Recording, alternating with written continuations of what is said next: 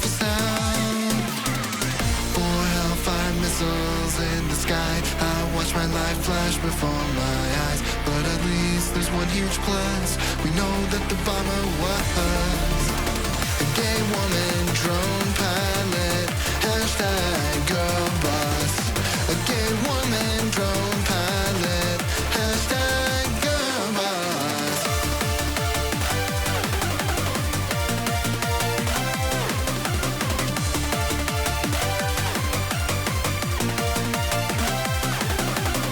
I'm here to get my kid from school.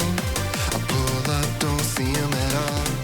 I stop the car to head inside when a black van cuts me off. An armed agent steps out of the van. Next thing I know, I'm in an ICE camp, and I won't see my son again. At least I wasn't deported by a man. Brown woman, ICE agent. Hashtag girl boss. A brown woman, ICE agent. Hashtag girl boss.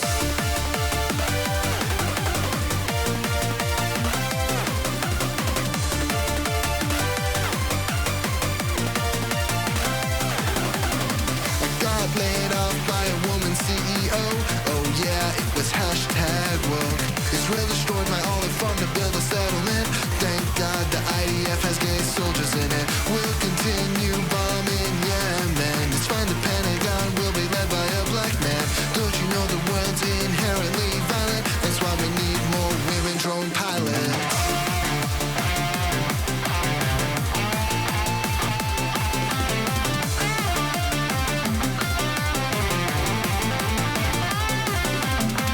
Someone murdered a white family in the year 1983.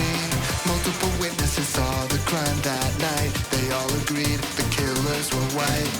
The police had a different idea in mind. They found a black man to malign. They framed and sentenced him to death. His appeal rejected by Harris. Black South Asian prosecutor. Hashtag girl boss. Black South Asian prosecutor. Hashtag girl boss. Black South Asian vice president. Hashtag girl boss. Black South What's going on, everybody? president. I hope everyone's having a fantastic evening, afternoon, pre-noon, no matter where you are in the world. I'm Hasan Piker, and this is the HasanAbi Broadcast coming to you live from sunny California, Los Angeles, folks. We're live and alive, and I hope all the boys, girls, and MBs are having a fantastic one because today's a beautiful day. Today's a wonderful day. Today is Monday. It's Monday News Day, ladies and gentlemen. That's right. It is Monday, August 4th, 2025, 12:08 p.m. I'm late by not only 24 hours, but I guess technically 25 hours, so it might as well be. I took a day off yesterday, as you guys know, and obviously this is the part of the broadcast where I tell you about my personal news, about what's going on in the world of HasanAbi Piker in between the time period where I press the stop streaming button and press the start streaming button. So help me God, that's what I'm going to do. So yeah, this is where I will tell you why I was not around yesterday, folks. Ended the broadcast on Saturday night and took a whole day off. It's crazy. At this point, it's like, that's a full day, you know? It's no longer quiet quitting on the half day side. It's basically full quitting on a full day. But there's a good reason for it, of course. It's because I was doing a photo shoot for a magazine. I was doing a photo shoot for a magazine yesterday in my house, as a matter of fact. So very cool, very exciting opportunity. And that is the reason why I couldn't stream. It went long. But did I do some relaxing? No. Fuck no. I actually have a very embarrassing story for you guys. Did you crash Cutie's dinner? I did not. I was crashing boards, though, while that was happening. Now, let me tell you something. Okay? Let me tell you. So yesterday, I woke up early, as always. I went to play a little bit of basketball for this photo shoot, right? Because I needed to get Kaya to run around and get her energy out. And I needed to also get my energy out. And, you know, I ran a full court game, something nice, something slight, not a big deal, right? Whatever. Then I did the photo shoot for like a couple hours, like 4 or 5 hours. Okay. Another $20K down the drain. Yeah, I know. I'm paying so much. I'm paying so much for this. So thank you for funding the Piker Broadcasting Service. your contributions go directly to my my PR initiative, which is, of course, 20 grand a pop. As you guys know, Piker Broadcasting Service, PBS, is sponsored by you, the viewers, for you, the viewers. $6 a month subscription or a free one in the form of a Twitch Prime allows you to support my expensive PR initiatives. Anyway, all jokes aside, so I did the photo shoot, and the reason why I'm late this morning is because I did an interview that accompanies the photo shoot as well. But after the photo shoot was done, I had a little chicken wrap as well. As always, as you guys know, I'm on my chicken wrap shit, eating the really going hard on the California Chicken Cafe chicken wraps. Okay. Did it cost $20K extra to do the, yeah. Yeah, it cost $20K for the interview, $20K for the photo shoot. That's how it is. And another $20K to make me look sexy in the photo shoot.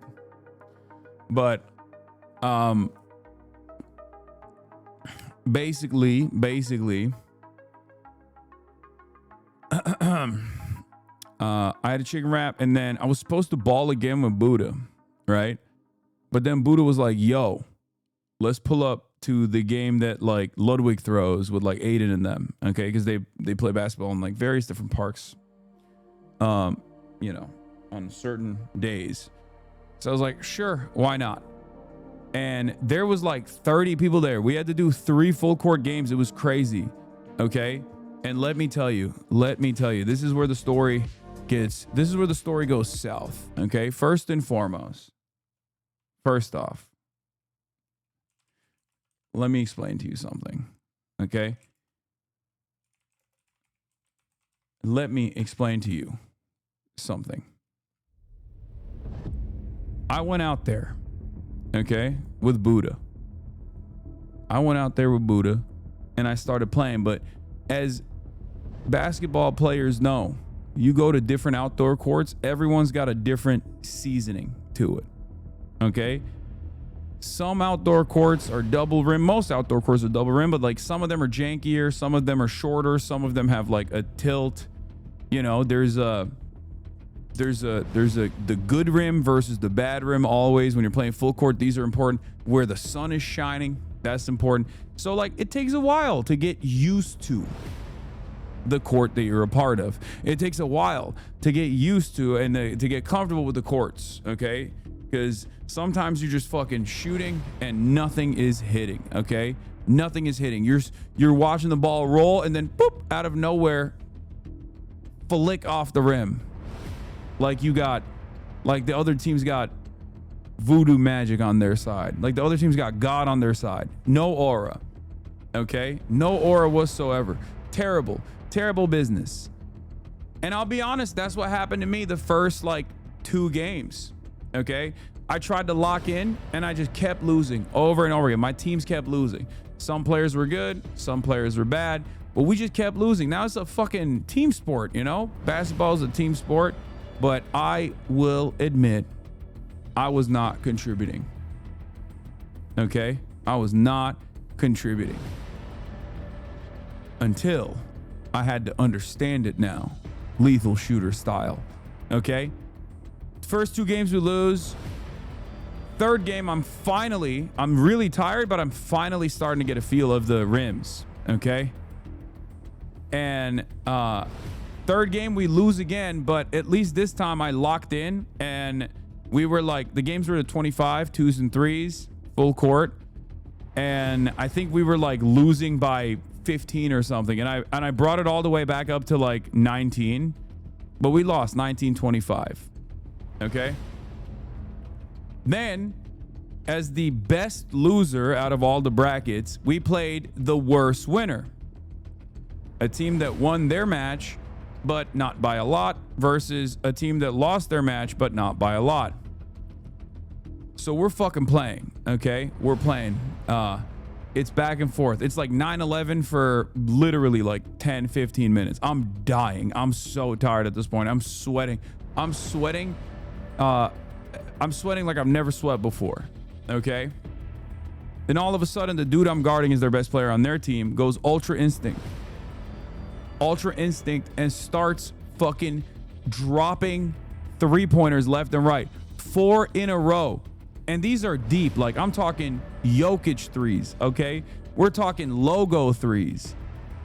Like, crazy. You're like, you wouldn't ever on a double rim. You're not going to guard a guy at, who's doing a fucking half-court shot, basically. Okay? He didn't do 4 threes in a row, but he went on a tear. All of a sudden, the score is like 11-24. Okay, 11-24. He got 1 half point remaining. This team has 1 half point remaining. And I fucking went Ultra Instinct back. I locked in. I said, I'm not leaving. I'm not leaving the goddamn courts on another L, okay? 4 L's is a bridge too far. I'm going the fuck in. Are you PG? I played point guard, shooting guard, I played power forward, and I played center. I played all the roles. Chat, believe me when I tell you this, we won that game. We went from 11-24 to a game to 25 to 25-24, and we won. I dropped 22 points. 22 points. I went crazy. If you don't believe me, ask Buddha. He was there. He was on my team. Or Elam. He was also on my team. I went crazy mode. No, they're not 62-year-olds, man. They're all like fucking content creators and shit. Like, they're younger than me. All of them were younger than me. Kuroko no Basket ass plotline? Yeah, no, it was crazy.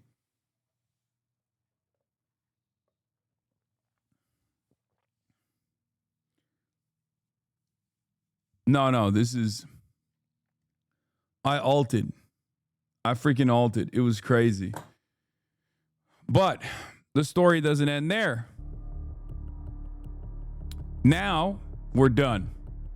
Okay? Wilt Chamberlain 100-point game type shit. Okay? It's not on camera. This is off camera.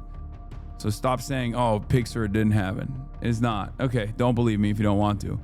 But you'll believe what happened afterwards. Okay? I sit down. I'm laying down and I'm like so beat I can't even move my body, right? I'm so beat I can't move my body. I feel like death. This dude comes up. He's like, "Oh, y'all have a pump." I was like, "I have a pump." I give him the pump. He pumps his ball. He comes back. He's like, "Yo, by the way, are you Hasan?" I'm like, "Yeah, that's me." He's like, "Do you mind if we take a photo?" I'm like, "Yeah, sure, of course." And let me tell you, things took a very different turn after that. I got up, and boy, was that a difficult endeavor. I got up to take a photo with this dude, and I got the worst ab cramps I have ever gotten. Remember when I was like fake nutting in front of the Finnish national broadcaster when they were here, and you guys like put that clip on Twitter and you were like, "Oh, he's moaning because I'm under the desk," or whatever? Worse than that. 50K bookmark moan clip. I could not breathe and I could not speak. From getting up, from standing up, my abs cramped so hard because I had expended all the electrolytes, all the salt in my body. Literally, all of my muscles were cramping. Every single muscle in my body was cramping. Anything that I like even remotely flexed, cramp. Okay? And it was crazy. It was the worst possible thing. It was the worst possible cramp I've ever experienced in my life. I couldn't breathe. I couldn't talk. I was like, "I'm sorry. I can't speak." And the dude is just like sitting there. The dude is sitting there being like, "What the fuck?" He's just looking at me like, "Damn, bro, are you okay? Like, I'm so sorry that this is happening to you." And I literally was like, "Someone please give me a liquid IV." Buddha gave me his Gatorade, his like remaining Gatorade. One of the dudes that I was playing with gave me a liquid IV. I downed both of them immediately. Cramp's not going away at all. The cramp subsides a little bit. I take a photo with the guy. I'm literally fucking stretching like crazy, trying to like pack my bag and shit. put Kaya in the car. I'm driving back home. It's me, Buddha, and Elam. We're gonna go. I'm ordering food. We're gonna eat food, right? They're driving in Buddha's car. I'm driving in mine. As I'm driving back, my leg starts cramping again. Everything is cramping. I can't even move my leg without. I can't even fucking move my leg without other shit cramping. And it's like, I'm like, oh my God, this is a danger. I'm a danger on the road. I pull to the side. I pull to the first gas station I could find. Immediately go in and get one of those like Pedialyte Gatorades. Like it's like a super refresher Gatorade and another thing of water. And I downed both of those things, and it gave me a little bit more strength to go through. Okay, Gatorlight, yeah. On the way back home, I also noticed that my fingers, and I have a photo of this. I'm gonna show you. Hold on. My fingers were yellow. These two fingers were just straight up yellow, especially this one. And there was no blood on my fucking middle finger. And I don't know what the hell that was, but that freaked me the fuck out. It's the second time this has happened now. And it was so freaky, like it looked dead. Hold on. I'll show you. Can you tell from here over here? Probably not, because there's a light shining on it, but you can maybe tell like this.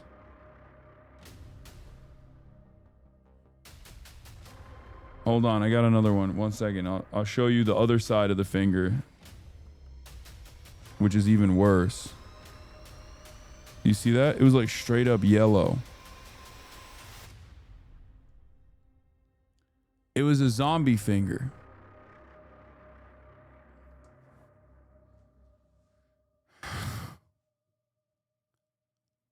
Yeah, Raynaud's, you might have it. I looked it up. It's fine. It's nothing. I don't have it. Anyway, Raynaud's syndrome or whatever it's called, right? Yeah. It's not like debilitating. It's fine. It's not the end of the world, because you just like move your finger around and there's blood circulation getting back into it eventually. But basically the reason why I'm telling you all this is because I'm 34. Okay? And it's not good. Being 34, not good.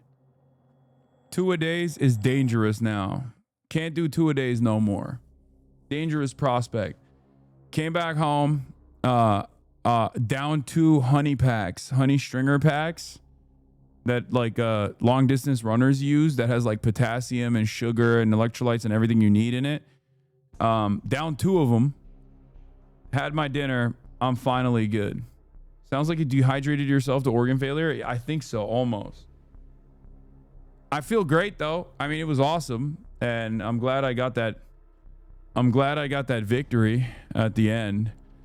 It's not supposed to be that consequential, but it is to me, you know.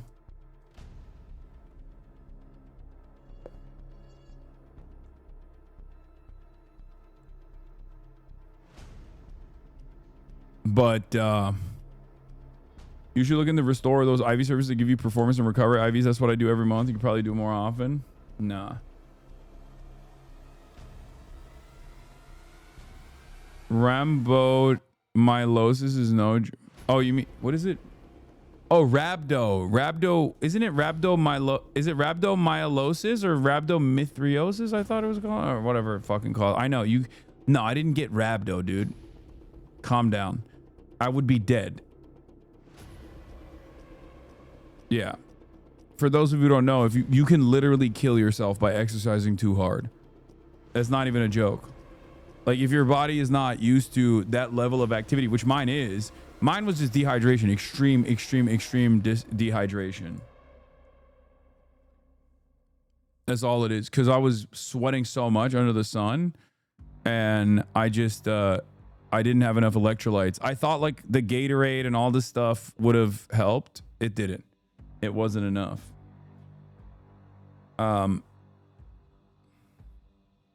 And I feel great. I feel great now. Did you eat before? Yeah, I had a wrap earlier in the day.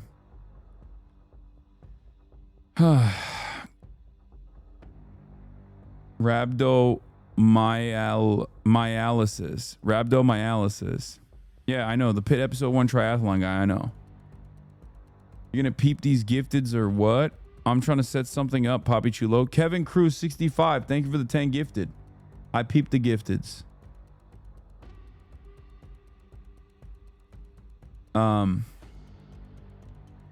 At that point, it's too late. The electrolytes will help you recover eventually, but you're still gonna feel it. Yeah. When I got home, I couldn't even. My quads were cramping up. Like anything that I was activating muscle wise was just cramping the fuck up. It was crazy. But anyway, went to bed last night. Woke up early as always. Had the magazine, had the journalist with me, tagging along. He's still here. He's like watching intently, listening in. I did an interview. That's why I'm late. I worked out this morning, so I'm good. Like I'm fine. You know, but I do realize I recognize now.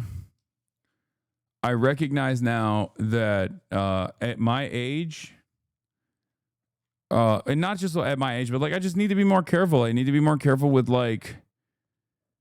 I need to be more careful with hydration, especially, you know, because I try to be as careful as possible with like my like I try to limit the injuries that I could potentially get, and I've done a decent job with that. You know, I do like the proper activations and stuff like that when I'm working out, but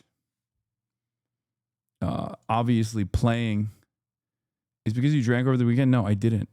I did not drink. What are you talking about? And LeBron is 40. Yeah, but LeBron literally does not play outdoors. He has said before that like playing outdoors is playing outdoor basketball is the worst possible thing you can do to your body. And he's right. But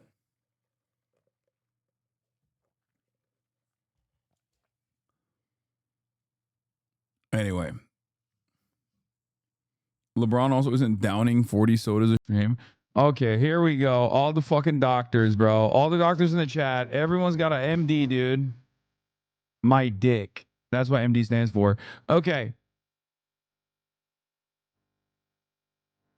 LeBron famously cramped one time in the finals when the AC broke. Yeah, well, it happens to the best of us. But yeah, I had a great time with Buddha and Elam. Okay, so let's blast off because we got a lot going on. We got a lot happening in the world, and we got to talk about all of those things as always. Okay.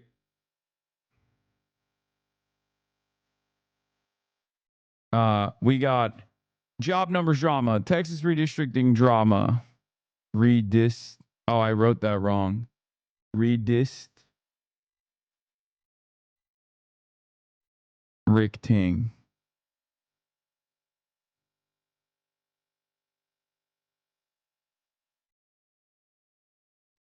Disaster relief is anti-Semitic. Gaza updates. Tariffs are coming. At some time, you will recognize you are wrong about what? I am 43 years old and I can do a triathlon better than most 25-year-olds. Fix your diet. Don't use age excuses. My diet's great. Stop binge eating sugary stuff. Also, you need to. Also, seems you need to check your mineral levels. Wait, what? I don't eat. Bro, I'm memeing when I say it's my age, dude. What are you talking about? Why'd you take that so personally? And also, secondly, why did you just like make up what I eat? You don't know me. Anyway.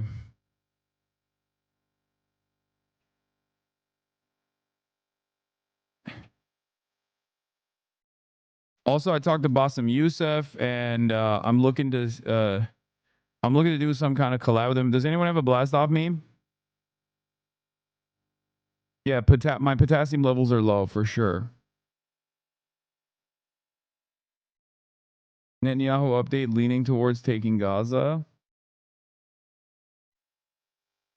Yeah. Wow, shocking. Do we have a blast off meme?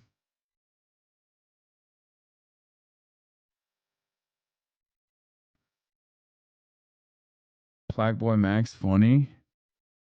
What up, Broski? How you doing, Broski? Huh? How you doing, Broski? Doing great. How y'all doing? Question, is this a sundown town? Oh yeah, like 9 o'clock, everything's closed. So, He's gone. where's he going? Where's he going? Wait, I don't think Big Bear is is Big Bear, aren't they in Big Bear? It's not a sundown town, is it? Like, not in the way that, like, it's actually used. He didn't know what that meant. No, I mean, he's running because he knows what it actually means, but I don't think he's applying it correctly to in the, like, or the people that told him it is a sundown town don't know what it means because it's not, they don't understand what that means. Because that's not, oh yeah, it's a sundown town. Everything closes at 9 is not, like, I think white people, I guess, didn't know what it meant. And they told him that, yes, it is a sundown town without realizing what that implies. And maybe Black Boy Max is memeing How because did he he does. run that fast? Wait, where's he going? Domino's is open till 2 a.m. That's like the only place.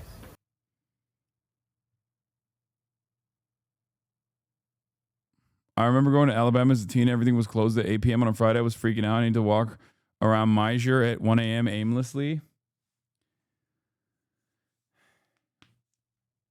Is it? I don't know. It's not, right? Big Bear is not like, for those of you who don't know what a sundown town is, like, a sundown town is, oh, dude, I already like this one. Dude, I love this. Aristotle explains how liberation only comes from revolution. No, a sundown town originally means, OG means, like, you know, certain fucking towns in the southern states where after, if you're black, it's not safe. Okay? That's just what it means. It's like they'll lynch you. And not just in the southern states either. It's just like it's all over. Places, towns that are just fucking racist, and they will lynch you if you're like a black person, you know, in like a small group or by yourself. That's literally what it means. Yeah, and not just in the southern states.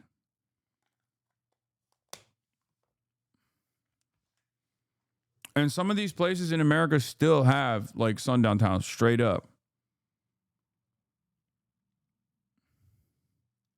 Like, it's not even a joke.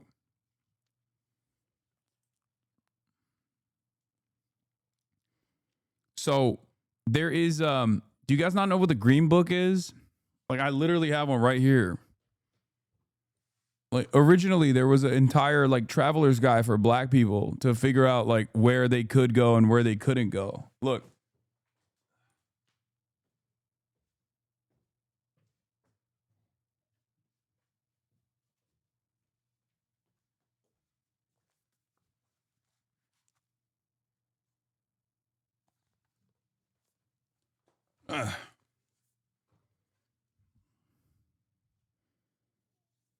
The Green Book.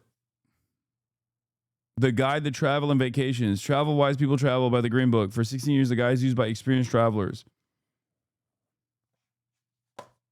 These are from, this is the 1959 edition. Guide for Travel and Vacations.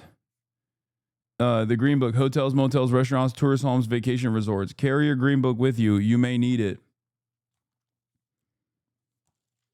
And it just like tells you whichever state you're in, what hotels you can stay in and stuff like that. Literally. This is the type of shit black people had to do in this goddamn country, bro. It's fucking insane. This is the 1940 edition. Okay.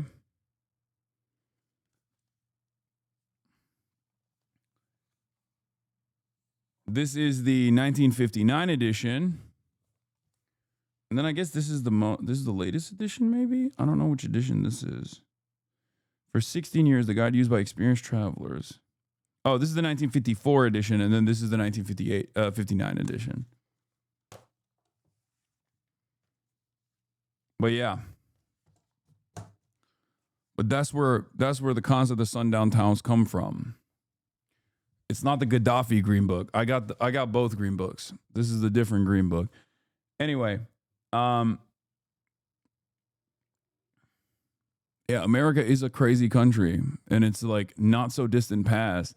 And also, currently, there's still hella sundown towns in this country. Like, that's not even a joke. There's like literally places where if you're a black person, if you're a brown person, like you're unsafe, especially after the sun goes down. So I don't know if Big Bear is one of those places. I don't think it is, but maybe it is. I don't know. Yeah, look, this is like, I guess this is a current, is this a current sundown town, like, or has been in the past? Like places that used to be and are still sundown towns. Like, look at LA, or look at, not LA, but wait, this is ass, dude. Where's Clanty? Like, this doesn't even have Santee. Okay, this sucks. This list is incomplete.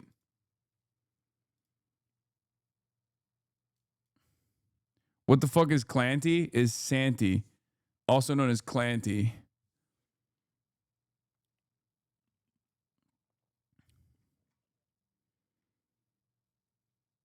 Yeah, this list is trying to get motherfuckers killed. This is like, this list is baiting people to go to these places.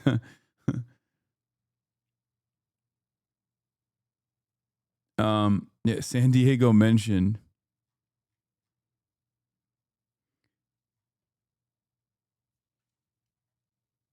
Big homie, look up Glendale. It was a sundown town. Yeah, that's what I heard. Oh, anyway, I can't believe this is like a little meme that Max was doing turned into all of this.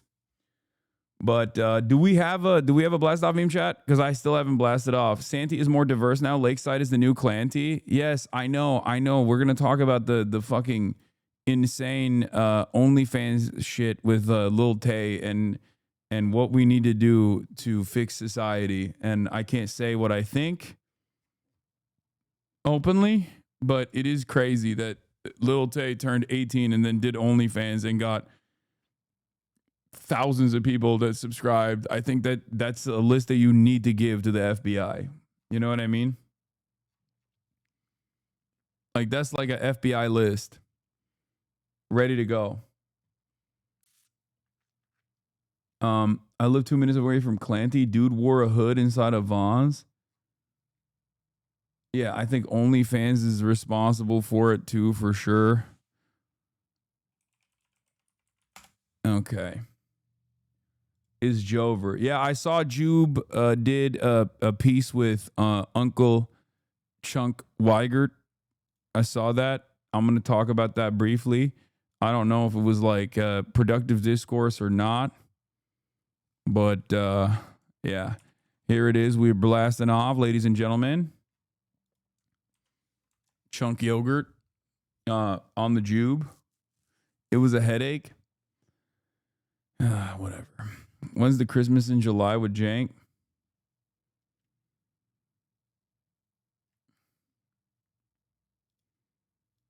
GOP comms director throwing a Roman. Wait, that is the GOP comms director?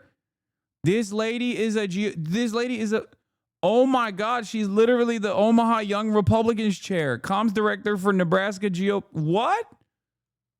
Bro, dude, I saw this. Why is this the new meta for white ladies on Twitter? I've seen like 5 different white women that look exactly the same throwing up the Roman salute on the timeline this past weekend. It's like, I guess this is the new thing now. This is just what's happening. Is that what's going on? Like, people are just heiling Hitler casually? What the fuck? Bro, okay. I go back and forth on this, but do we bring back cancel culture? Is that what we're supposed to be doing nowadays? Is that what it is? Like, what the fuck is this? I saw this one. And then I saw this one. And now this. What is happening?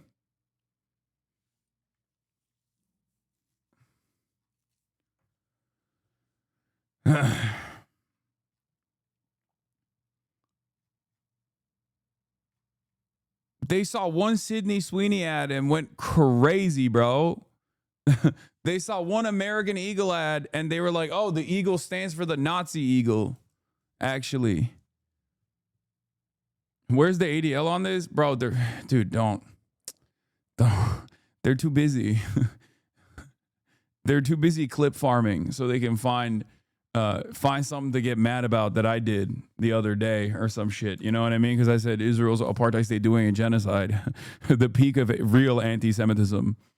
Not this, of course, because I'm sure these ladies are pro-Israel, sufficiently pro-Israel, or at least don't talk about it enough for it to be an important point of contention. Yeah, I thought it was gonna be white boy Sharia summer, and it's turned into like fucking neo-Nazi summer, dude. It's Sig Heil summer. I don't like that.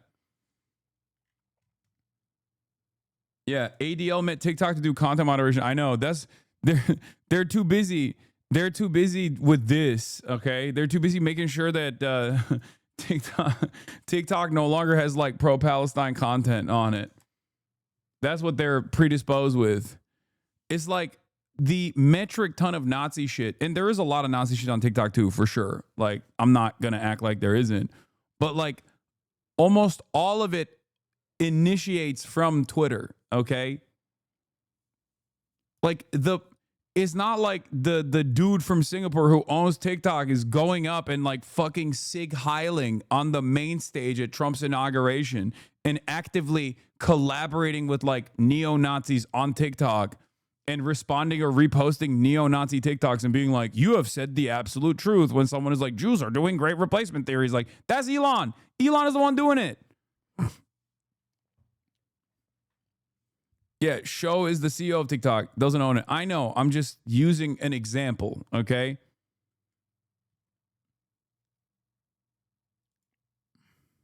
It's crazy to me. What is this? Yeah, I know that this is like the take. Oh. It's crazy. It's crazy because it's like, damn, now I remember why I took a break from you. Yeah, it's bad. The world is bad. I rarely see this shit on Threads. No, Threads is ass too, but for different reasons. Meta is already like awful. Meta is already awful. What did the Nebraska GOP say?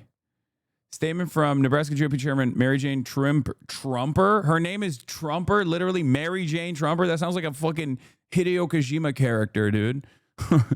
This is Mary Jane Trumper. She is Maximum America. What the fuck? She loves Trump so much. Her name is literally Mary Jane Trumper. In support of Communications Director for the Nebraska Republican Party, Haley McAnally. Haley McAnally. The recent smear campaign against Haley McAnally, Communications Director for the Nebraska Republican Party, is as desperate as it is dishonest. The claim that she was making a Nazi salute in a moment clearly captured without any malicious or symbolic intent is utterly absurd to anyone with eyes and common sense. What?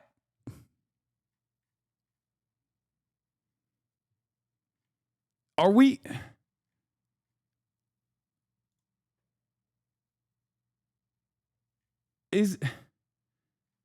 What is going on? Is it? Because it kind of feels like she was throwing it up. Am I crazy? I'm not Mr. Symbolism, right? Like, I usually tell you guys, like, focus on things that actually matter.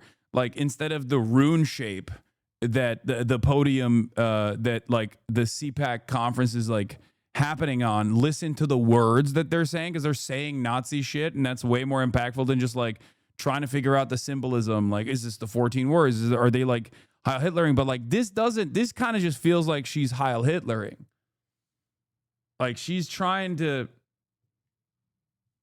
like, I don't know. Maybe she was doing a girly pop thing. I don't know why I'm trying to be charitable to the fucking Nebraska comms director, Nebraska GOP comms director.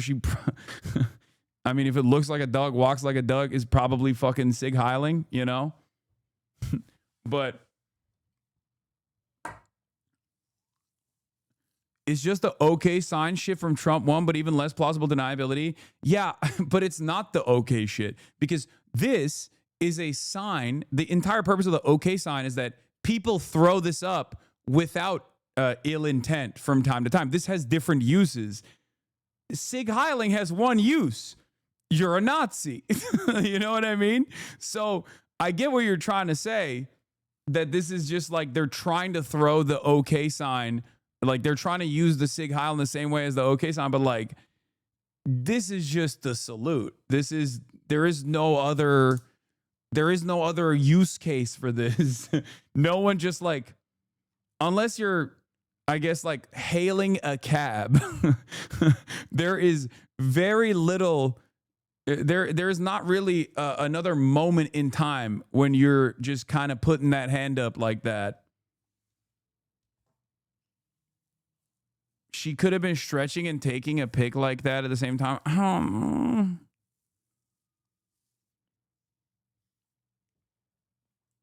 Yeah, maybe she's just neurodivergent, right? That's what we were saying.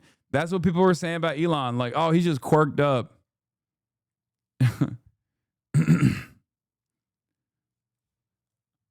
This girl might get stunlocked by captchas, but she definitely knew what she was doing. Yeah. Like we're not saying she's very smart, but it does kind of feel like she's throwing it up.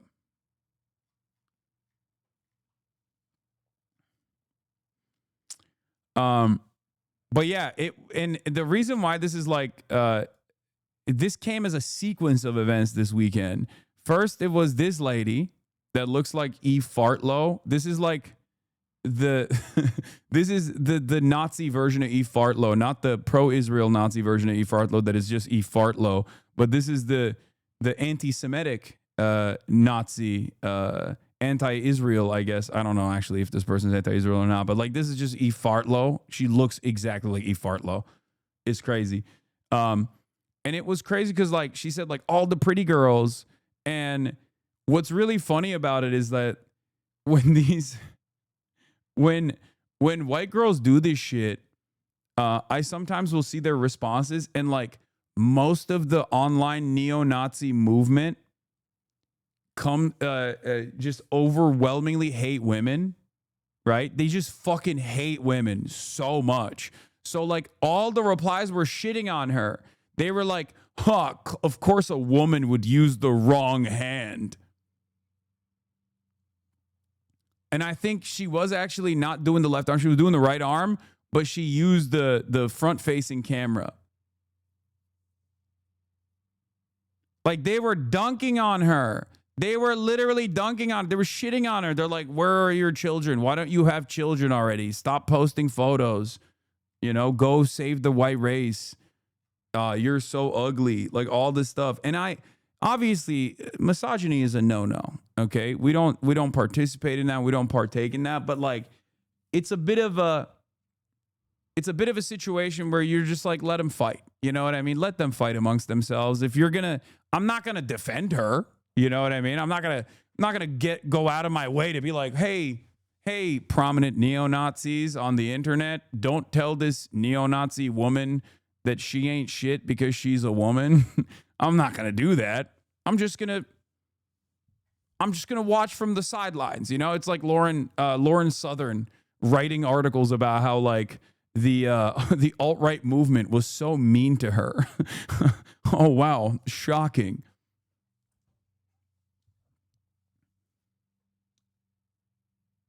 White middle American women are made in a factory outside of Des Moines. They might have changed the manufacturing standards to result in more Nazis. I don't know.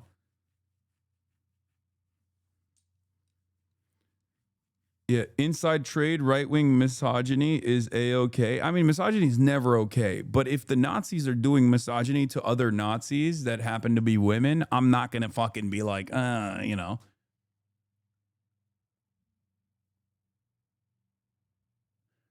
It's kind of like when you got, you know, like Indian fascists on the timeline, and like all of the other fucking Nazis will then like yell at the Indian guy because he's brown. You know, it's unacceptable, but it's not my battle. You know what I mean? Under different circumstances, I'm there with you. This is the one instance where I'm just like, okay, well, you kind of made your bed, didn't you? You know? You made your bed.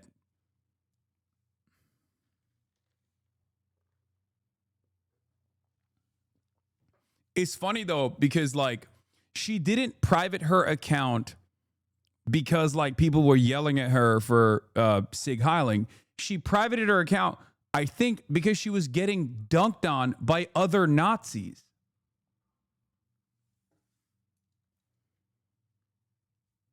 This is PvP and they ain't on our team. Yeah, like I'll third party this. You know what I mean?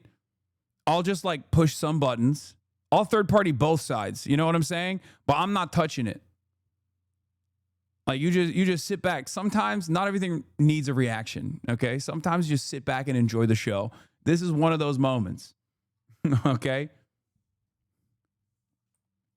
No, the enemy of my enemy is not my friend. The enemy of my enemy is still my enemy in this instance. But they can fight amongst themselves all day, every day, and I'll just fucking, I'm not gonna step in. Okay.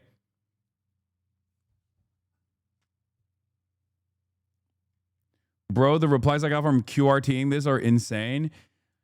It's so fucked, dude. It is so fucked. It's crazy that we just never talk about Twitter. Like, all of this back and forth discourse on like TikTok is so anti-Semitic. This platform is anti-Semitic. That platform, like, it's Twitter, man. It's Twitter. That's where it's coming from. All of the metric ton of evil is coming directly from Twitter.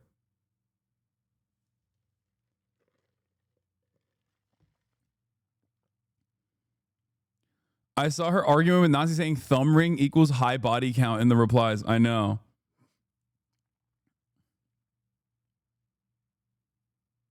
What is this? Not to post grinder on main? I don't know if I can show this then. What is this? Yes, you are fighting for the people in Gaza, for starving for food. But you forgot about me, the need that I have for a cock in my mouth.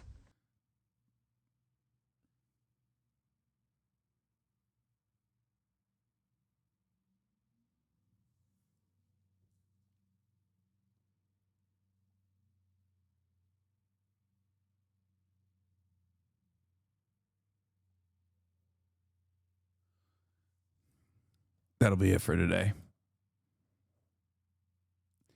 Some things are better left unwatched, unheard, unsaid. Okay? I come back first day and I'm not even an hour into the broadcast and Nandre hits me with this shit, dude. Really? That's I missed it. Play it again, please. No, I will never play it again.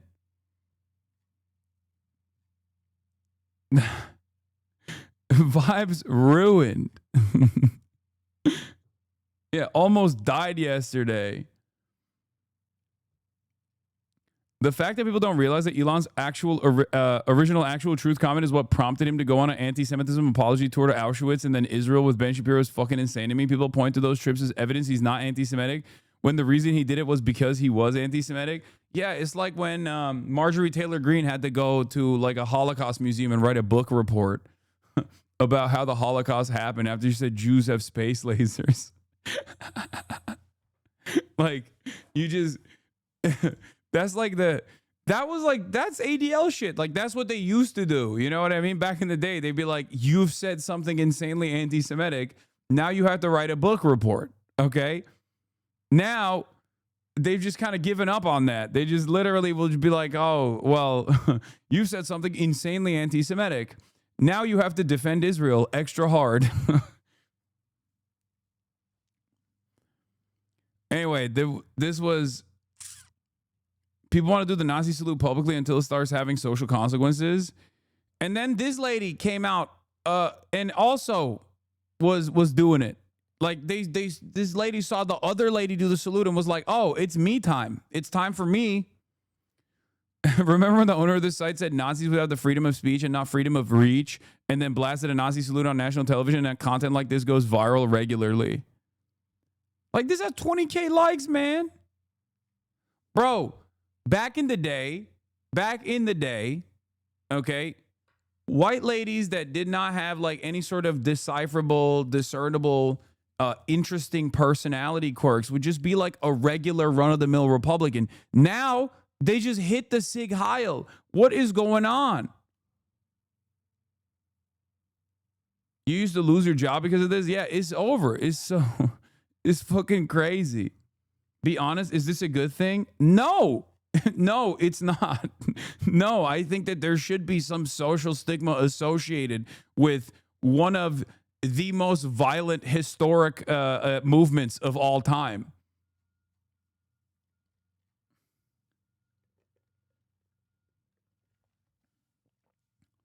Like, I think that chatter was asking that question because they're saying, like, is this good that they're at least out in the open, right? Like, that's what you mean, right?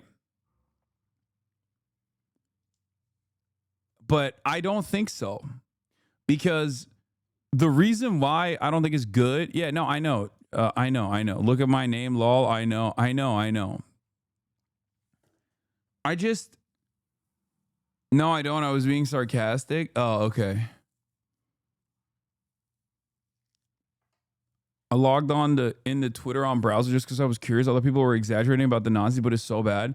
No, it's fucking terrible.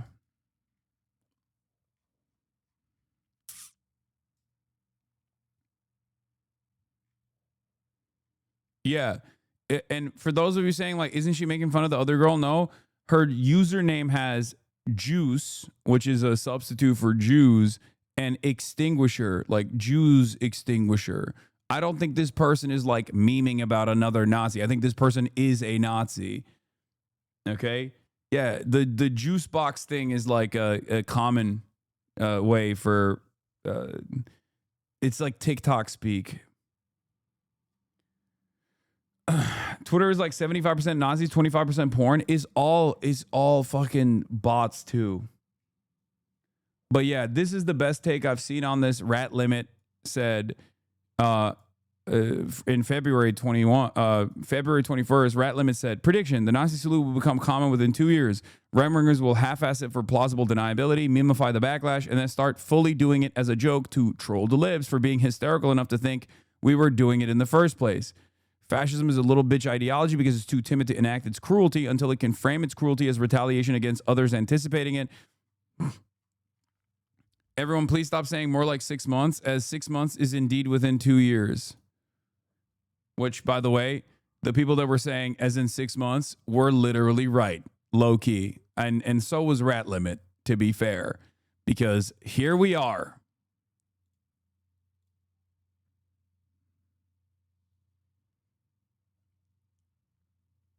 And it's like, here's the thing, okay? It's not good that people think that people think that this is like something that you can just do without any repercussions whatsoever.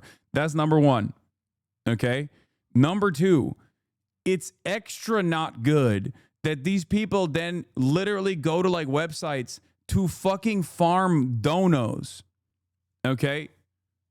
Like they straight up will go to like Give, Send, Go and then farm like, it's like that lady that said the N-word to that black child at the fucking playground and then like got $1 million for doing that. Almost. And that blows my mind. Or that fucking the I'm a fascist guy from Jubilee who went and like farmed an insane amount of money again. And I don't know where this goes. You know what I mean? I mean, I have an idea. I have an idea of where this is going. But this shit ain't a meme, you know? It's not. It's just, it's not like, oh, I trolled you. I own the libs. This person was invited to the White House. Yeah, I mean, exactly. There's also this, like the libs of TikTok being like, did you know the average IQ in Somalia is 68? Dude, Chaya Reichik, you are an Orthodox Jewish woman. Why are you doing race IQ conspiracies? What the fuck is going on? Like, the people that did that historically did the Holocaust. What are you? Yeah, World War II is just a meme. Yeah, it's just like, what is going on, man? Yeah, this is Omar Fateh, who's running for mayor.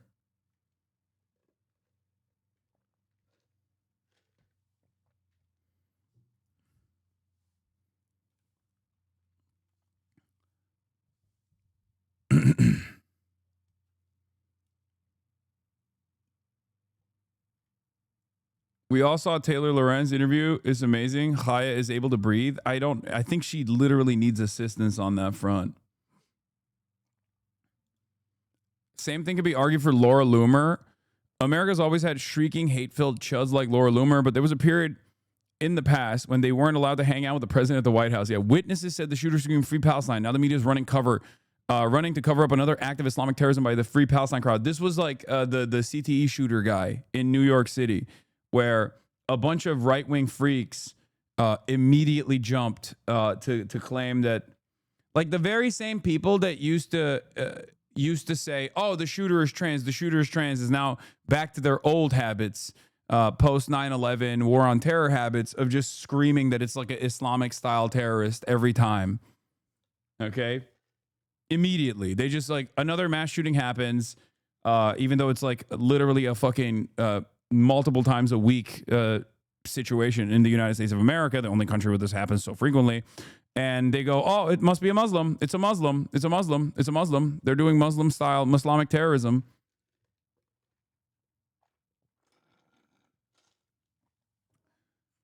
Great stuff, man. We are so fucking cooked.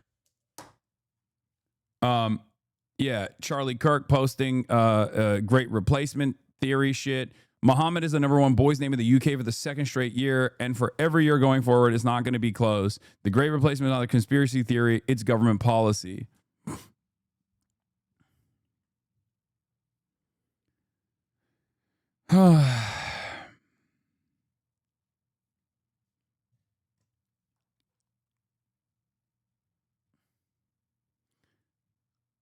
Trump was asked about his relationship with Laura Loomer again. Oh, God. She's a free spirit. She's a free spirit. Bring back cancel culture and exiling people from normal public life. I mean, cancel culture sucks, okay? It's heavy-handed, it sucks, and everybody hates it. But I don't know. I mean, I feel like it's... even that might be better than whatever the fuck is going on now, you know? With no... like, we need to have shame. We need to at least have, like, shame and social stigma. Does that make sense? Like, we need education, and as far as, like, social pressure goes, like, it's important for people to speak out and create an environment that tries to claw back the social permission away from out and about neo-Nazis and just, like, freaks of different varieties. Because, like, it's not even just Nazis and fascists. There's also, like, a permission structure developing for pedophiles. You know what I mean? It's like every bad thing that you can do, including the worst things that you can do, right? Like, people wear that shit as a marker of pride nowadays. You know what I mean? They vice signal. They vice signal and they get clout off of it. Like, I don't know what to do anymore.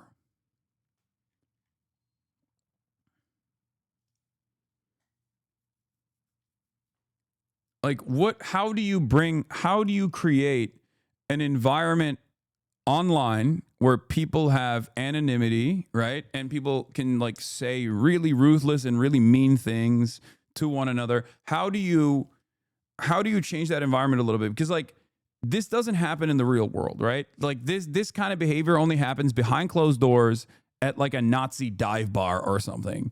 It doesn't happen in the real world that often. And when it does happen in the real world, like when Elon threw up the Sig Heil, that was his falling point. Like, many Americans looked at that and were like, "I'm writing this motherfucker off. It's over." Right? They did.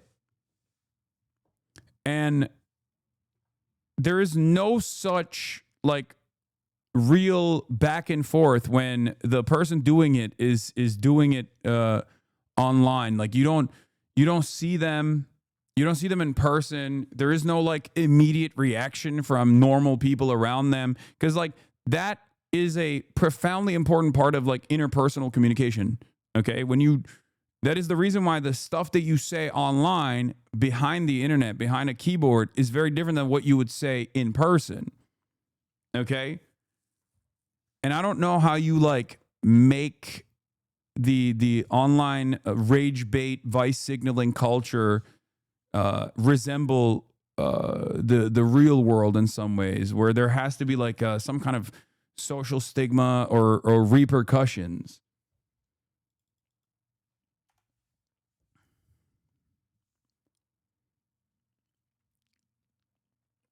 I don't have that much of a filter. Yeah, you're throwing up the Sig Heil in public? No, you're not doing that. You get your fucking ass beat.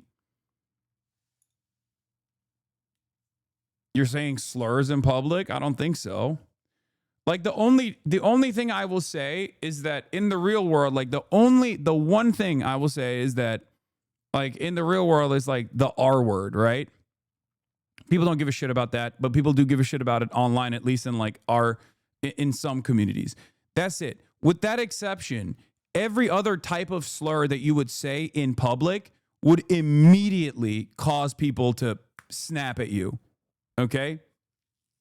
Yeah, the R word's super common in you know, the meat space, but outside of that, any other kind of like Nazi imagery or any other kind of like genuine fucking slur, your F slur, the N word, anything like that is going to cause people around you to immediately react and be like, what the fuck? Whoa, dude, chill. That's gross, right?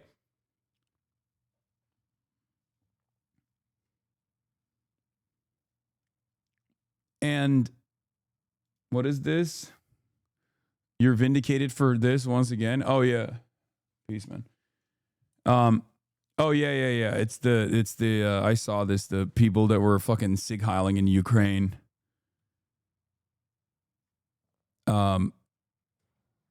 Anyway. We'll get to that in a second too, but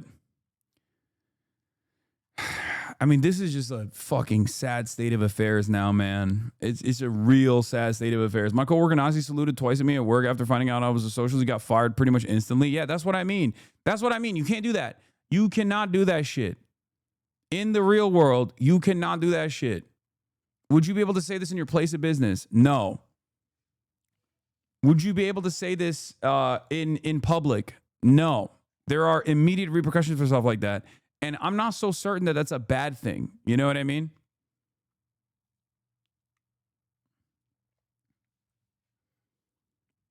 If we can't do like repercussions for this, like what can we do repercussions for? You know? Yeah, the bus driver test. You fucking Sig Heil next to the bus driver's beating your ass, dude. It's crazy.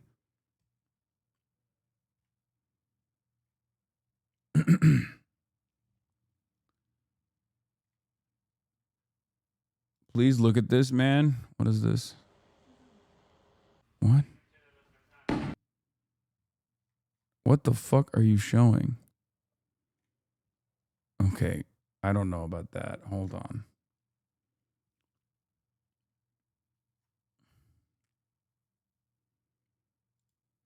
What is this? DPP is going Nazi as well? On it. Oh, dude. Dude, I've seen some stuff. I've seen some drama with the DPP. They're like falling out of favor in Taiwan fairly quickly, as a matter of fact. And I think like Trump's actions are also Trump's actions are also not playing well in Taiwan. But yeah, we'll get into that in a little bit. The two major parties in Taiwan are like the KMT, which was historically the anti-CCP party, which has now turned into the Unification Party, and the DPP, which is the pro-America party. Okay? And the DPP won, but they've had, I think they have like an interesting election system where they do like recalls and stuff. Like it's just, KMT is not, it's not, I wouldn't say KMT is pro-unification, but they're more comfortable KMT is more comfortable normalizing relations with China further now as opposed to their implementation, which is the fucking nationalist, which is the nationalist party, is the continuation of the nationalist movement. KMT is pro status quo, which means normalizing relations with China and like not actively trying to separate from China. Whereas the DPP is actively pro-America, like aggressively pro-America.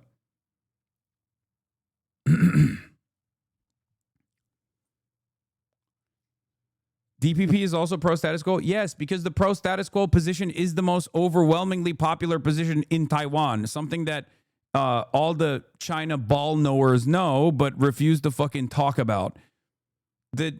This is the number one most popular position in Taiwan is pro-status quo.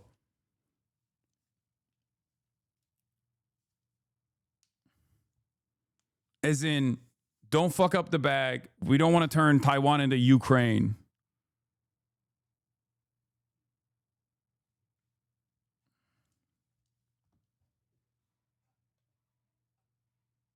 They tried to recall KMT legislators, but literally every one of those failed. Yeah.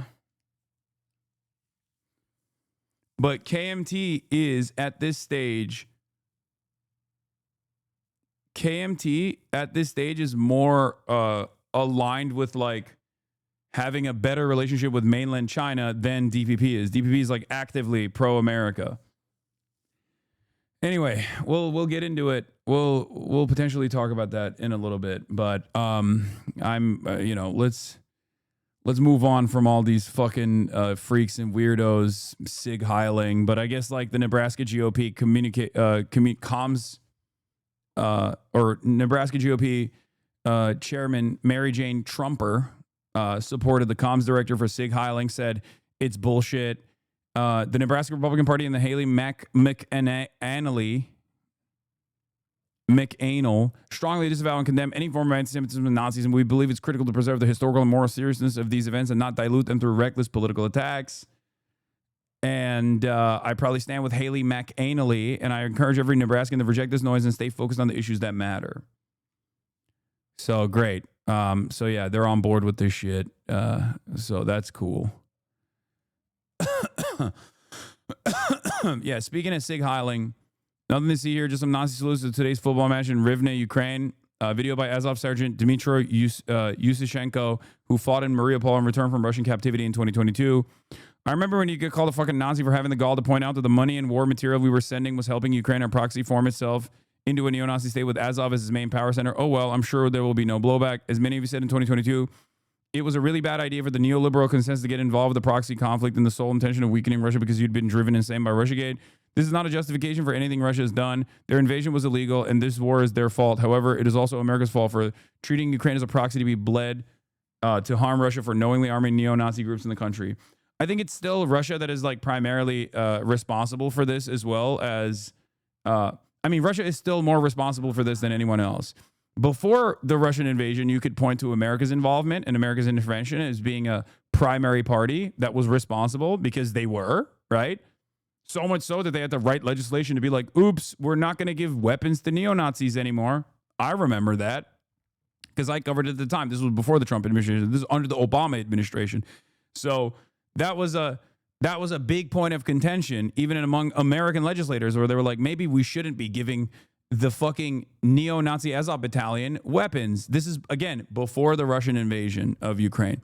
So so that was definitely galvanizing for this movement. But obviously, single-handedly, Russia invading Ukraine made these guys the only game in town. Straight up. Straight up. You know?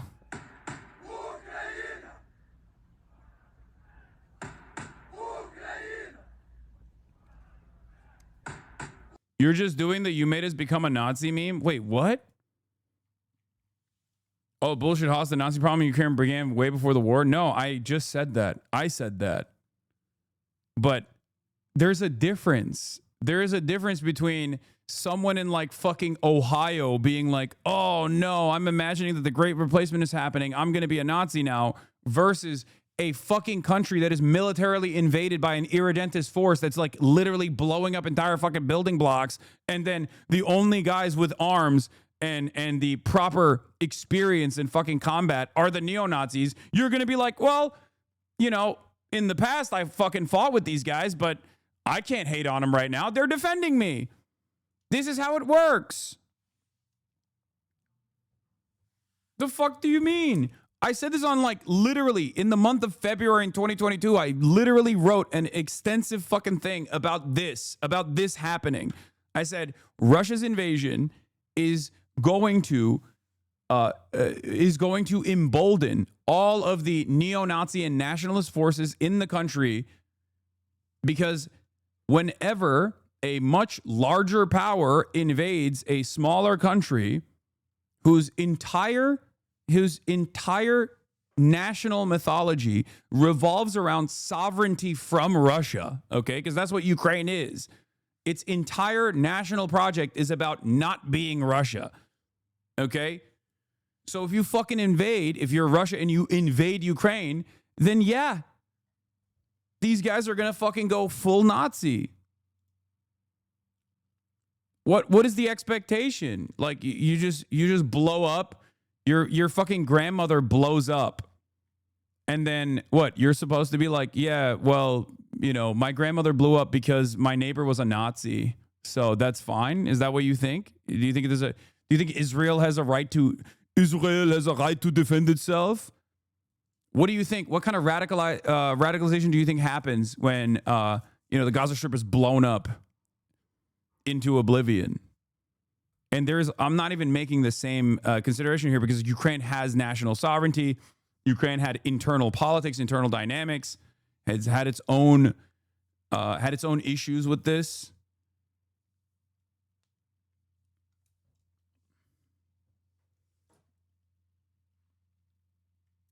They're not Nazis, law. These guys are not. What do you think they're doing here? I mean, if we can't say these guys are Nazis, who can we say is a Nazi, dude? What are you talking about?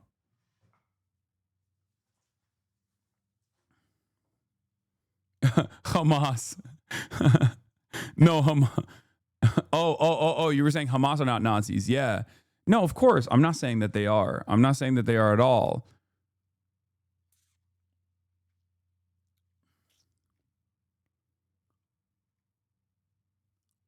The difference between neo-Nazi sentiment in Ukraine being different than like a radicalized force that is emancipatory is that the fucking neo-Nazis in Ukraine historically also killed Jews and participated in the fucking Holocaust. But you know what?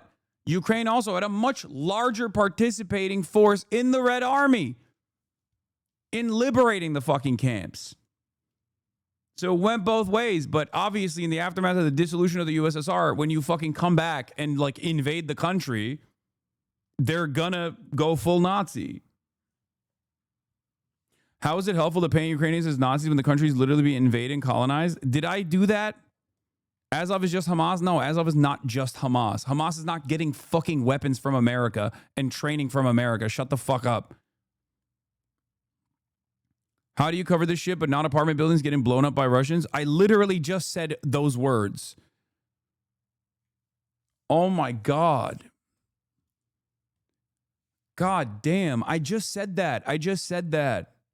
This is entirely Russia's fucking fault. That was my point. They're likely Banderists, which are Nazi collaborators and Holocaust perpetrators, but Ukraine insists they're different because later on they fought the Nazis too. Unfortunately for them, you can't really ignore the stain of doing the literal Holocaust. Exactly. Some chatters don't listen or they're just bad faith. Yeah, I assume that chatter was just being bad faith. I don't know.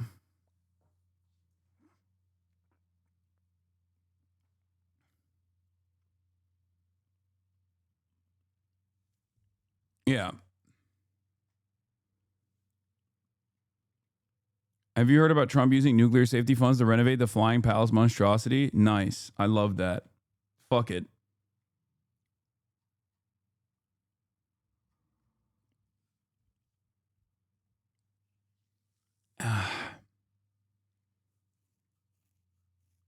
What? Can you please answer? Why wouldn't they turn into full communists?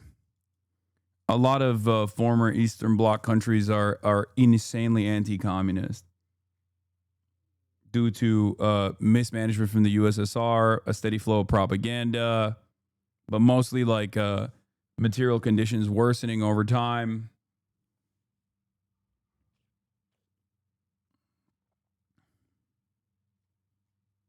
Anyway.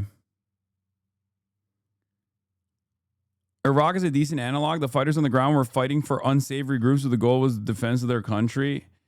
I mean, yeah, kind of. Nazism is becoming increasingly popular. A well-known political influencer in Taiwan was just exposed for having private chat logs where they advised supporters of the ruling party to learn anti-communist and anti-opposition tactics from the Nazis. Yeah.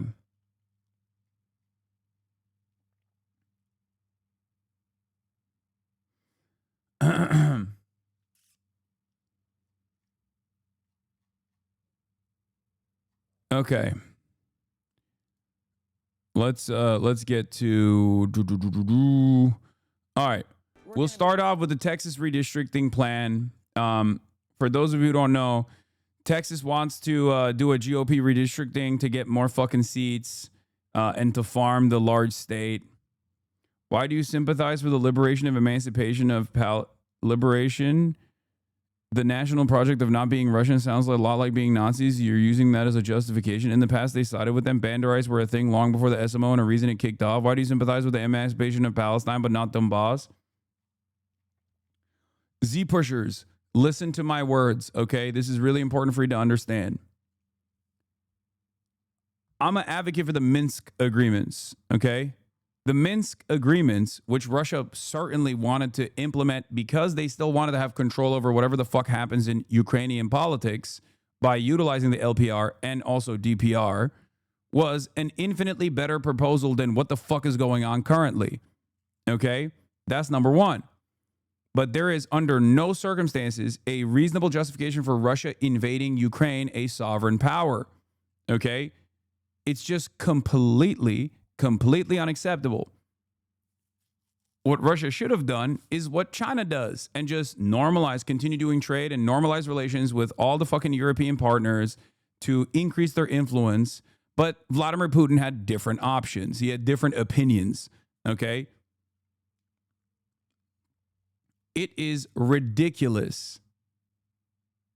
It is ridiculous to assume that that LPR and DPR are liberated now by what? Fucking melting half of Eastern Ukraine? Like, what are we talking about? Oh, it's great, man. They did a great job. They really avoided, because everyone loves pointing to the 14,000 people died in LPR and DPR. Ukraine was doing artillery strikes on its own territory against the people of Donbass, right? I know all the fucking talking points. I know the history. Okay. Now, how many people have died on both the Russian side and the Ukrainian side? How is this even better? How is this a better outcome? How is this liberatory in nature? Are you out of your fucking mind? At what point? Like, how is this a justifiable act in your eyes if your goal is to avoid further casualties? You're out of your fucking mind, dude. Oh, we liberated so hard that the entire eastern Ukrainian territory is now just mined into oblivion with landmines. Great. Yeah. And you have an analog with, it's not a one-to-one comparison, of course, but you have an analog with fucking Israel anyway. Using like historic, ridiculous reasons, claiming you're denazifying a country, using using a historic right to the land as the righteous cause for why you're invading, you know?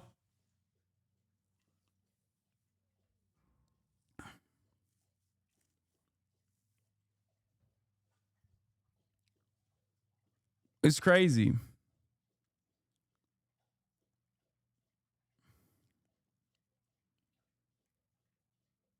Anyway, let's get to Texas Democratic legislators flee the state to protest GOP's redistricting plan. They are avoiding the state because they don't want to get arrested or forcibly brought back into Congress so that they have quorum so that they cannot push forward with this redistricting plan. And with something that's not so fun, depending on your point of view. It's a showdown that could have a big impact on democracy in this country. In Texas, the Republicans want to withdraw the political map in a way that could help them win additional seats. So in response, Democratic lawmakers have just fled the state. Last night, they gathered in Illinois, where they called the move a power grab by President Trump. And now Republican leaders are threatening to expel and arrest them if they do not come back. Ed O'Keefe is in St. Charles, Illinois. Ed, good morning. Things getting very dicey in Texas today. Texas and now here in Illinois as well, Gail. Good morning. At least 51 Texas House Democrats left their home state last night, came to this lovely Illinois town in order to block a Republican-written congressional map that was set to pass the State House later today. The Republican governor, Greg Abbott, is threatening to expel these legislators for not showing up for work if they don't today. The Republican attorney general is threatening to arrest them. They could face big fines, but so far, these Democrats are defiant. We are here to fight for the millions of Texans who don't want Trump's Texas takeover. Dozens of Texas House Democrats are now in the Chicago suburbs, leaving their state behind and disrupting plans to vote on a new Republican-drawn map to reshape congressional power in the Lone Star State. We're not here to play political games. We're here to demand an end to this corrupt process. President Trump has directed Texas Republicans redraw their map. On Texas, how many more seats do you want the Republicans to draw? 5. In hopes of avoiding the losses that usually happen to a president's party in midterm elections. Right now, Texas Republicans hold 25 of the state's 38 seats in the House of Representatives, but the redrawn map would give the GOP an advantage in at least 5 more seats. Down in West Dallas, Mark Vesey, your congressman. I know. Yeah, how are you doing? I know that face. Yes. Yeah. Texas Democratic Congressman Mark Vesey is a familiar face at this community center in a neighborhood he's represented for a dozen years. I'm really concerned that they may be left with representation that does not reflect the values and the political beliefs and desires of the people that live in these neighborhoods. Vesey now wants Democrats in other states like California and Illinois to redraw their maps. Absolutely, I have no issues with that. What you're saying is it's time for Democrats to fight fire with fire. Absolutely, you have to match Trump's energy. If you don't match Trump's energy, you get run over. Yeah, Texas Dems just broke quorum 30 minutes ago, and House GOP has voted for arrests. So basically, if there's no quorum, they can't push in the state legislature this new redistricting map. Obviously, they described it already. That's why the Democrats escaped the state. They left the state so that they're absentee and that the state legislature can't have quorum. And now they're possibly going to get apprehended. Can they arrest though? Why arrest? Because it's like you can vote to force to have them come back. But I assume Trump will go along with it because this is his agenda. This is his agenda.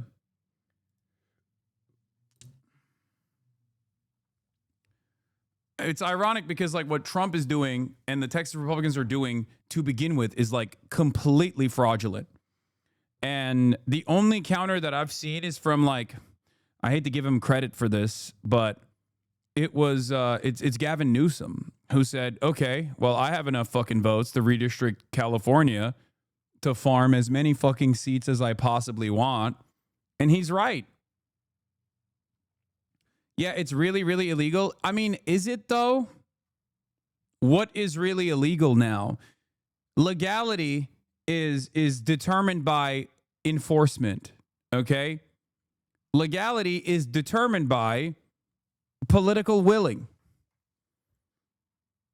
Illegal and legal is a meaningless term at this point. Under the second Trump administration, what's legal is whatever the fuck Trump wants, and what's illegal is whatever the fuck Trump doesn't want.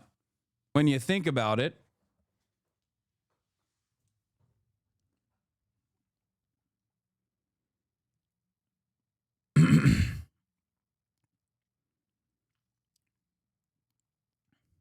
Legality is fluid now. So woke. Yeah.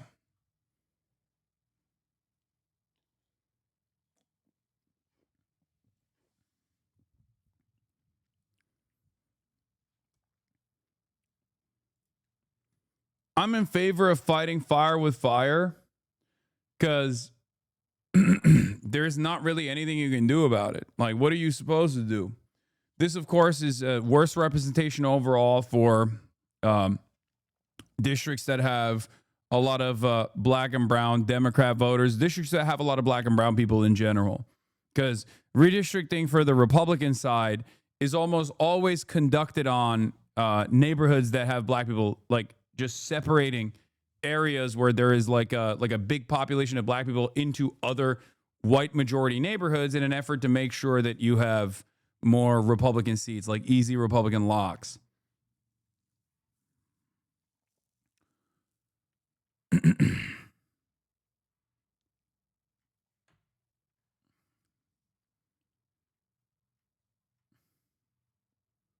And Texas already has a shit ton of redistricting, by the way. There's not a single, I mean, a lot of Democrats do it too, is the counter usually. Like, oh, well, Democrats do redistricting as well. But it's like, it's nothing in comparison to the amount of gerrymandering that the Republican Party has done all around the country. There are states in this nation where Democrats can win the majority vote. It's like a little, it's basically like a little electoral college in each individual state. Okay? There are states where Democrats win the majority by like a big margin, and then Republicans still maintain majority, like in Wisconsin. Democrats win the majority vote, but because of the way that the fucking district lines are drawn in the state of Wisconsin, they still fucking have majority in the House and the Senate, like state legislature. It's crazy.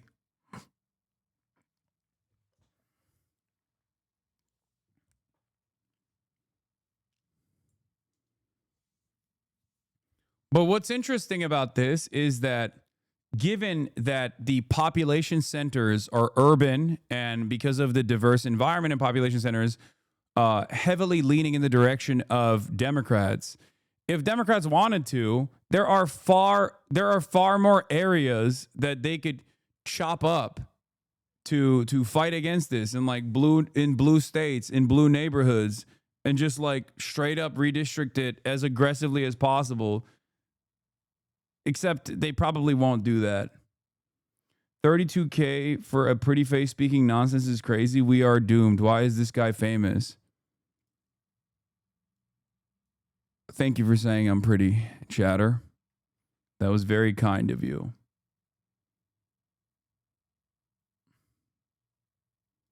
Gavin Newsom is a fake demon. He really is. He really is. Even in a bad year for CA Dems, you can create a 52D0R map with no seat being less than Harris plus 10. Would probably eliminate 9 Republicans. If you're willing to create 1-2 GOP vote sinks, you can create a map with no seat less than Harris plus 14. It's true. If the Republicans want to carve out 5 additional seats for themselves, then Democrats can carve out fucking 10. Okay? Now, he threw the eye emoji on this, but again, you're right. He's a fake demon. He should do this. Fuck it. YOLO. Fight fire with fire, baby. Come on. Be the fucking gruesome governor that you are, okay?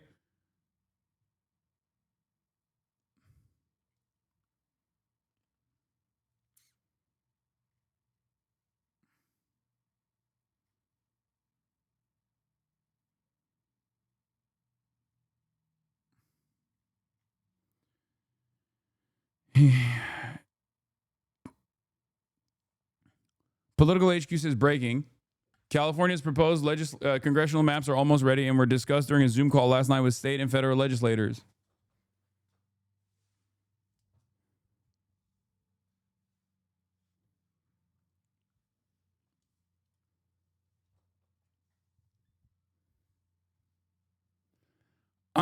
look, man, I'm done. I'm done with the whole like, oh, if we do it, Republicans are going to do it too. It's like Republicans are doing it and they never stop doing it. So you might as well do it anyway. That's why I was a big advocate for packing the fucking courts when Joe Brandon was in charge and abolishing the 9-person Supreme Court, or at least like adding additional courts to the Supreme Court, adding additional justices to the Supreme Court. Fuck it. Oh, well, Republicans will then add more. Okay, have 1 million Supreme Court justices. I don't care. Just win and also enact an agenda. That's what the Republicans do. They don't care. They fuck up the board every time. They say, fuck the rules. I'm just going to get my... I am just going to do what I said I was going to do and I guess do right by my constituents. Ironically enough, when their legislative agenda bears itself out, it's always negative, and the voters themselves experience the backlash. They don't like it when it's implemented. They love it when they're voting for it. They hate it when it's implemented in their fucking neighborhood.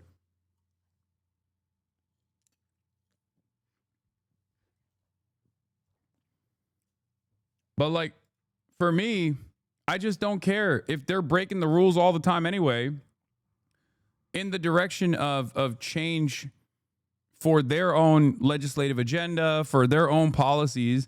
Then Democrats should do the same fucking shit. It's so dumb. Because the inverse of that is the Democrats don't do anything, and then the Republicans literally just rewrite the rules every fucking day.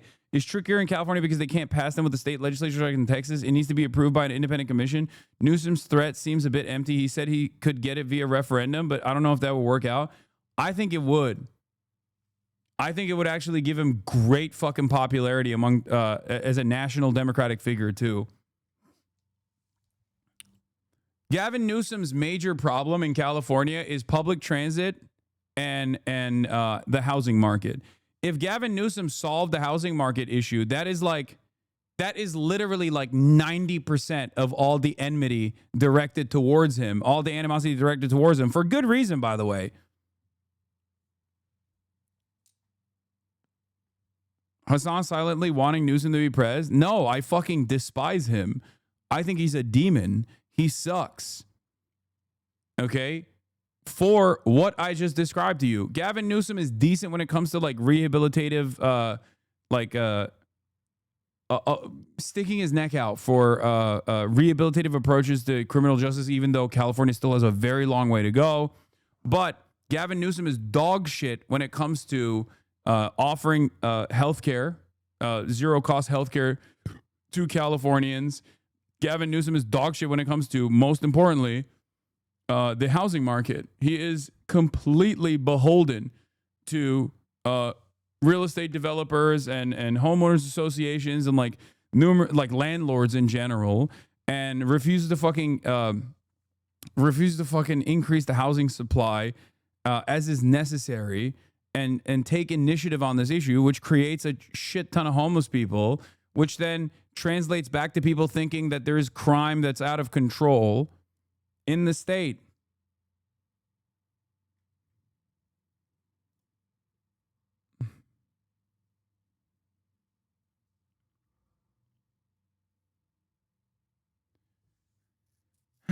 Yeah, bro cleared a homeless encampment by hand with a smile on his face. I know.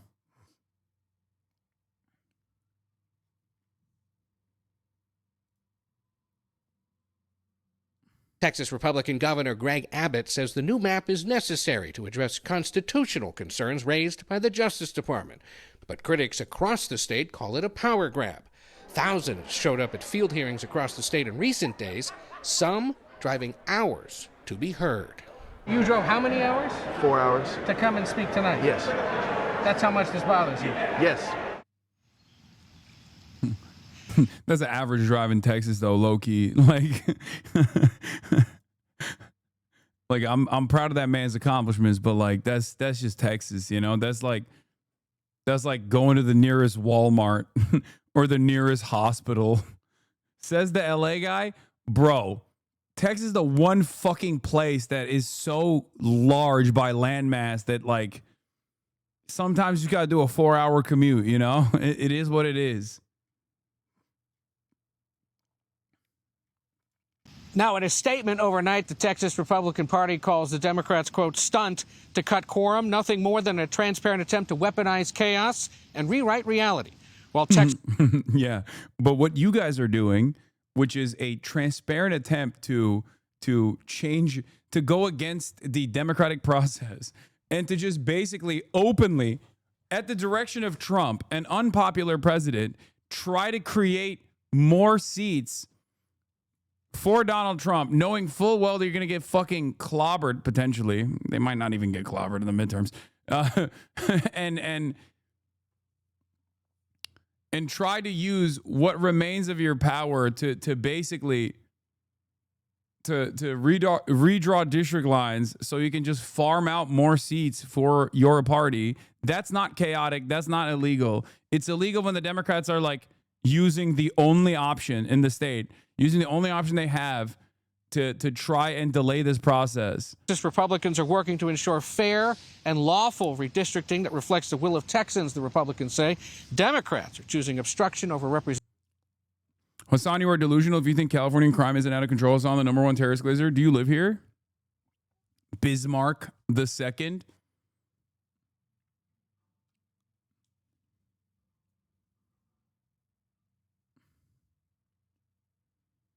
Do you even live in America?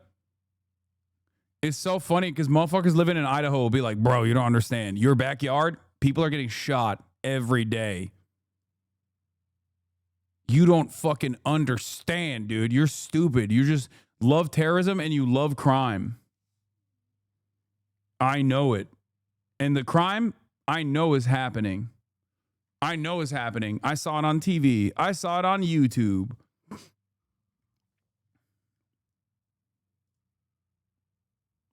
Lol, you do? Yes, I live here. You don't. But I'm actually enjoying all the crime happening all around me. Thank you. This seems like a reasonable argument to make. You've really bested me in the marketplace of ideas.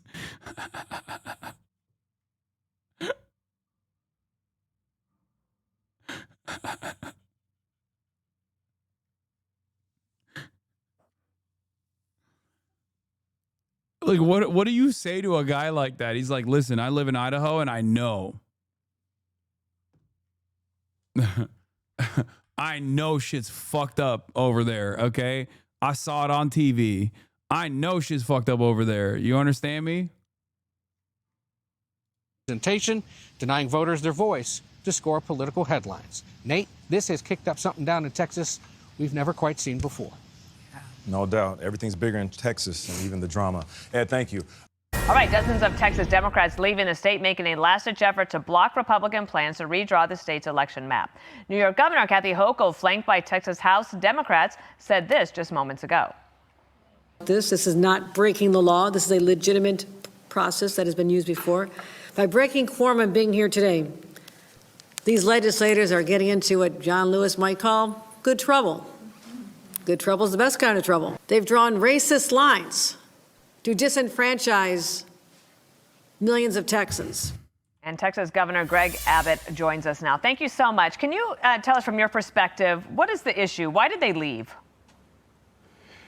So they're leaving and they've left because they're very un-Texan. Texans don't run from a fight. And there's a fight going on in the legislature right now about redistricting as well as other things. But I'll make two quick points, Dana, about this. For one, to run to states like New York and Illinois to protest redistricting is kind of like running to Wisconsin to protest cheese. It's just kind of outrageous. Those are New York and Illinois, two hallmark states that have already done redistricting to eliminate Republicans.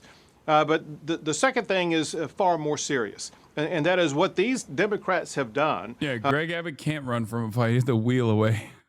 Just a small fraction of them were needed to break a quorum, and that small fraction is holding hostage legislation in the state of Texas where we will be able to provide assistance and reform for all of the victims of that horrific flooding that we've had in the state of Texas.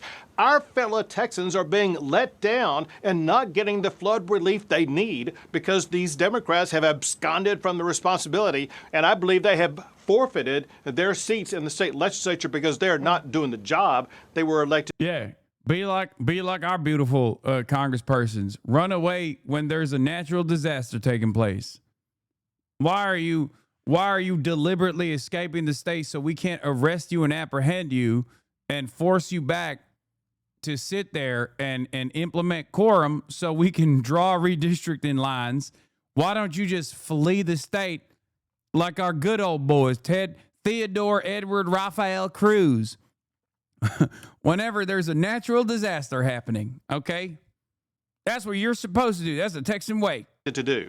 Governor, let me show everybody here what you were talking about. I think we have this map of Illinois and the districts as they've been drawn. And as you point out, it's been over and over again. They make these small little squiggly lines to make sure that they can figure out the best way to get Democrats there. So that's an example of what you were talking about. I want to play for you this sound from State Representative Gene Wu. He's a Democrat from Texas. Here's what he said. The tool they're using is a racist, gerrymandered map. A map that seeks to use racial lines to divide hard-working communities. And Governor Abbott is doing this in submission to Donald Trump. So that Donald Trump could steal these communities. As an example, Dallas County has itself 3 out of its 6 congressional districts represented by GOP, despite Dallas County voting 60% and above for Democrat POTUS nominee and overwhelming voting Democrat for other offices. I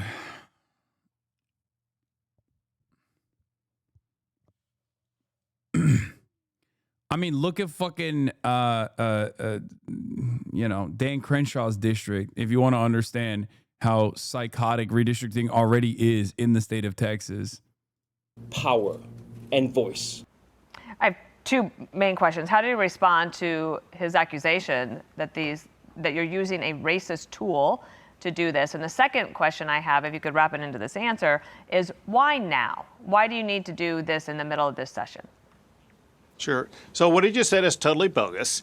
First, for redistricting purposes, it's not done for racial reasons. However, the racial outcome is this, and that is the district lines will solidify the Barbara Jordan African-American district in the Houston area, and it will add 4. You know what's really funny about this, by the way? Yeah, like you look at this stuff and you're like, well, look at the current Texas districts, and it's like the little blue dots there are some of the areas with the highest density of population. So, like, obviously, when you look at a map like this, you're like, whoa, wow, Texas seems real fucking red. And it's like, yeah, there's like 11 people living here, okay? Like, there's not a lot going on in many of these big swaths of land.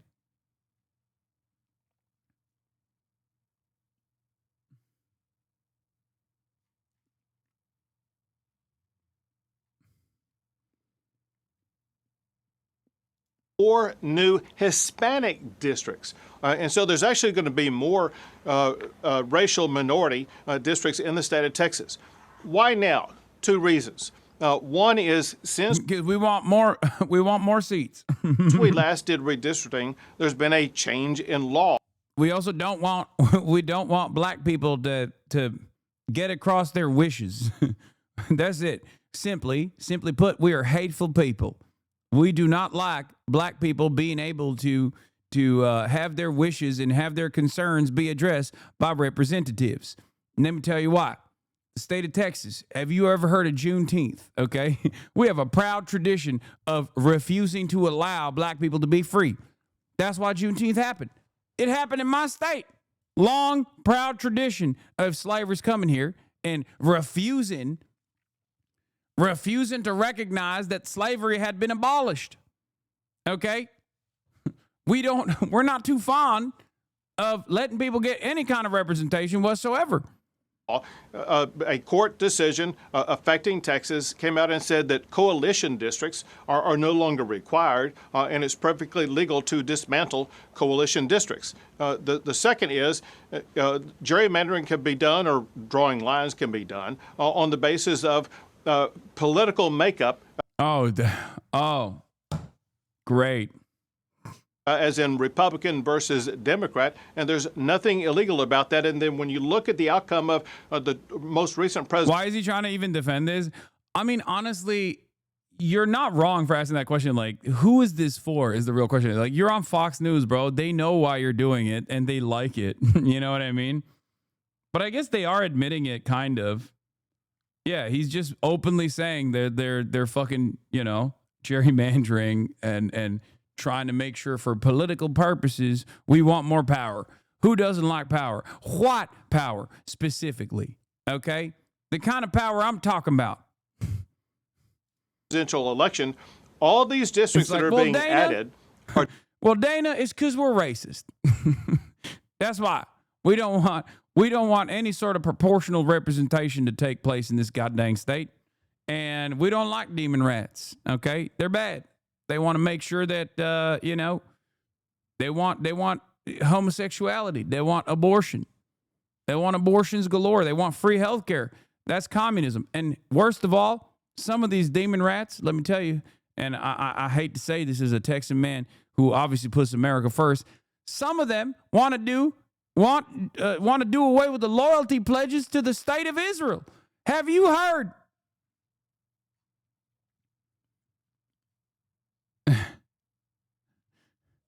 They want to do away.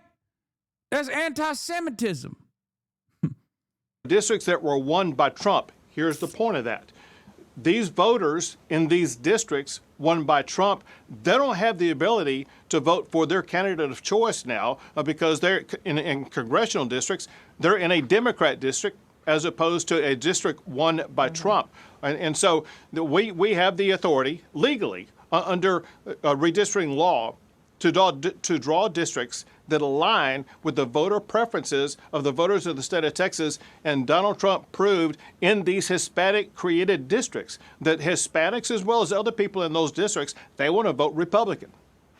Let me just point this out. Like, we've seen this movie before, and we know how it ends. If you don't have the votes, eventually you come home to Texas, and we know it, like, basically it's going to be overtaken by events. But you also said in your statement that you put out today to all of them, in a letter to them, you said, in addition to abandoning their offices, these legislators may also have committed felonies. What is the felony? What are the penalties for this? So very simply, it would be bribery if any lawmaker took money to perform or to refuse to perform an act in the legislature. And the reports are these legislators have been both, they sought money and they offered money to... Bro, he's not even convincing. That's crazy. I'm not even convinced he believes this. And he so doesn't believe it that he can't even say it outright. I've decided it's actually bribery and maybe even homicide, as a matter of fact. It's like killing the legislative session. And it's cancel culture and homicide. That's what these guys are doing, and they're doing a death. It's terrorism. Skip the vote to leave the legislature to take a legislative act.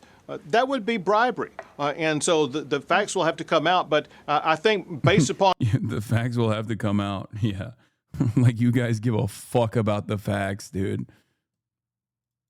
Comments made by legislators themselves, they face a possibility of facing bribery charges, which is a second-degree felony in the state of Texas. There's one way to cure that, and that is if they get back to the state of Texas and make quorum today at a hearing that we have at 3 o'clock, they can cure themselves of any quid pro quo that would subject them to potential bribery charges. All right, Governor Abbott, well, we'll be watching Martha's show, the story, at 3 o'clock Eastern to see if by the end of that show they come back. Thank you so much, Governor. Good to have you. Oh my God. Oh my God. I can't believe fucking Kim Paxton. It's just The governor has mentioned something about bribery. Ultimately, he's up to local district attorneys. Most of these Democratic district attorneys for these Democrats to prosecute. I think that's an unlikely and small probability. To delay, to run away. I think last time it was 38 days. They managed to stay out of the state. I believe it's a $500 a day penalty for doing this. So that's a lot of money that they're racking up in fines, not to mention the jets that they took, the private jets that they took. The governor has mentioned something about bribery. What do you make of who's funding this entire, AWOL leisure time for Democrats? Well, there's a couple ways to find out. I don't know who's funding it, but there's a couple ways. Ultimately, Ken Paxton talking about bribery is like asking Charles Manson about murder, okay? I guess he's like, I guess it takes one to know one, He is an expert. That is the expert opinion that you can get. they're going to have to report. They're going to have a special session report that will be due very shortly after special session. So, we'll know in the next, say, month and a half who funded it. And then ultimately it's up to local district attorneys. Most of these are Democratic district attorneys, by the way, and for these Democrats to prosecute. So that's, I think, an unlikely, a small probability. If I had the authority to go do it, if the legislature would give me the authority, which we don't have in Texas, we could handle this. But right now, it's up to a bunch of Democratic DAs.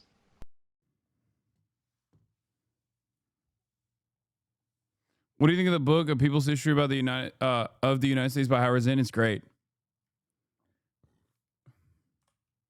It's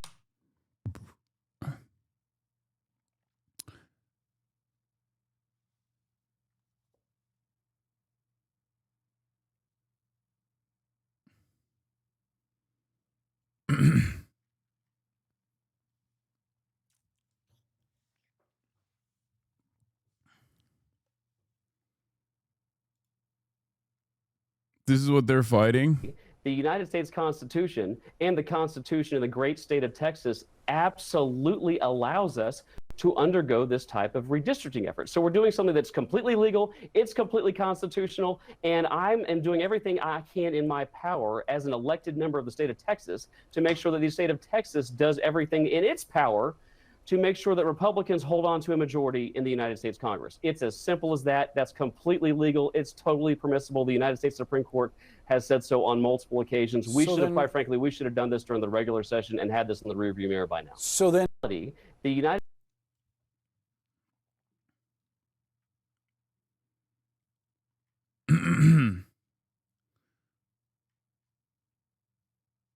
Oh, God, it's just so...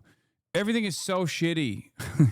I don't know what else to say other than everything sucks. What happens in Texas could have a huge sweeping impact on the balance of power here in Washington.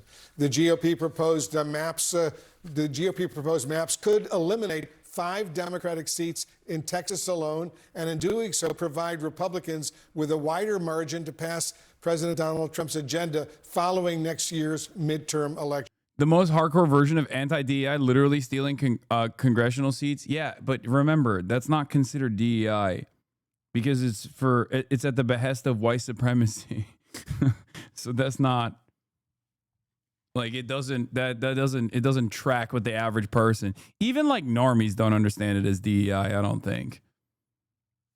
They just think like DEI equals black and brown people.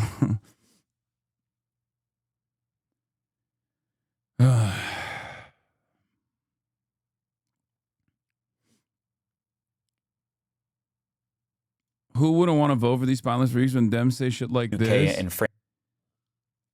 Okay, we're going to get to Israel in a little bit. Don't worry. Joining us now to discuss this and more, the House Democratic leader, Hakeem Jeffries of New York. Leader Jeffries, thanks so much. All right, here. Okay, listen. All I'll say is this. I guess the silver lining here in a weird, twisted way is that means that like elections will happen.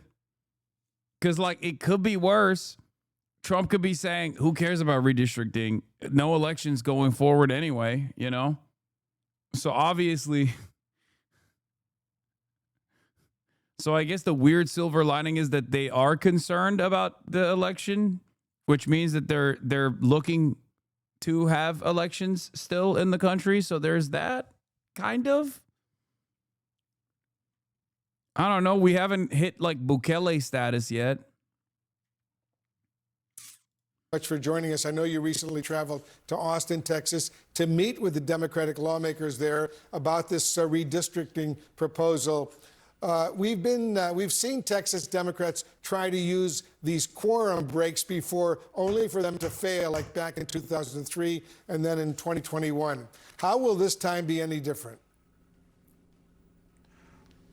Well, in the 2021 quorum break, actually, I would argue that Texas Democrats were successful in forcing Republicans to walk away from some of the more extreme parts of the voter suppression law that were being contemplated at the time. They still moved forward with their efforts to try to suppress the possibility of a free and fair election in Texas. This is what they do. But the Texas Democrats were successful in reducing the extreme nature of what was being proposed. But this moment does require an extraordinary response, because this is an extraordinary act that Republicans have been ordered to undertake to try to gerrymander the Texas congressional map as part of an effort to rig the midterm elections. Wolf, that's what this is all about, because Donald Trump, House Republicans, and the Texas Republican Party, they're all running scared because they have failed the American people.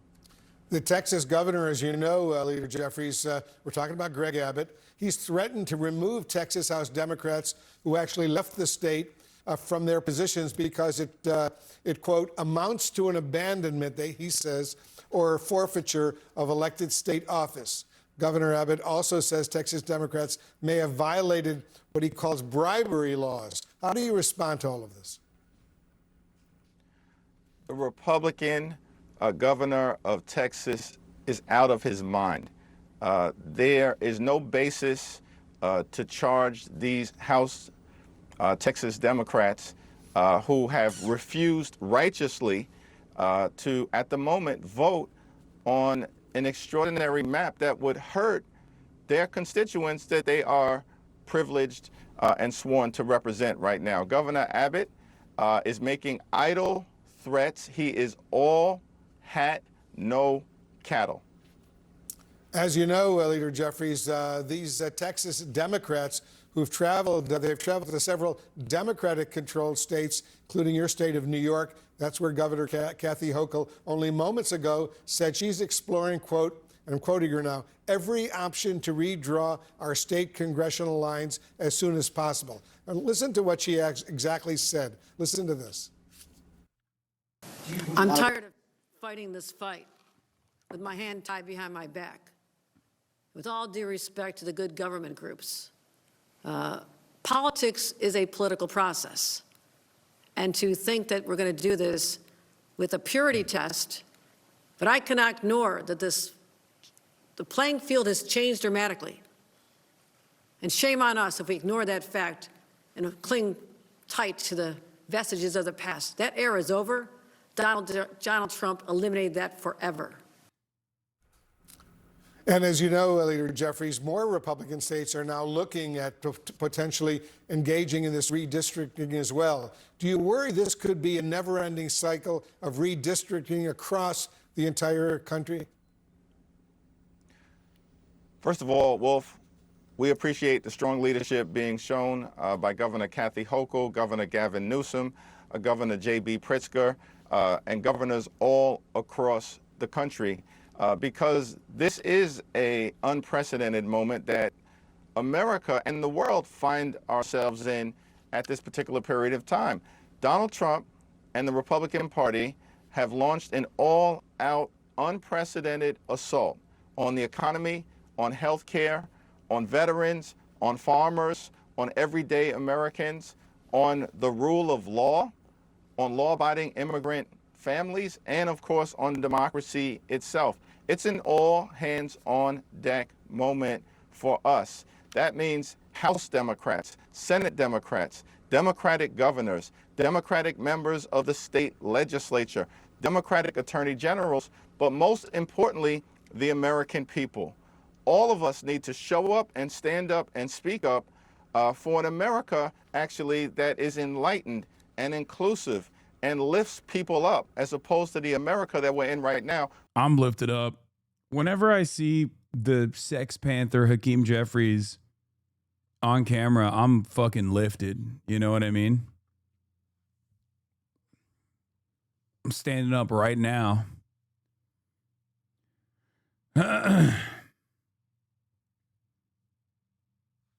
God, I'm bricked. I'm bricked up. He's so fucking hot, dude. Where Donald Trump and Republicans are determined to tear people down.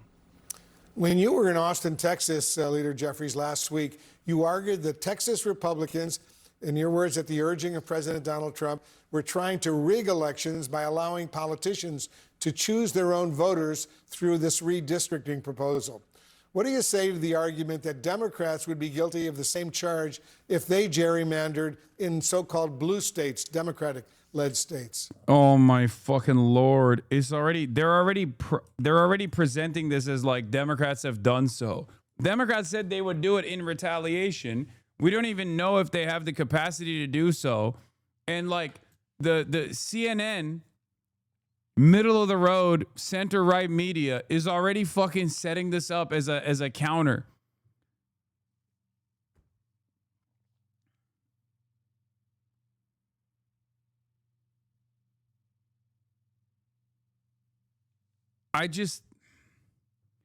What do you say to this, man? It's just like it feels like all of mainstream media, the entirety of the Republican Party, and even like a decent chunk of the Democratic Party is seemingly against the overall population of America, like this majority of working class folks in this country. Every step of the way. What Democrats would be doing in response is to make sure that there is one fair national map, so that the people of this country will have the opportunity to make a decision in November of next year in deciding who should actually serve in the majority in the United States House of Representatives. We think that Republicans are scared to death that they are on the brink of losing the House of Representatives. This one big ugly bill that they passed into law rips away health care from the American people, steals food from the mouths of children, hurts everyday Americans in order to reward their billionaire donors with massive tax breaks, and they've broken their fundamental promise to lower the high cost of living. Costs aren't going down in America, costs are going up. Job creation is going down and unemployment is going up as Donald Trump and Republicans are crashing the economy in real time. We're not afraid as Democrats to make our case to the American people that we will lower the high cost of living. We will fix our broken healthcare system. We will clean up corruption so we can deliver a government that actually works for the American people and is not a government of the billionaires, by the billionaires, and for the billionaires. We're prepared to take that case directly to the American people. Republicans are trying to rig the congressional maps because they don't want to have this fight on the merits. While I have you, Leader Jeffries, I want to turn to another important subject. Your counterpart in the U.S. Senate, Chuck Schumer, a man you know well, earlier this morning, he called for the firing of the White House National Economic Council Director, Kevin Hassett, after Hassett defended President Donald Trump's decision to axe the head of the Bureau of Labor Statistics following the other day's very disappointing jobs report. Hasan, you're a hypocrite, racist asshole who deserves to suffer. Good luck, loser. Please explain why you think I'm a racist.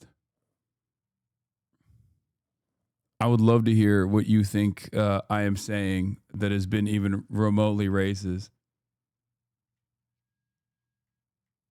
Do you think Hassett should be fired? I don't think Hassett is qualified. Like, at least I've heard people say I'm a hypocrite. I know you're all rich socialist, right? Like, you know, basic fucking elementary school nonsense. Are you saying I'm racist against whites? Is that why you're saying I'm racist? Like, because I say cracker? Hey, Hasan, you're a huge piece of shit terrorist. Thanks, chatter. Because I can't hold you and I want to.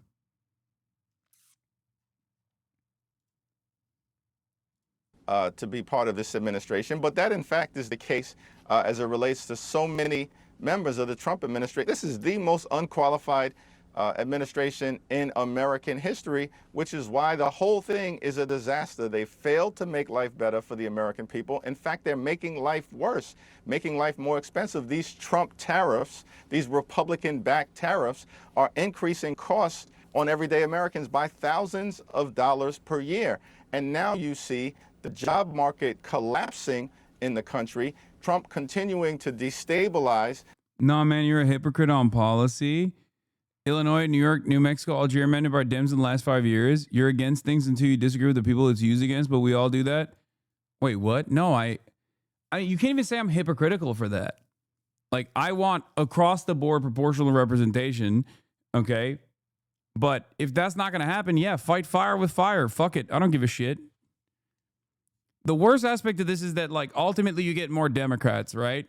Except the more Democrats you get still turn around and fucking vote for all the awful shit that is not even, like, marginally improving people's living standards.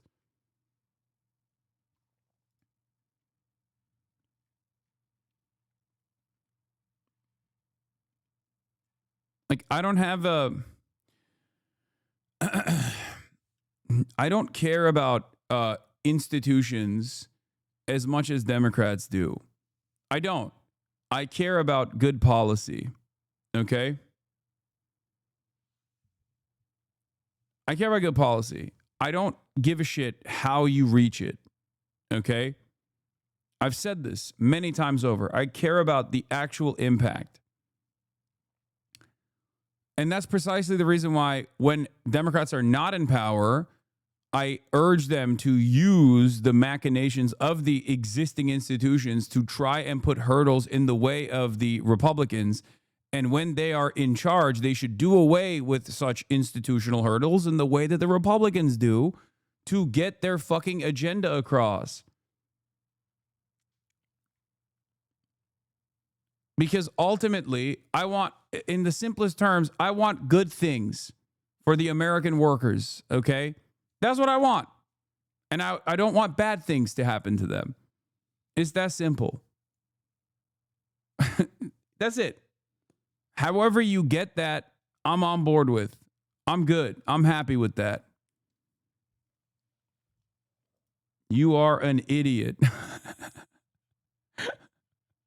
I'm like, I want people to get Medicare for all. I want people to get health care. I want people to get free health care. I want people to get free college education. I want better public transit. I want walkable cities. I want more housing. I want public housing. And this guy's like, you're a fucking idiot, dude. How dare you want those things, you fucking idiot. Thank you, chatter. You did it. You destroyed me in the marketplace of ideas.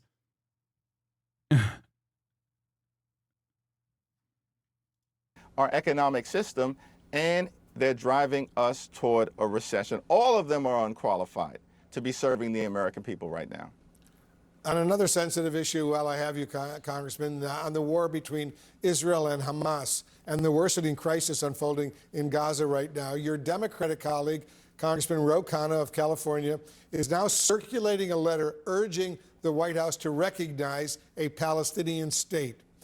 It's crazy because, like, what compels someone to get that mad? Democratic senators with the most votes for Trump's policies: Fetterman 95, Maggie Hasan 93, Shaheen, Warner, Rosen, King, and then, of course, Slotkin is right there. Huh. Interesting.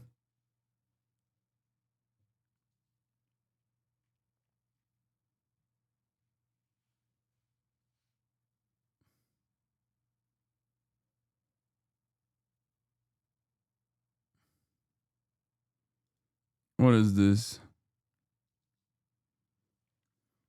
If this ogre isn't primary next year, he's going to be a massive problem for the next Democratic president. Yeah, 100%.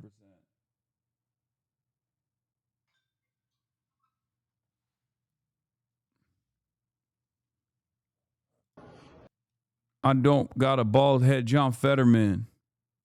Fetty Wap man. Democrat Senator John Fetterman says real Donald Trump's trade war is going well, admitting that his party got it wrong when on the president's trade policy. I'm wondering if you think right now Trump is winning the trade war. Do you agree with those who think he is? I mean, absolutely. I think that, I mean, obviously what happened at the EU, and again, I'm a huge fan of Bill Maher, and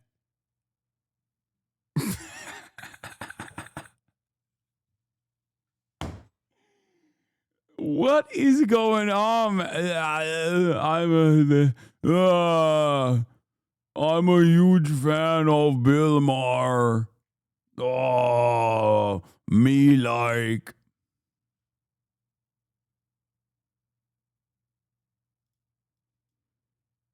What?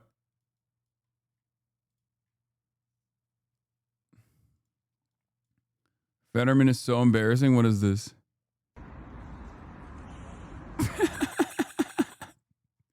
Come on, M. Hud. Stop.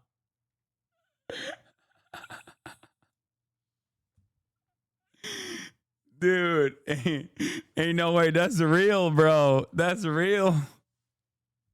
Is that real? And I mean, I think he's really one of the oracles for my party.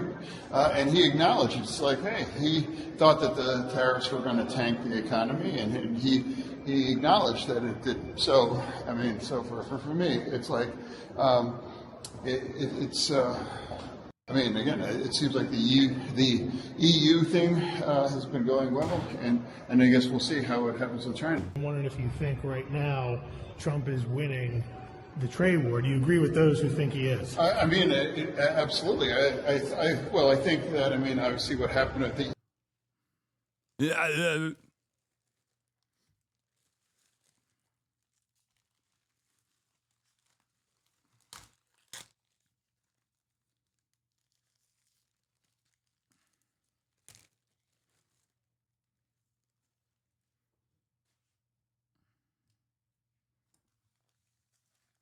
I love Fox interviewing him so much. Yeah, you know who else loves it? John Fetterman, because his dad loves him now, apparently, because of this. Okay, yeah, I'm going to play this for a second. We have to.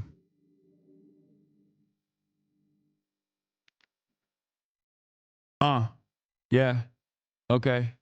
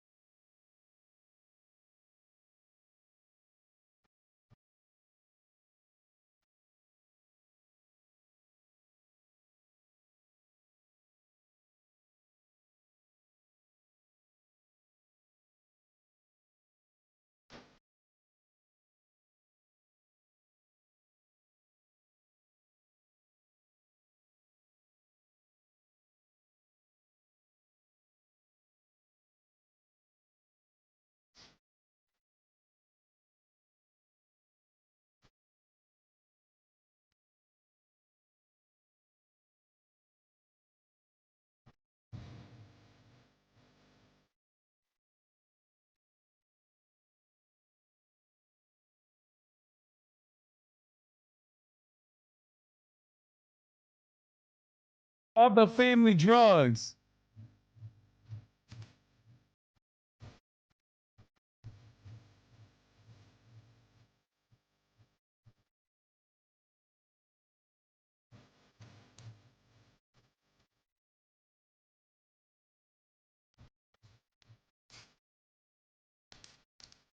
Bars. Okay.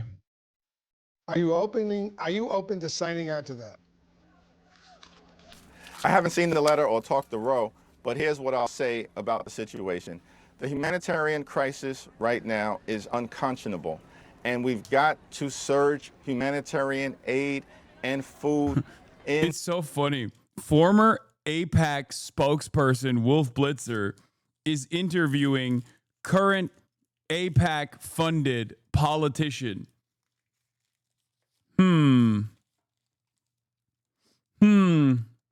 Nothing to see here, man. Just normal stuff, you know? Yeah, we got to surge. We got to surge the aid in. Someone's got to do something about this. I mean, come on. Yeah, I'm on the chicken wrap tip again.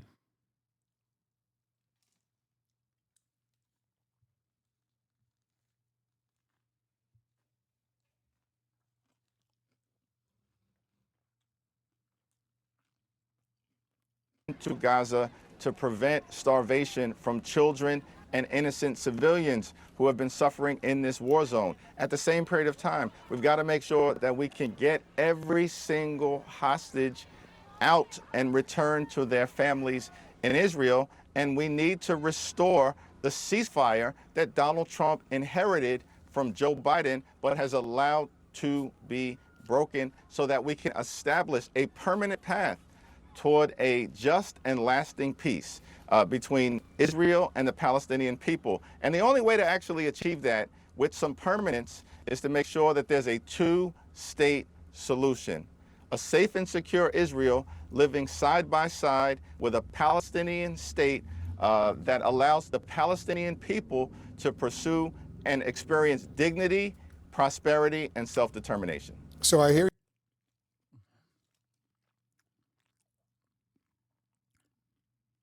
Anti-Semitism. This is literally the Kamala bar for bar. Yeah, two-state. Totally on the table, dude.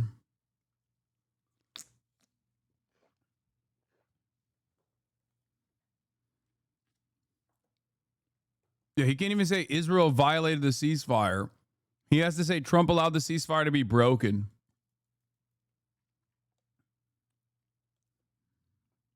you're saying basically, correct me if I'm wrong, Leader Jeffries, that you would support a U.S. decision to support a new independent Palestinian state.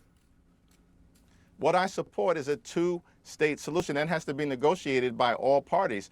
But what we have to do right now is to make sure the ceasefire is restored, that humanitarian assistance is surged and sustained into Gaza. There's an ongoing crisis right now. That has to be dealt with, and of course we have to get the hostages returned. But we all have to commit ourselves to a legitimate, robust, authentic process of bringing a just and lasting peace to the region. And the only way to... Yeah, if only... Yeah, I wonder who the committed party is here and who the party is that is spoiling this potential ceasefire and also a two-state solution. Yeah, good luck with that.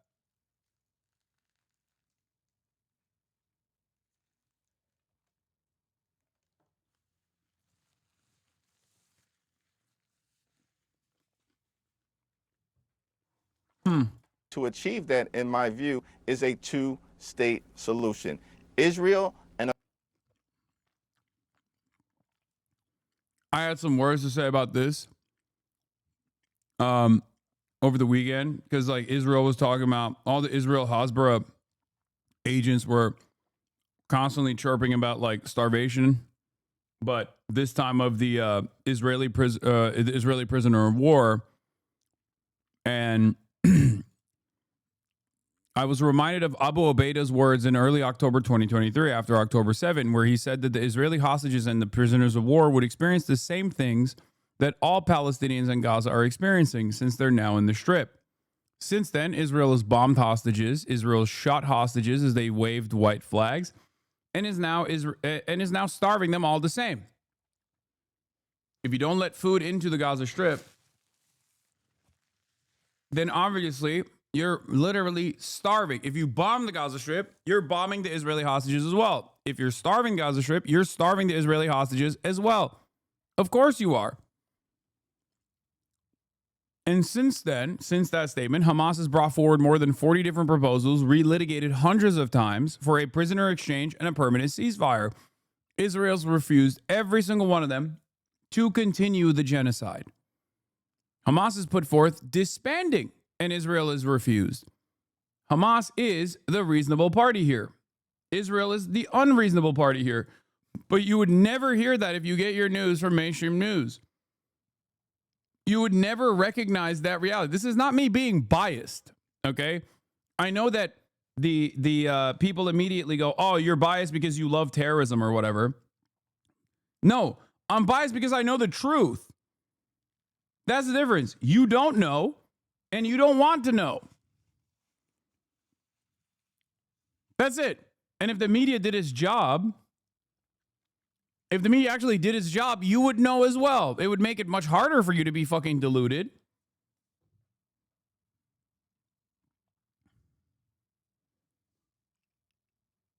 What is this? Big Nick energy? It's funny how Hasan asks, why can't people have just a little compassion, but then acts like this dude is so cooked? Wait, this dude literally has a fucking red triangle on his account. What?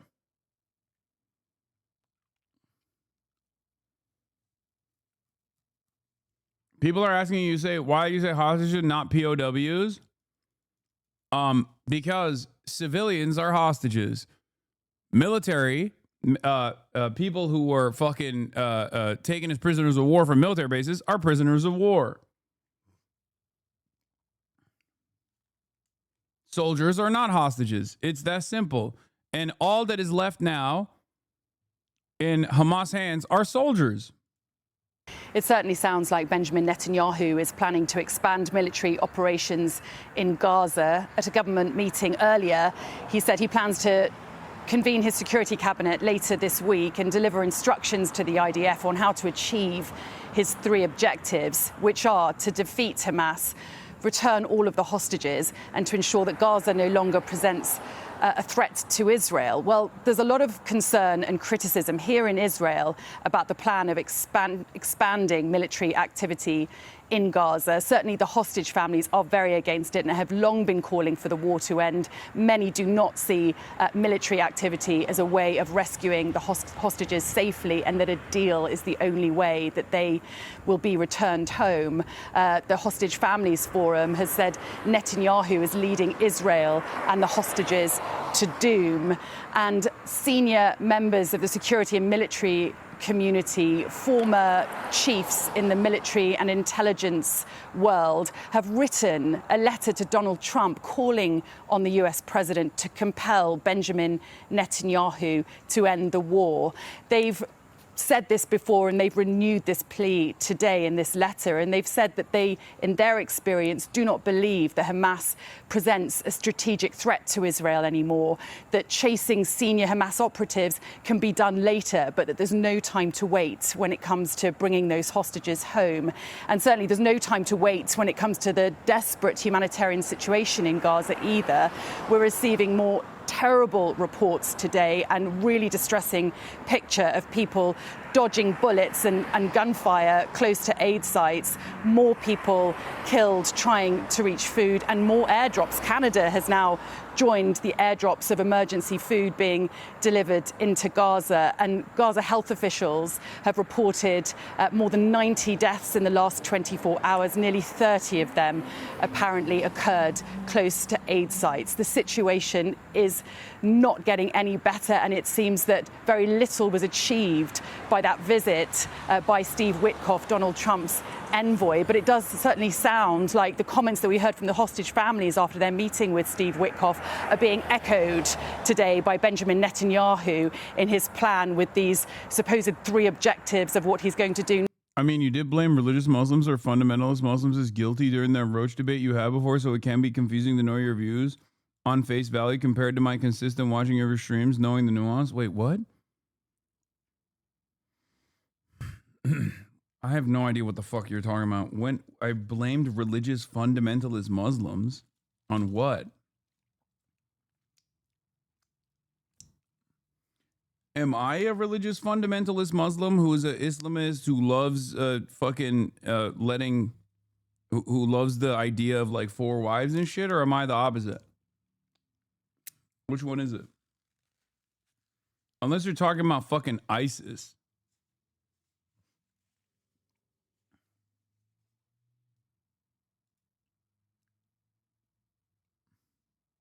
next in Gaza, but there's very little confidence that it's going to improve the humanitarian situation there, that it's only going to make it worse, and that it won't bring the hostages home. Hello. Reports from Israel say that the Prime Minister Benjamin Netanyahu wants to expand military operations in Gaza because negotiations with Hamas for a ceasefire and a hostage. It's crazy because like Israel defenders spent the last 2 weeks saying all of the fucking starving Palestinian children were not actually starving. And then Hamas was like, no, everyone in this strip is starving, including the fucking Israeli prisoners of war. And Israel immediately was like, nope, the only person starving in Israel, in Gaza is the Israeli. They were like, how could Hamas do this? Bro, you're doing it. What do you mean? You're doing it. I thought the starvation was fake. Now it's real? What the fuck?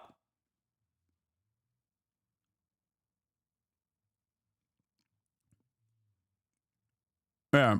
Also, senior Israeli official on Channel 12 said, it's over. The decision has been made. We're going to occupy the Gaza Strip immediately, which is, oh, wow, so surprising. Netanyahu's war goals have long contradicted each other. Now he seems to have officially chosen one over the other. After failing to get Hamas to concede, he will choose to expand the genocide, even if it means killing the hostages.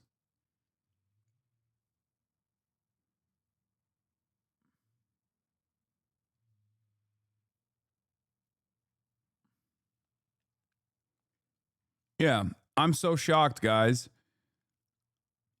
The media narrative around negotiations almost always ignores the fact that Israel never abided by the 2025 ceasefire deal, including by imposing the renewed starvation policy in violation of the deal, and then unilaterally ended the ceasefire altogether.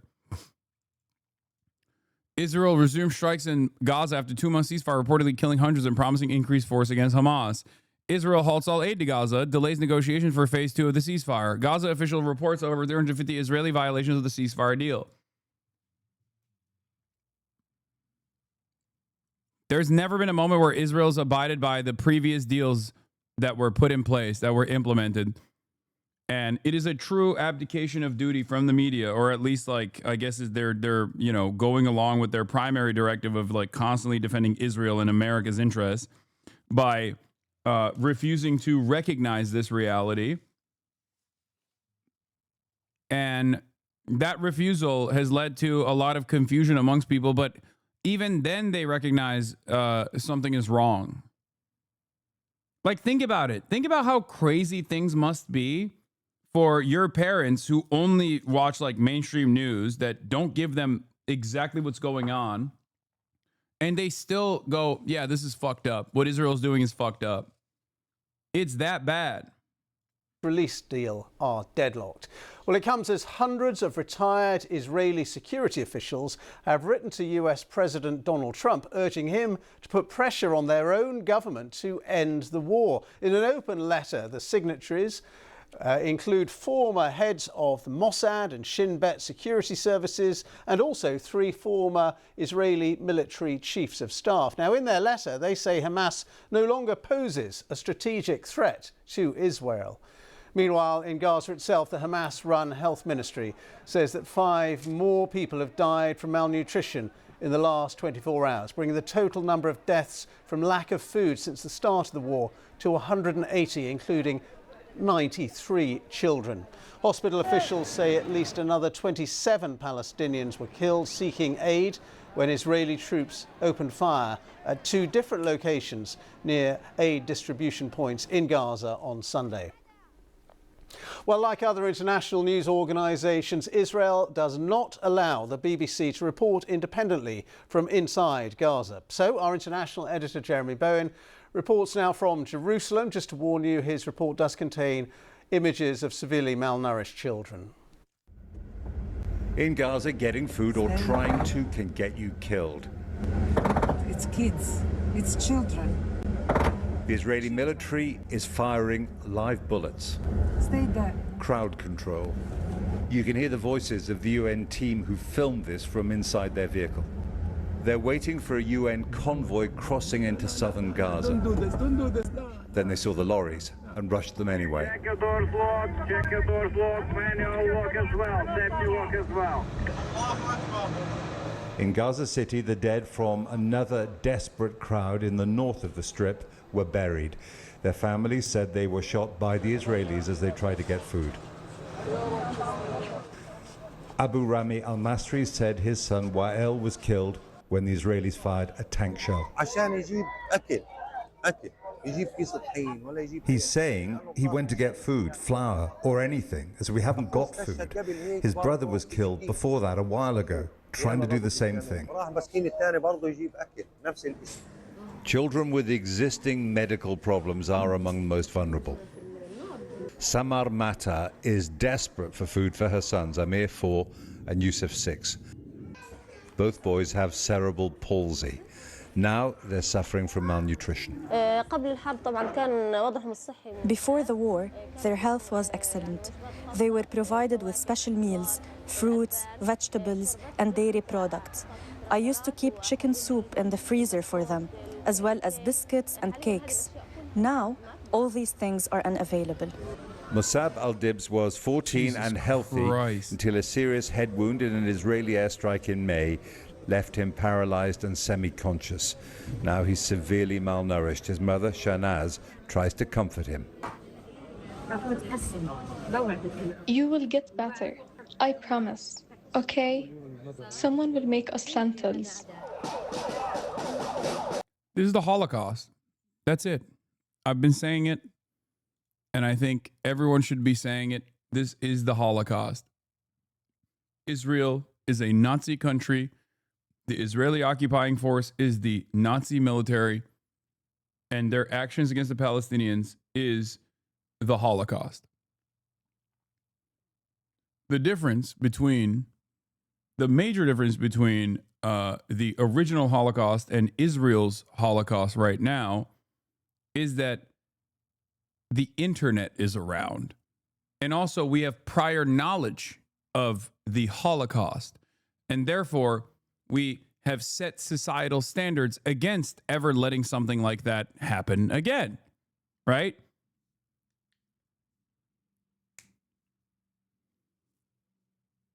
But the images are damn near identical.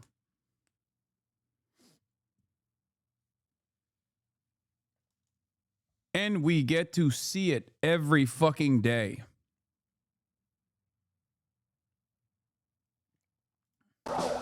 In Israel, supporters of the remaining hostages held by Hamas blocked roads in Tel Aviv. Their anguish made worse by the latest Hamas video of Eviata David, badly emaciated. The BBC isn't showing hostage videos made under duress.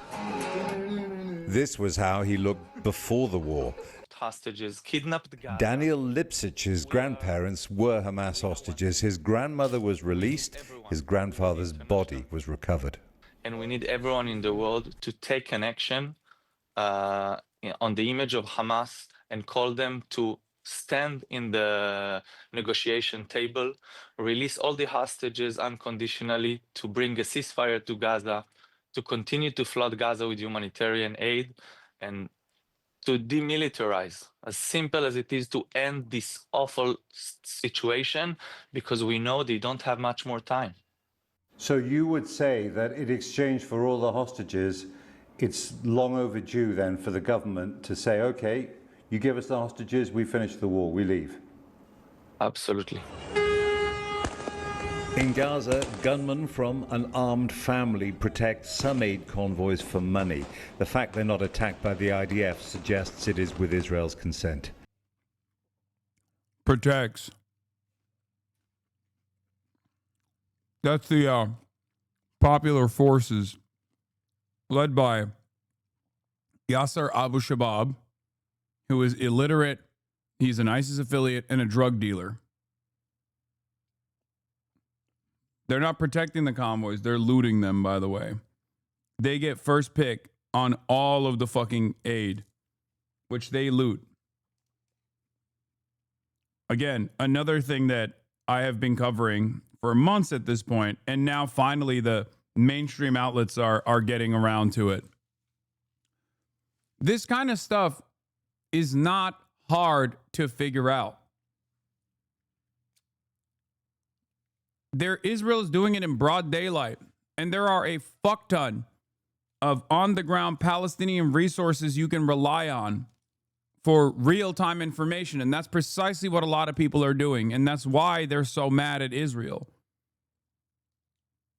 How many months has it been since I covered Yasser Abu Shabab? It took months for the media to finally come to the conclusion that the Gaza Humanitarian Foundation was actually an aid trap mechanism to kill Palestinian civilians. It took months for them to even start recognizing that the Israel-backed criminal element in the region. If I have access to this information, do you think the BBC doesn't have access to this information? Like, what is happening?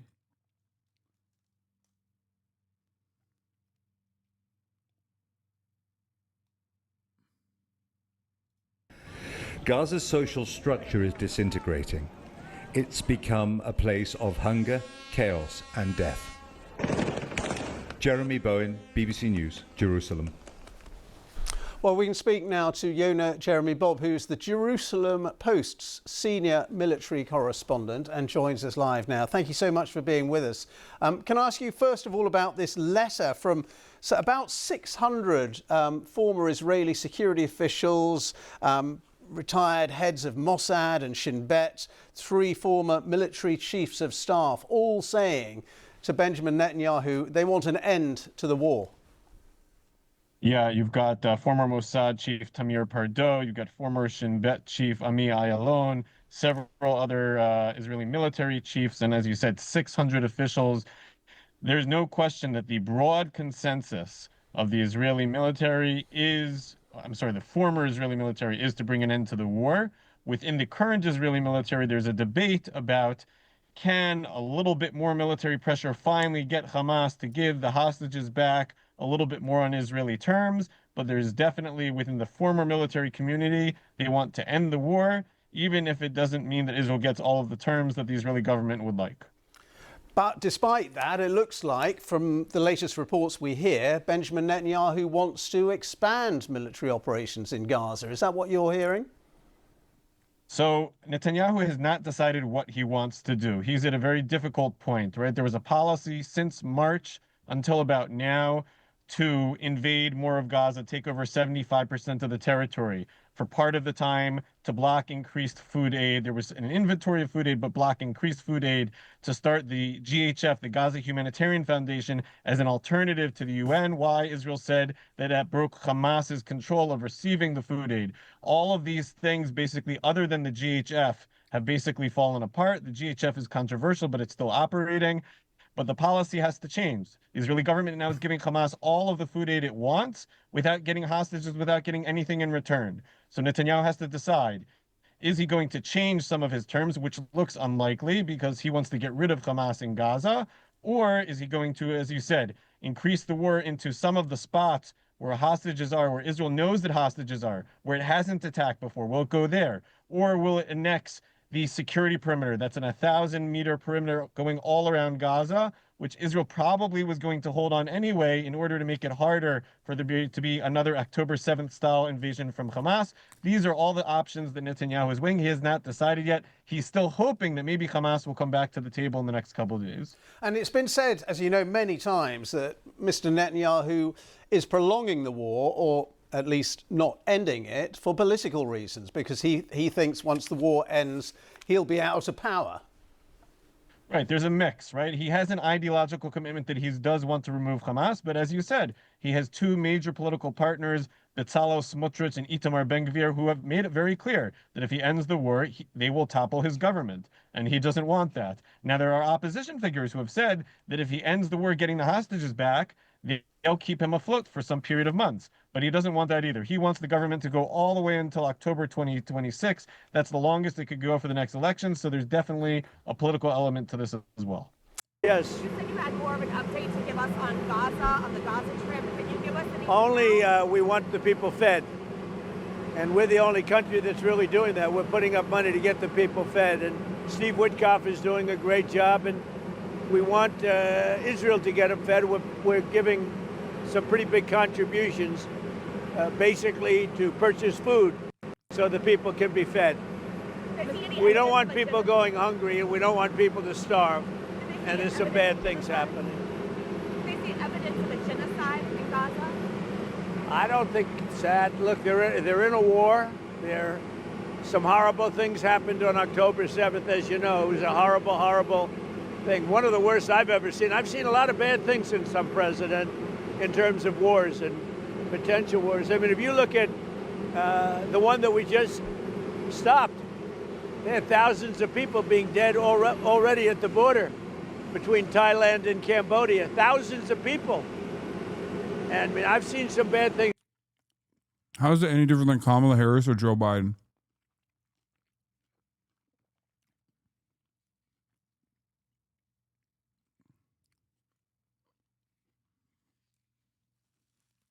It's the same. Well, I can't call it a genocide. Remember October 7th? That was pretty bad. You know?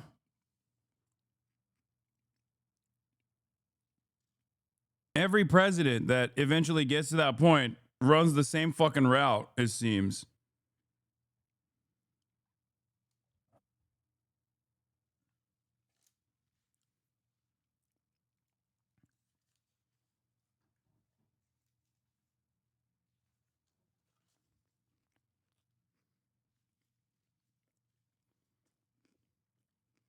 But that October.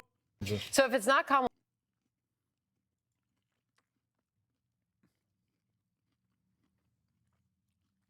For the record,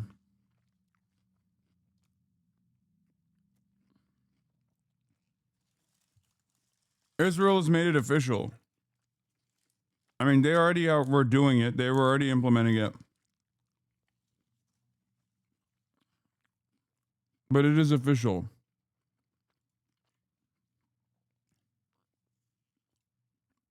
Netanyahu has decided a full-on occupation of the Gaza Strip. That's it. After Witkoff's short visit to Israel, it is clear that Trump and his people are falling into the same traps Netanyahu had previously set for Biden. It's not even a trap. What is the trap, dude? They're not falling into the trap. They're diving into the pool head first.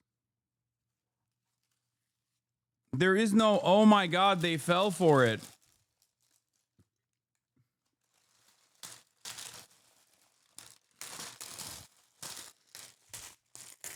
Why would this be a trap?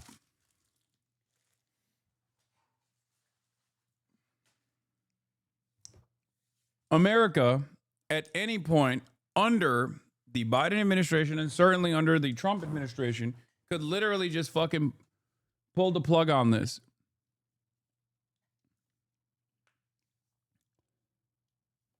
That's always been the case. They just choose not to. They don't want to. Netanyahu cares about preserving his hold on power and his alliance with Israel's messianic far-right parties, for whom any hostage deal is a deal breaker. But Netanyahu instead is saying, so to Witkoff's face, is coming up with moving goalposts in the negotiations, knowing that Hamas will reject these demands and therefore the talks will fail.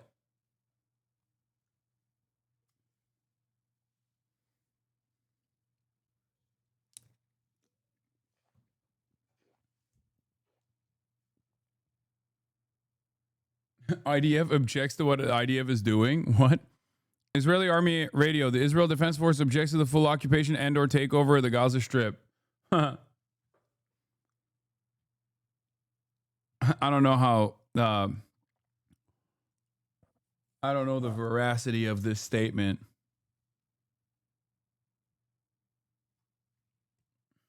Coming from OSINT Defender.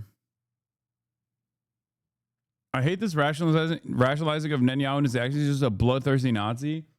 I mean, it's not even a rationalization of Netanyahu and his actions. It's also wrong. Like, the notion that this is happening without America's go-ahead is just objectively wrong. Okay? I need you to understand. America gives Israel the go-ahead. America has all the power here to stop Israel. After all, why is there no ongoing war with Iran? Now, that might open up again later down the line, but why did Israel stop brutalizing Iran? Two reasons. One, Iran has counter-ballistic capabilities that Hamas clearly doesn't have and can punish the broader Israeli society and cripple the Israeli economy actively. Much more limited version of this is what the Ansar Allah is doing in Yemen, right? But ultimately, they really wanted to do regime change in Iran. They really wanted to destabilize the Iranian government. Why did they stop? Because Trump told them to. The U.S. will. Yeah, he said the U.S. will take over the Gaza Strip on February 4th. And we will do a job with it, too. Yeah, that was crazy when he fucking revealed that. Anyway, at least Jon Stewart is finally speaking out on this now that the permission structure is shifted. He has spoken out on this as well in the past, to be fair to John. But for months and months, he's been like noticeably absent from the conversation. Or not Jon Stewart, sorry, John Oliver. I apologize for saying Jon Stewart. John Oliver has done extensive reporting on Israel. He has throughout his career. He's been decent.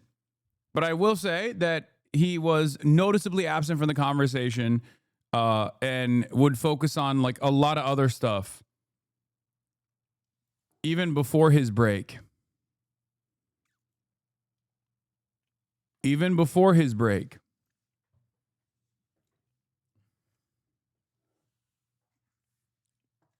But this is a pretty powerful moment. No, I know John Oliver has been on. John Oliver has actively criticized Israel on his show. He has. You misunderstood me. I'm saying that my disappointment is a little bit with John because I expected him to like go way harder and way more consistently. He's not a bad person at all, and he is perhaps the best in mainstream news. I would go so far as to say he's even better than Jon Stewart. He said this a year ago, by the way. But it was a little bit shocking to me that they never did like a full, extensive, comprehensive breakdown. They have in the past, but they did like very rarely do they cover Israel on the show.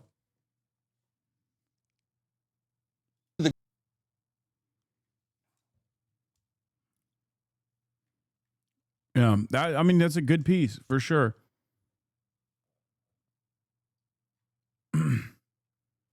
More clips from the show.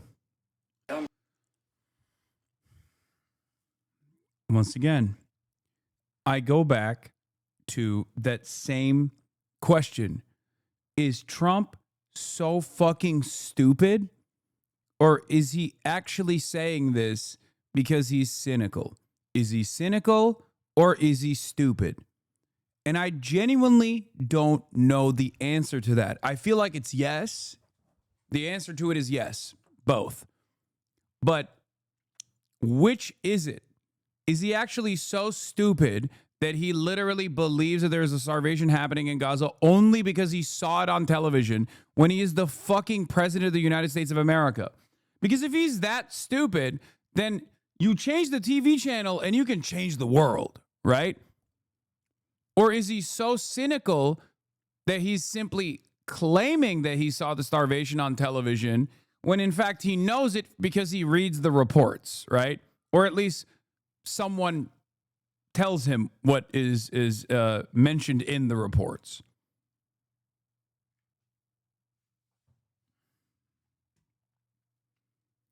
Considering that there are, like, I always have landed on the side of it's cynical. I've always landed on the side that it's cynical. He knows better. He's just like saying this because it gives them like, it lends them some kind of plausible deniability, blah, blah, blah. But honestly, considering how many former Fox News hosts are formative parts of the administration now, from Judge Jeanine Pirro to Pete Hegseth, who is the Secretary of Defense, to Dan Bongino, who's the Deputy Director of the FBI, maybe he's just that fucking stupid.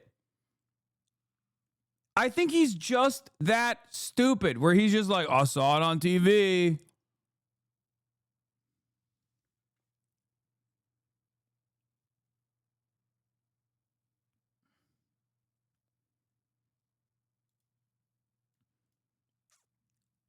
I've been to Gaza several times. The starvation occurs due to Hamas, not because of Israel. You bunch of tools. You're so full of shit is sad. Nah, mate, I'm from Israel and I've served in the military and I've been to Gaza protecting my country. You are literally a terrorist, brother. You are straightforwardly a fucking terrorist. Following since 2022, 0617.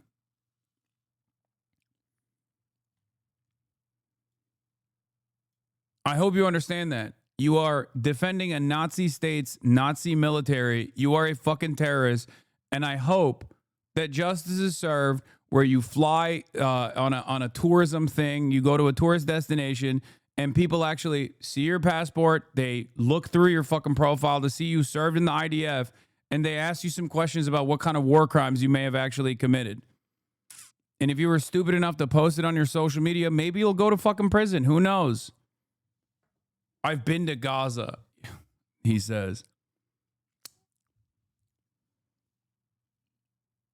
What do you mean don't get banned? I'm not saying anything. You don't know what a Nazi stands for? Debate me?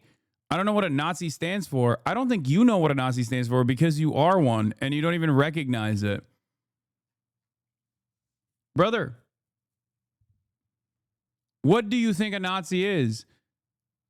Is Nazi ideology simply defined by hatred of Jews? Is that what you think it is?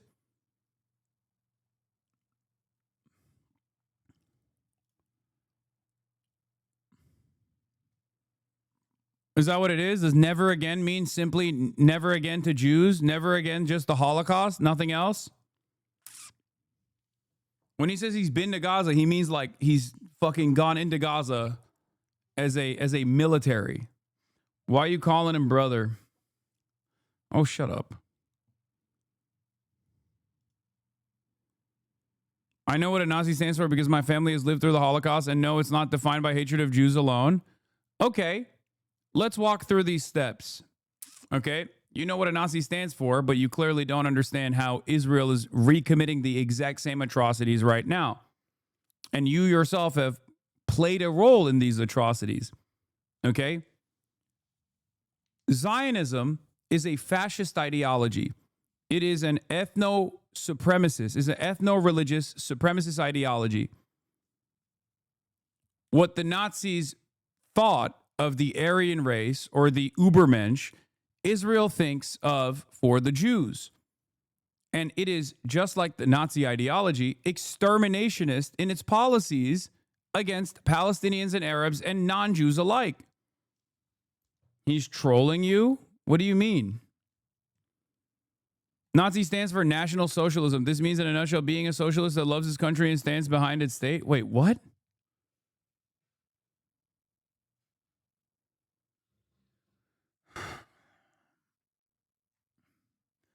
Okay, I think we got to go back even a little bit further because you clearly don't even know what fucking the historic Nazi ideology stands for. I don't think this person is a troll. I think this person is literally just an Israeli chatter.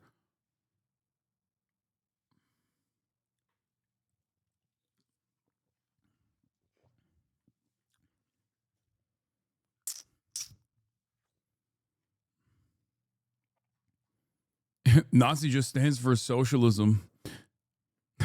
Nazi does not stand for National Socialism. Democratic People's Republic of Korea stands for the Democratic People's Republic. Is there a democratic process in Korea? Who gives a fuck what certain terms are used? What are you talking about?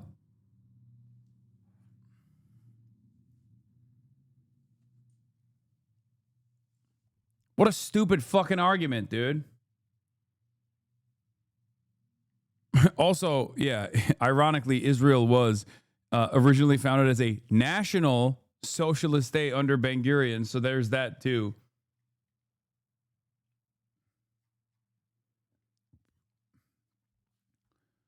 Yeah.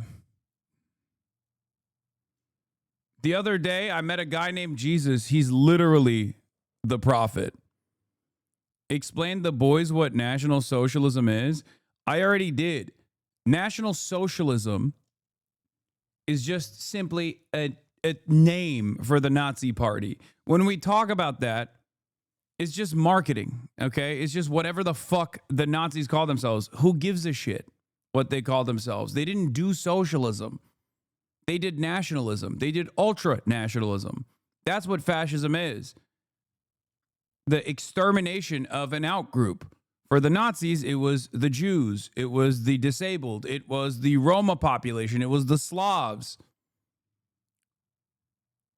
The thing I will never understand is how, like, obviously Holocaust education is such an important part of I assume, Israeli schooling as well as it is in the Western world. And yet, what is so shocking to me always is, like, how much Israelis just don't see the same Lebensraum propaganda being implemented in Israel, because the greater Israeli project is the exact same shit that the fucking Nazis were doing. Down to the ethno-supremacist mythology, down to the exterminationist principles, and even like additional living room created for the chosen people is the identical rhetoric that the Nazis applied. The dehumanization of the Arabs, of the Palestinians, of the non-Jews in the region is identical to the dehumanization that the Nazis implemented against the Jews initially, and the socialists and the political dissidents. I don't care for Israeli schools. They are as R-worded as other schools. Have you watched Yuri Bezmenov? You just said it's a name, marketing in it. Okay, dude.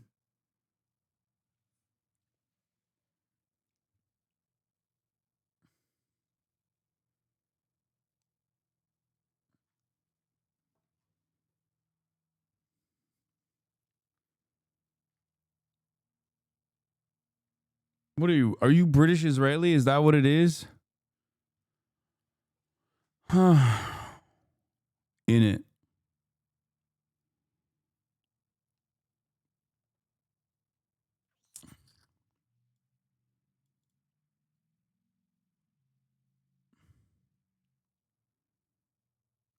Excuses on the right, and it's obvious. He's just not delivering his main points well enough. Makes him look weak to simple-minded people, the ones who'd be easy to get on Hustlers University because their focus is on the wrong shit. 7/20/2022.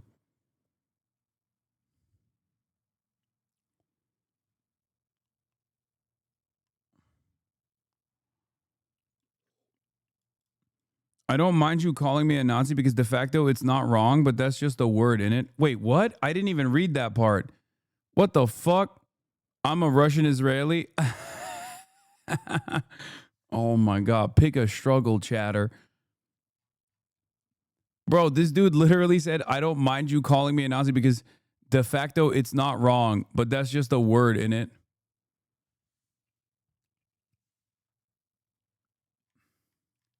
Hey, at least you're honest.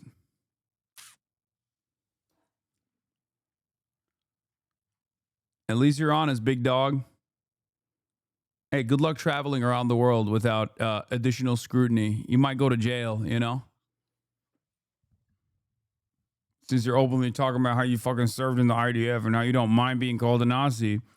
There's a couple countries that you probably are going to have a hard time going into. It's not much, but it's something. Considering how willing you are to describe your worldview like this, I suspect you got posts on your fucking Instagram that might be used against you as evidence.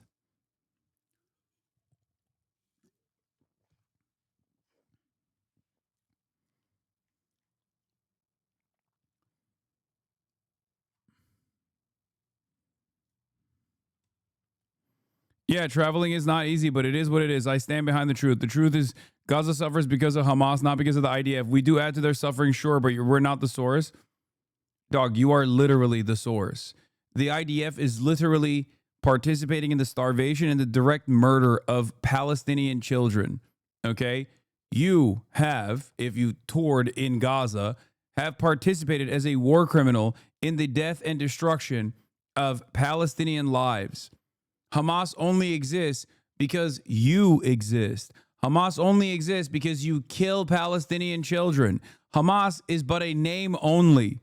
Okay? Hamas is simply the newest formation of Palestinian resistance. As long as Israel continues its occupation, continues its apartheid, continues its domination, its genocide, its cruelty over the Palestinian population, of course the Palestinians are going to retaliate violently. Because what else are people supposed to do? Okay? Think about how angry you were after October 7. Think about how much you hold on to that anger to justify the genocide that you're doing. Now imagine living in October 7 conditions once every 3 to 4 years with an overwhelmingly powerful nuclear superpower that is backed by the largest military force on the planet, the United States of America. The fuck do you mean? Israel's been doing October 7s to the Palestinians for fucking 75 years before October 7. If you get mad at the Palestinians at that point, you should understand how the fuck October 7 even took place to begin with.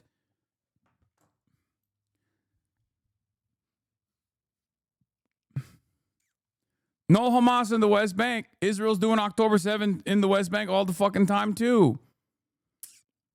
What would you do instead of Israel, where hundreds of people were kidnapped from a festival, raped and tortured? Arabs too, by the way. What do you mean? Abolish the fucking apartheid. That's it. That's it. I don't give a fuck. I don't care about like the vengeance that people felt. Okay, what are Palestinians supposed to do after 75 years and the past couple of decades of a so-called peace process that Israel fucked over, just like Israel hasn't stopped fucking over this current iteration of the ceasefire negotiations over and over again in the exact same ways. End the apartheid, end the occupation. I don't care about your feelings of vengeance, okay? That's ridiculous. That is fucking ridiculous.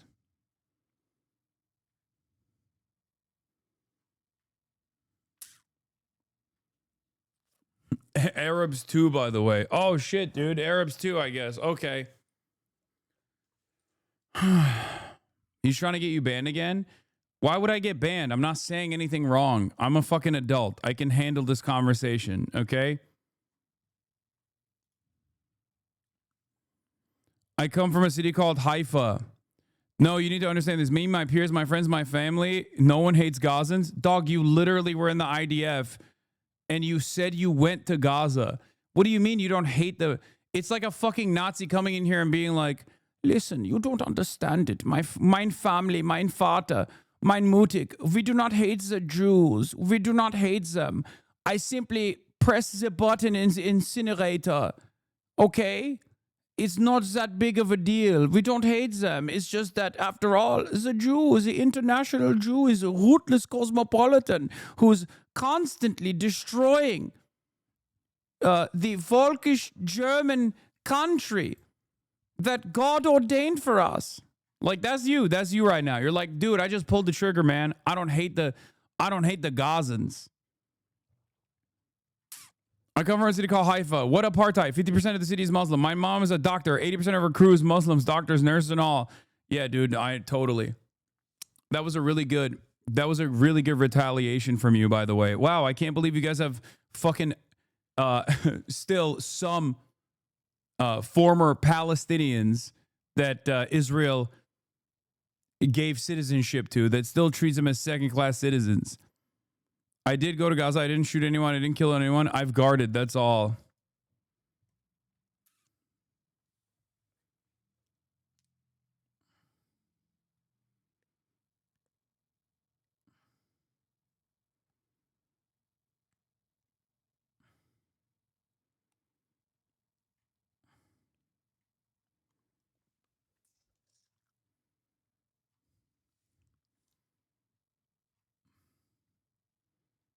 Yeah, I'm just a guard, man. I'm just a camp guard. Were you just following orders, dude? The question is, when the walls are closing in, it's fucking literally $0.00 for you to just like be quiet. And if you're gonna be loud, speak out against the current administration, speak out against Zionism. There are plenty of Israeli Jews in this chat that do the same and have been doing the same since October 7. Why can't you be on the right side? Why do you still have to maintain this fucking weird notion that you're in the right here? Who are you speaking to? No one here believes you. We all see the truth. We all have recognized the reality. And the reality is, the Western world and the Western populations were the only groups on the planet that were duped by this kind of messaging for the longest time. And it's over. And the reason why it's over is because Israel is so fucking cruel and so shameless. And its defenders are so fucking arrogant on national television that they demand absolute loyalty and nothing short of it. And anything short of absolute loyalty is, you are Hamas, you are Hamas, you are terrorist. Antisemitism. So it's done. It's done. It's over. And it's crazy that you're just like still trying to argue against a dead position.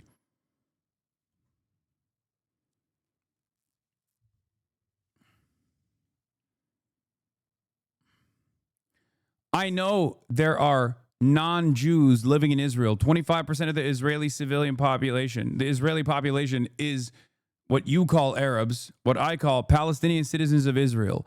I know that, okay?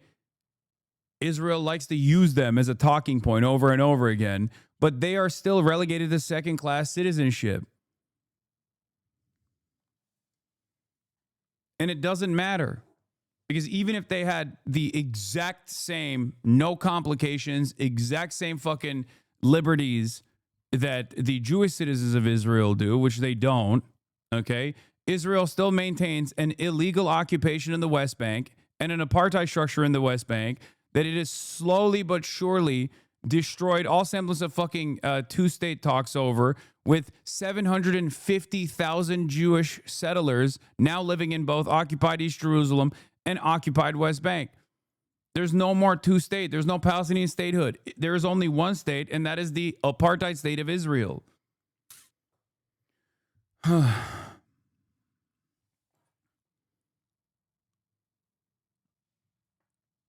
A total of 5 million Palestinians. Now, those numbers are smaller, of course, because of Israel's genocide. 2.5 million in Gaza, 2.5 million in the West Bank. In the West Bank, it is apartheid. Okay, it is a slower version of ethnic cleansing. And in Gaza, it's genocide. That's it. But the reason why you're talking to me like this, I think, is because instead of immediately going, you are terrorist, you are Hamas, is because you must have some questions about this. The reason why you're coming in here to have this conversation is not because you love debate, because I think most Israel defenders don't do that anymore. Okay? There's got to be some fucking doubt in your heart.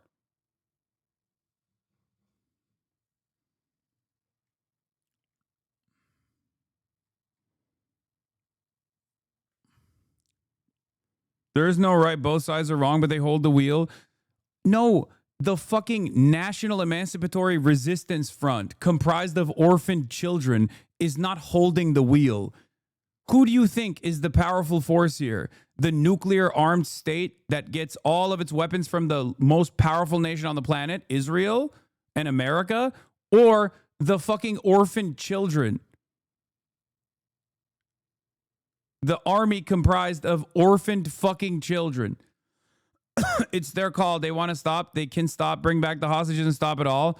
Yeah, again, this is also wrong. They have quite literally put up numerous ceasefire negotiations. On October 10, 2023, Hamas said, if Israel does not invade the Gaza Strip, we will give back all of the fucking hostages.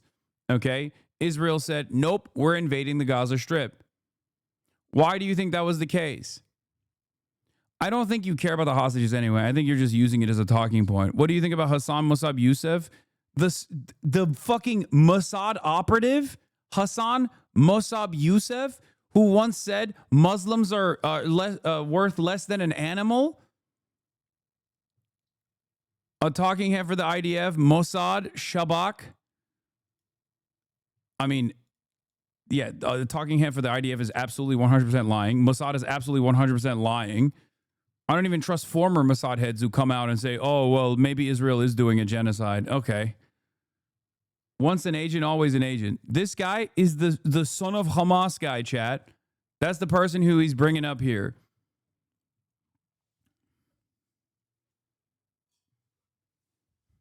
You know about the Holocaust. Hassan Mossab Youssef is worse than a fucking capo.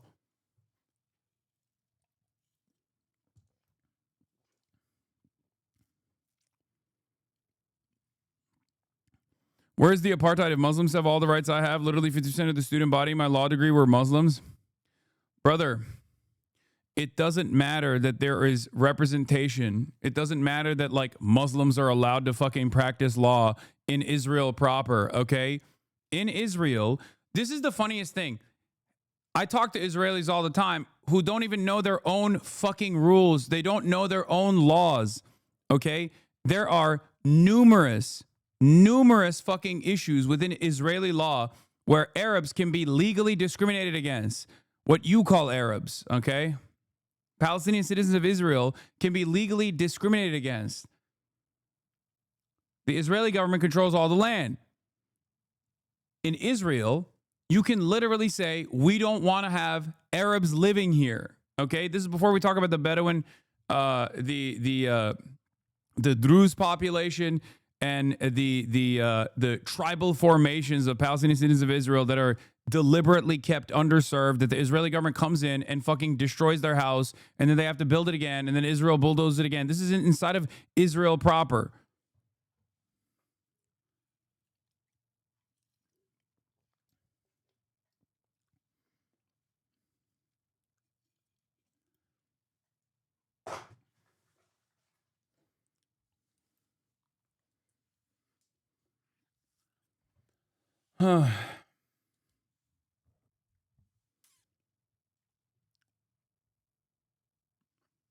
Palestinian citizens of Israel, when Iran was fucking striking back against Israel, Palestinian citizens of Israel would be denied entry into fucking bomb shelters.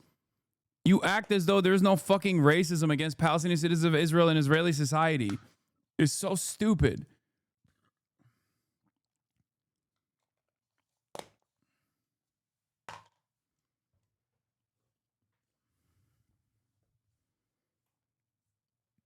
Yeah, 5 million Palestinians, no, more than 5 million, 15 million Palestinians can't even set foot into Israel, their homeland. Yeah, no interfaith mixing. Yeah, you can't even get fucking interfaith married. And this guy's like, no, you don't understand.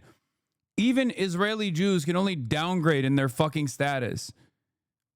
If an Israeli Jew in Israel proper falls in love with a Palestinian living in the fucking West Bank, that Palestinian in the West Bank can't come into Israel. And you're over here being like, there's not an apartheid.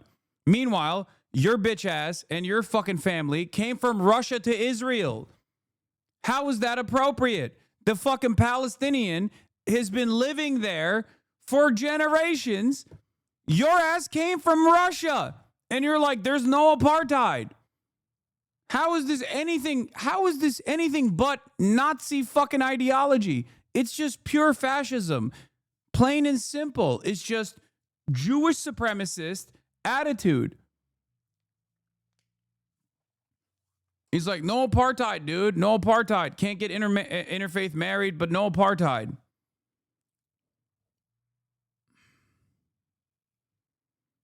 Another question, do you think Israel shouldn't exist? Oh, dude, easiest fucking question of all time. Israel is built on the principles of Zionism, okay? Which is, as I repeated, a Nazi ideology. Asking me if Israel should exist is like asking, should Nazi Germany exist? Should apartheid South Africa exist? No, the answer is no. No state has a right to exist to begin with, okay? We're going to talk about that. People have a right to exist. This doesn't mean I'm in favor of like fucking mass deporting all Jews that currently live in Israel. I'm not saying that at all. I don't believe that that is just. I think that that would be very immoral and cruel. Okay?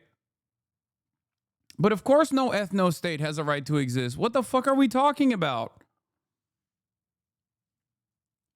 The problem is Israel does not entertain the notion of equal rights and equal representation for Palestinians. Okay? Because whenever I bring that up, you and other people immediately turn around and say, whoa, whoa, whoa, whoa, you just want the Holocaust to happen to us, the Jews. It's ridiculous.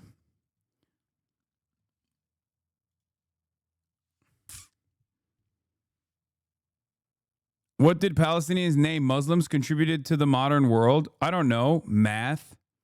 Medicine? Are you so fucking stupid and Islamophobic? I guess you are right. They are. Yeah, Israeli schools are as R-worded as other schools if you don't know about the fucking golden age of Islam.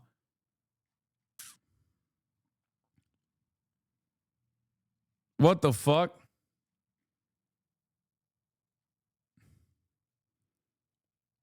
Yeah, madrasas, also known as universities, preservation of a lot of fucking scientific literature. Is that good enough? Do you think people shouldn't be fucking ethnically cleansed? Just unconditionally? Can you say that? Why is Tel Aviv the mecca of LGBTQ essentially? Modern world, aka 21st, Hasan? What do you mean? You think the golden age of Islam did not have any contributions? Like the number 0. Also, the fucking mecca of LGBTQ does not mean that you get to fucking ethnically cleanse the Palestinians in Gaza. That's number 1. And number 2, Lebanon is right there, dumbass. The fuck do you mean? There's not a single straight Lebanese person on the planet, okay? They are incapable of being heterosexual. The fuck do you mean? It is the Mecca.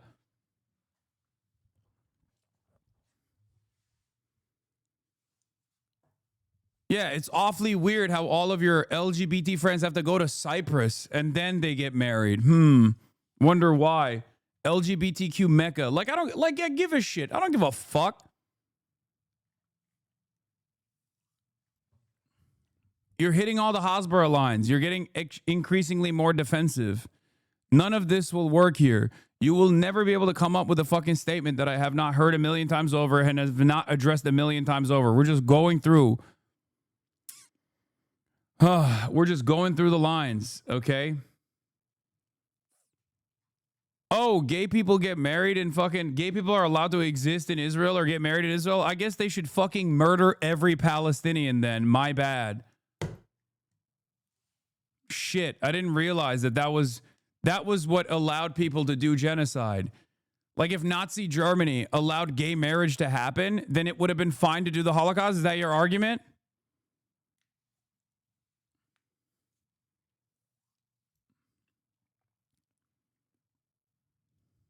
That was the big problem? Gay people are allowed to get married in Gaza? Great question. Does gay marriage allow you to do genocide or not? Answer my question. There's no gay marriage. There's no fucking officially recognized gay marriage in Israel, okay? They only recognize it if you do it elsewhere. Should we nuke Tel Aviv? I don't think so. But even if they were, even if it was the gayest person on the fucking planet, it was the gayest place on the fucking planet, why do you think that this gives them the right to fucking ethnically cleanse Gaza? And also, the only fucking anti-LGBTQ provisions like the anti-sodomy laws that exist in Gaza are holdovers from British Mandate Palestine. And I believe the West Bank has been, the West Bank has never had any sort of homosexuality. Homosexuality was decriminalized in the 18th century when Palestine was under Ottoman rulership, for the record. In the Tanzimat era, the Ottoman Empire, which Palestine was a part of, okay, had decriminalized homosexuality. When the British came over after World War I and took it over, they actually criminalized homosexuality. The Gaza Strip still has that colonial remnant in its rules. Not that it fucking matters, by the way. None of this matters.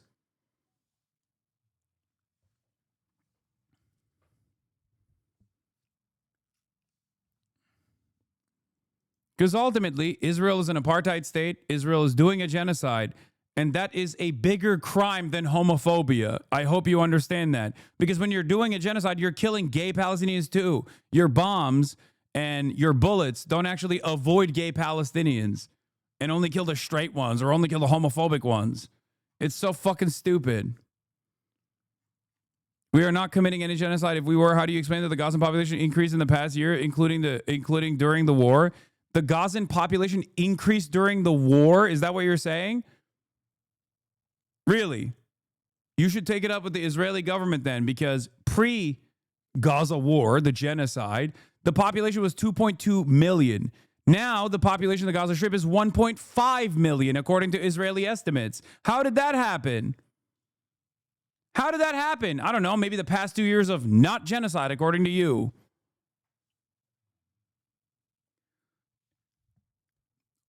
I hope one day you will realize that you are just verbatim doing neo-Nazi Holocaust denial in real time. And the major difference is this time we can see the Holocaust with our own two fucking eyes. It's not just like genocide is the crime above all crimes, okay? To begin with.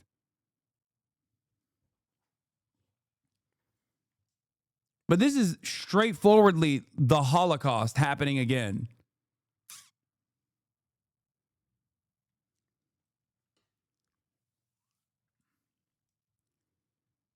Calling you a Hamas or a terrorist, so I guess props to him. I know. It's been a while since I've actually talked to someone who's a defender of Israel who doesn't just come in here to be like, you're Hamas, you're a terrorist, and I hope you die or kill yourself, or one day I'm going to come to your house and kill you. Because like that's usually what I'm used to. That's why I entertain the fucking Hasbara lines piece by piece. Literally the first time I've encountered in a long ass fucking time.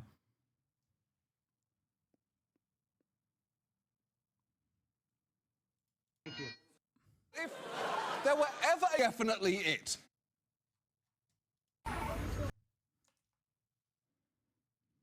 It's crazy to be like, yeah, guys, I came up with it. Like someone went into the lab. Okay, someone went into the lab and was like, we're going to cook up the greatest defense of Israel. Everyone has seen the starving children. Everyone's mad at Israel. But just you wait. Actually, the child is disabled. We're starving disabled children. How is this a defense of Israel? You have to be out of your fucking mind. Like you went back to the fucking lab and this is the best you cooked up. The situation is worse. We're not just starving children without disabilities. We're starving children with disabilities as well. Oh shit, dude. Fuck. Why didn't I think about that? No, I was aware. I was aware that Israel was doing this, but thank you for the confirmation, I guess.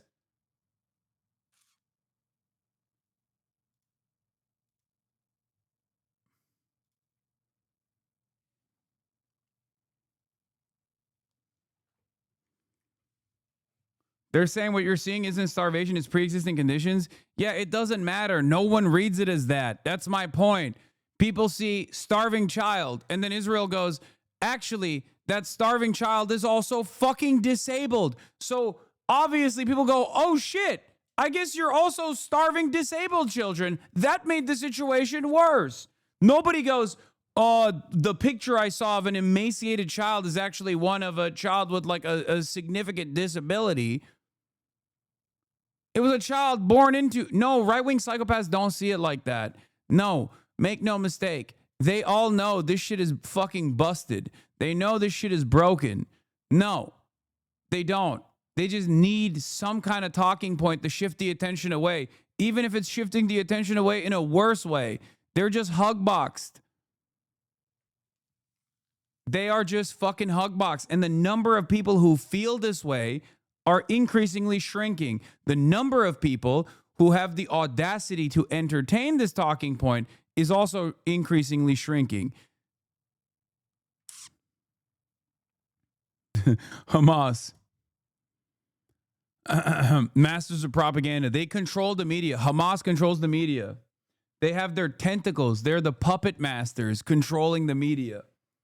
Bro, the one thing that Israel hasn't done in terms of like anti-Semitic tropes is basically like the greedy merchant.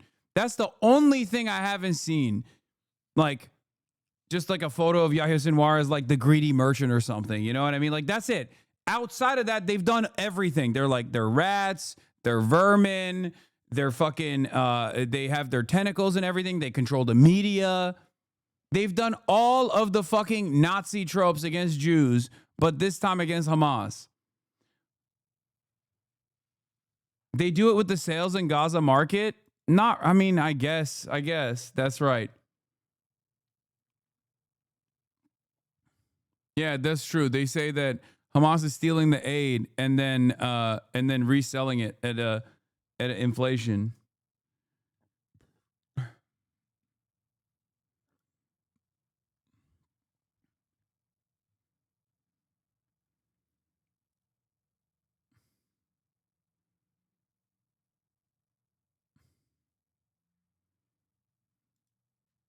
Howard Libs this delusional, man. Oh my God, the Stacey account is so fucking annoying.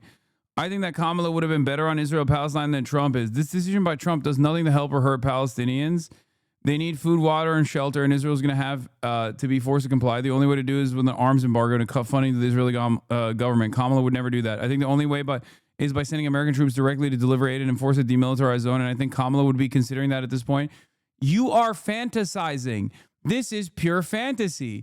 Kamala Harris, who would do that, would at least as a private citizen say something about Israel's genocide. It's been 7 months now. Yeah, she'd be considering that. I love liberals. Okay. You want to know why I love liberals? Because even in their fantasies, they can't say Kamala would take action. They still say Kamala would be considering that. Even in a liberal fantasy, they still can't get themselves to say that a fucking Democrat would ever take action. They would just be considering it. You made up the hypothetical. You might as well say Kamala would nuke Tel Aviv at that point. Like, why are you fucking still going, she would consider it? It's just made up. The probability of that happening is the probability of Kamala Harris saying we're going to nuke Tel Aviv, okay?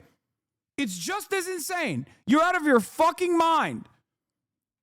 But it's so funny that even within the fantasy, it's like, well, Kamala would be thinking about how to implement the best course of action, and she would be tirelessly thinking about how to do potentially a ceasefire.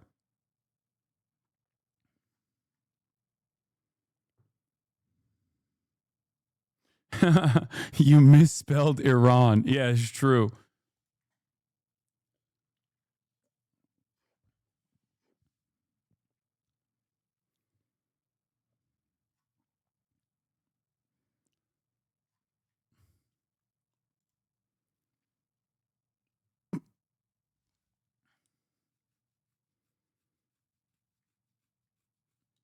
I hate that well-fed mother shit so much. Adults have more resiliency to starvation than goddamn growing children. That's just a well-known fact. What the fuck are we talking about? You have actual parents and grandparents opining on Palestinian children like they're not just human children. Half of these motherfuckers have their custody rights, should have their custody rights taken away. Holy shit. Oh, 100%.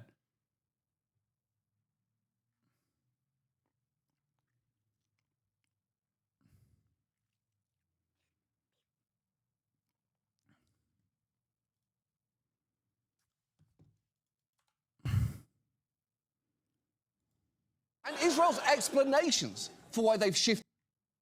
World Food Programme has said of Gaza nearly 500,000 people are facing famine-like conditions, including Amnesty International. We've seen this part. On the mistake that delays our victory. And his finance minister has said... Oh, yeah, we saw the last part. She even qualifies her statement instead of, I think. Yeah.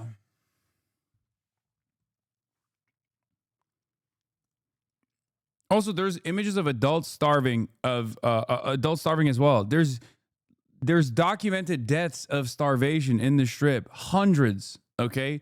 Hundreds of documented deaths of starvation in the Gaza Strip. Anyone who fucking denies this is a Holocaust denier. It doesn't matter that at this stage, it kind of feels like there's more of a permission structure to deny this Holocaust. is bullshit. And for the record, the aid drops are not enough, okay? There are still deaths due to starvation in the Strip every single day right now. That's how famine works. You can't just for months and months, you starve the Strip. Eventually, the stocks run out. And at that point, when the stocks fucking run out, people are starving. And slowly but surely, death starts happening. It starts piling. And then even then, when you try to go back and like feed people, there's also refeeding syndrome. This is literally something that happened to Holocaust concentration camps when they were liberating the camps, okay? There are people who died of refeeding.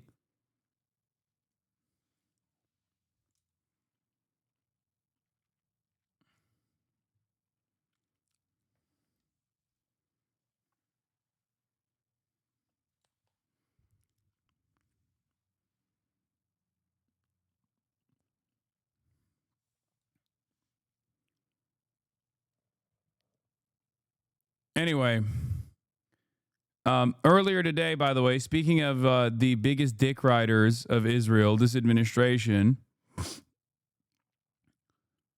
Netanyahu also moved to fire the attorney general prosecuting him for corruption. And also, Netanyahu has decided on full occupation of the Gaza Strip, according to reports coming out of Israel. But make no mistake, the administration is working tirelessly to do what, you might ask? Oh, that's right. Make the situation fucking worse. Earlier today, the Trump administration said that they're doing an anti-BDS clause on fucking FEMA. Okay? If you want aid relief, you cannot protest Israel. 4 hours ago from Axios. States that boycott Israeli companies will lose disaster relief funds, DHS says. The Trump administration said states and cities that boycott Israeli companies would be ineligible for disaster relief funds. President Trump is, by the way, this already exists in the state of Texas, just so you know. The woke America First red state of Texas. In the woke America First free speech defending red state of Texas, you have to sign a loyalty pledge if you want to work in the fucking public school system, for example. You have to sign a loyalty pledge, not to America, but to the state of Israel. Okay? Also, in the big, beautiful, bold America First red state of Texas, towns and localities that want to reappropriate funds back to themselves as opposed to sending them to Israel have been threatened by Governor Greg Abbott with shutting off the money faucet from the actual state government. They've been called anti-Semitic for demanding that millions of dollars that they send to Israel yearly go back to their own infrastructure. Okay?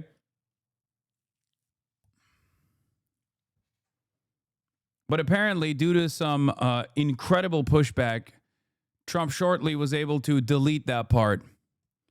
There's no FEMA requirement tied to Israel in any current NOFO. No states have lost funding and no new conditions have been imposed. FEMA grants remain governed by existing law and policy and not political litmus tests.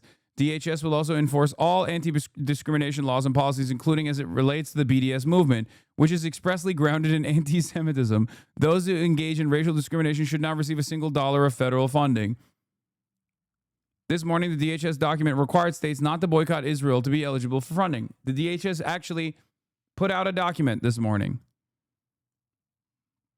As of about 10 minutes ago, the document was updated to remove this exact language after the outcry. Here it is.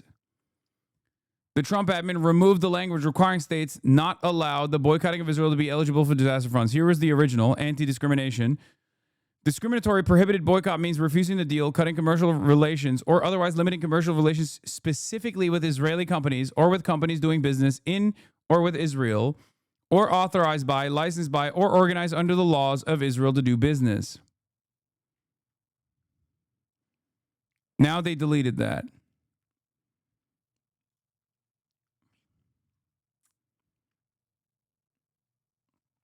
But they actually didn't delete it, for the record. Make no mistake.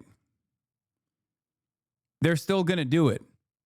And Sagar is right. Okay, after speaking with folks here, here's what's going on. An original guidance from DHS explicitly stated that federal disaster funding was barred from states that allowed boycott of Israel. The White House changed this explicit language after widespread outcry, but the DHS tweet makes it clear the admin reserves the right to deny these funds on BDS grounds based on the Anti-Boycott Act.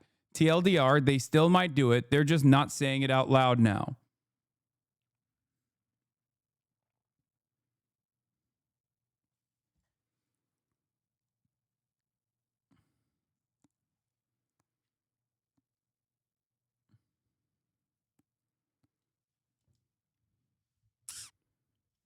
We're going to get burned to a crisp in the LA wildfires because I refuse to eat boo-boo-ass Sabra hummus. Yeah, you have to. You have to eat Sabra hummus. If you want FEMA to give you disaster relief funds, you have to eat Sabra hummus. You have to say Sabra hummus is the best kind of hummus.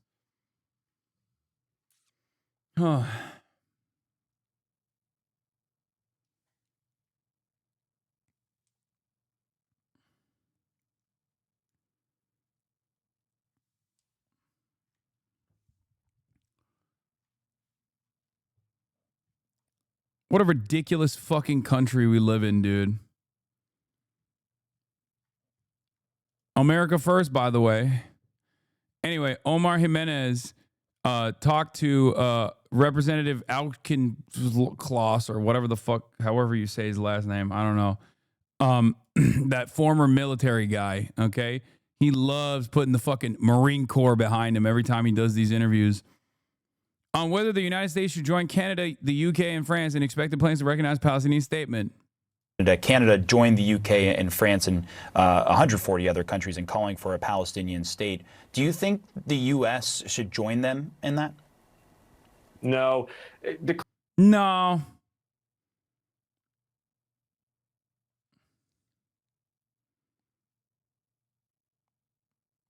No.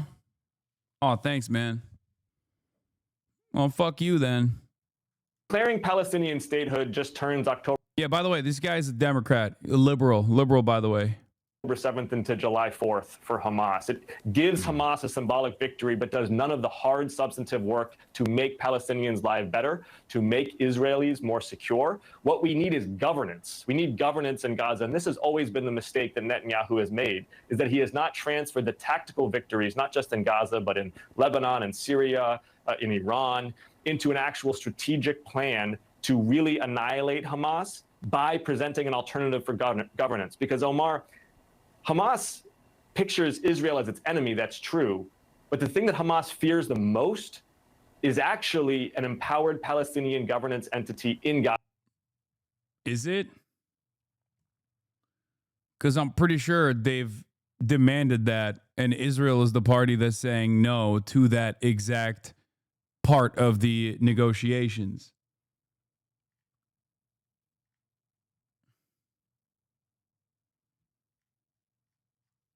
I don't know. I mean, you're a Democratic congressperson. You have, I assume, more access to information than even I do.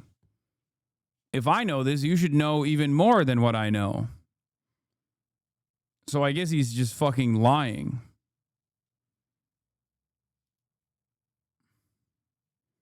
Yeah, it isn't raised enough that even Hamas's position is currently less extreme than the Israeli government's, which refuses to entertain Palestinian statehood and so coexistence in any form. This should be a major issue, a major focus to counter the popular Western view that Israel is the moderate party here. Okay, this is from History Speaks. In the current negotiations, Hamas has made it abundantly clear that they'd be willing to relinquish power and disarm in exchange for a Palestinian state on the 1967 borders. This is consistent with their long-term stated policy. For ideological cover, they may call this a hudna, a 100-year hudna, or whatever the case may be, but it doesn't matter. Nobody knows what the world, Palestinians and Israeli culture, etc., will look like in 100 years. What matters is that they are willing to disarm and relinquish power in exchange for a two-state solution.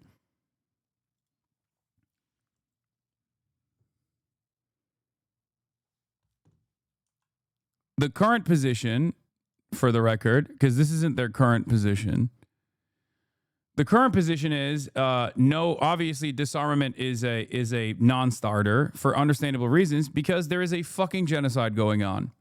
Okay, Disarmament is a non-starter for understandable reasons. There is no sovereignty without a standing military, especially when your people are being fucking genocided. It's ridiculous.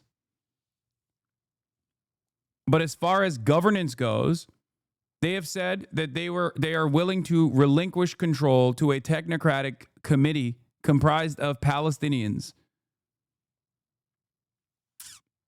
Israel doesn't even want that. Israel doesn't even want Fatah-backed Palestinian Authority to exist.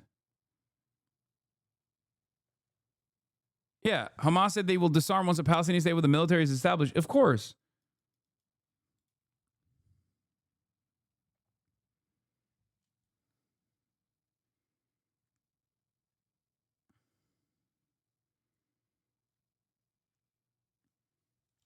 Israel does not want a two-state solution. Israel just wants Israel, greater Israel. That's the only thing they want. Okay? That's it. Israel just wants greater Israel. That is their project. They're not even hiding it. They're openly stating that that is their fucking project.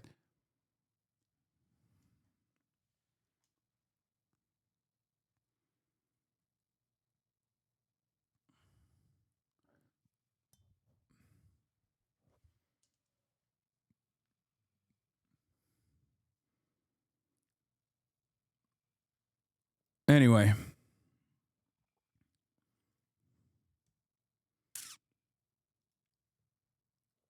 Now, let's get to the fucking dumbest person in America, Bill Maher, and what his takes are. That was an anti-Semitic thing to say 2 years ago. I mean, it was an anti-Semitic thing to say that Israel's an apartheid state 2 years ago as well, or even longer than that. Like, before 2021, when I said Israel's an apartheid state, people would be like, that's fucking anti-Semitic. Post 2021, the permission structure expanded to come closer to the truth. Yeah. Also, if you want to know about starvation, here is on June 5th, Minister of National Security Itamar Ben-Gvir smugly boasts about his policy of starving Palestinian abductees held in Israeli concentration camps, so-called prisons, filmed at a large right-wing rally in Jerusalem. Itamar Ben-Gvir said, they come in fat and they leave thin. Itamar Ben-Gvir himself is a fat ass too, but...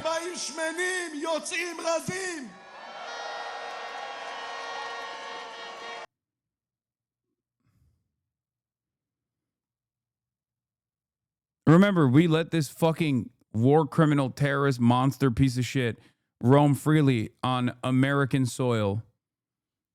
And as a matter of fact, tried to prosecute people who protested his attendance at some of the top institutions in this country. Kamala Harris, who is it? These are some of the young progressives in the party on who should lead Democrats. I really like AOC.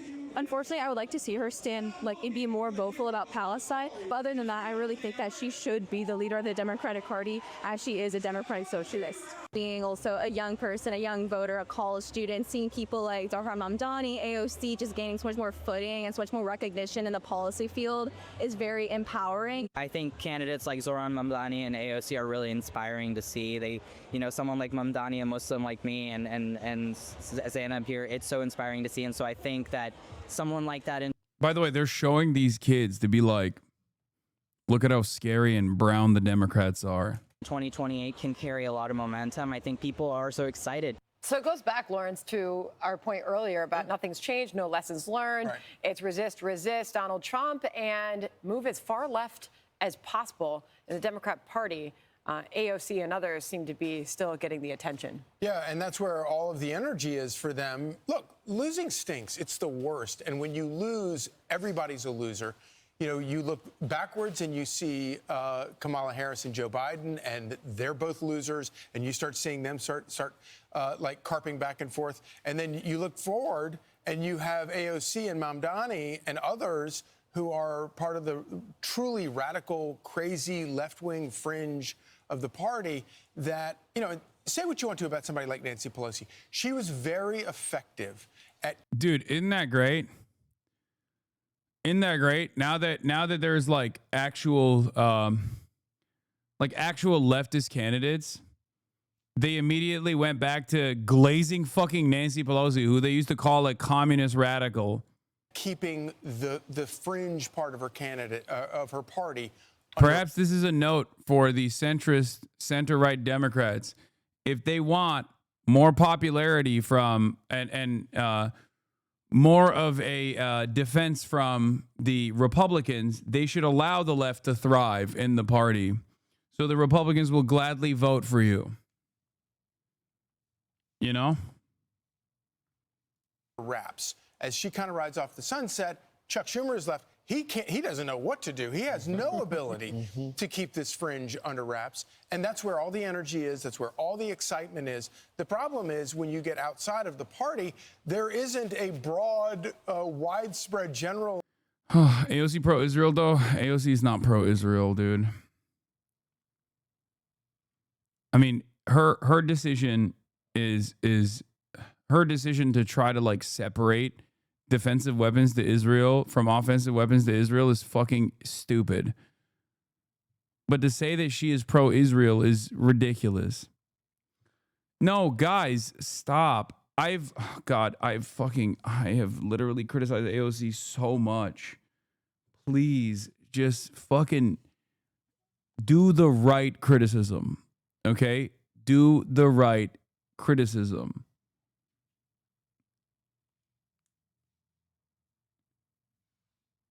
Either she doesn't believe that Israel is doing a genocide, and that's the reason why she wants them to have defensive weapons capabilities, or she thinks Israel is doing a genocide, which I have no reason to believe that she doesn't believe that, because she said it on the fucking floor of Congress at a time when it was an unimaginably costly thing to say as a national candidate. Okay? It's the truth, but that should not, make no mistake. It's the truth, and every politician should say it. You're crying because you're scared of chat. I'm so scared of chat that I spend hours upon hours yelling at my chat every single fucking day.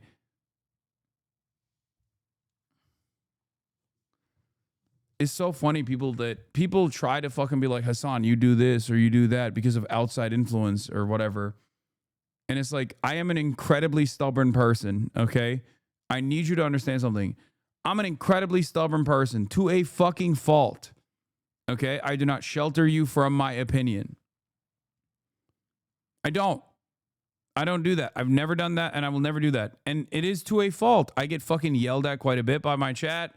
I get yelled at quite a bit from former chatters who now hate me. I get yelled quite a bit by people who fucking despise me and have always despised me because they think my worldview is scary.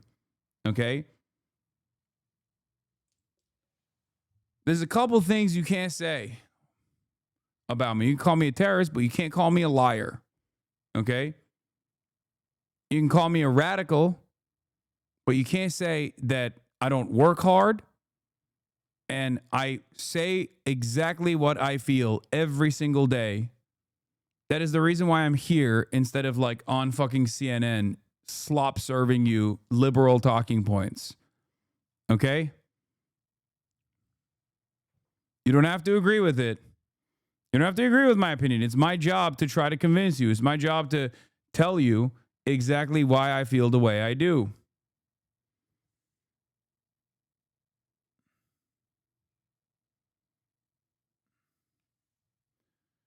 Cut out AOC, dog. There's no accidental voting in a genocide. I'm not saying that this is not worthy of fucking yelling at AOC over. I'm just not in the AOCIA camp. Okay? You have to, no matter what, you have to judge politicians on a curve. You have to grade them on a curve. Mamdani is a way better Dem progressive representative. I agree. But we haven't seen what Mamdani is going to look like yet. So far, you're right. 100%.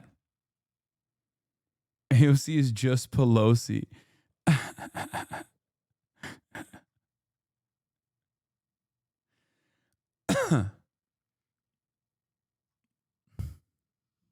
AOCIA. Don't fawn over politicians. Don't develop parasocial relationships with politicians. Use them. Okay? They're there for you to use them. They're there to be your servants.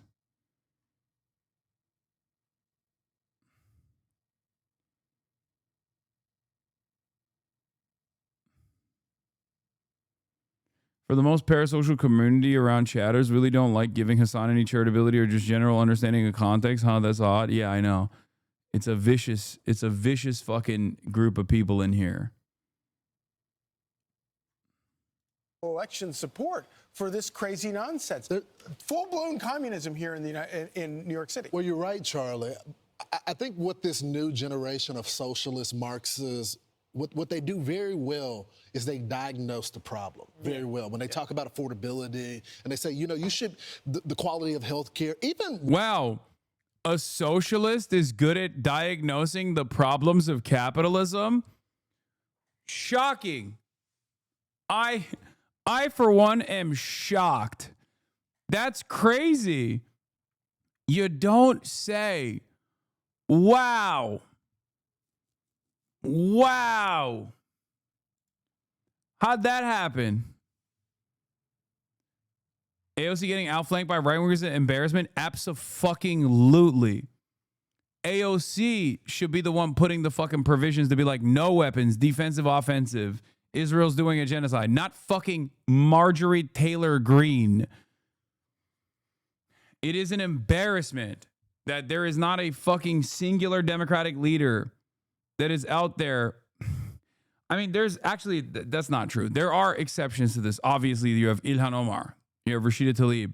You even have fucking Al Green.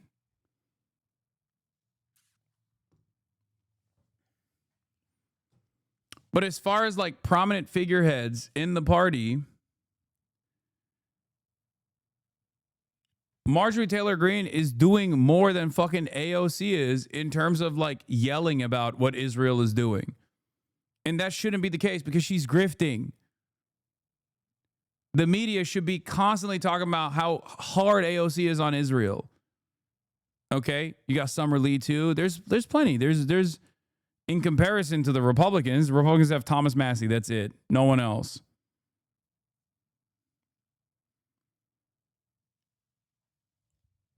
If AOC was this like clever, conniving, cynical politician that many present her as, she would be actively banging the drums, and she should be regardless.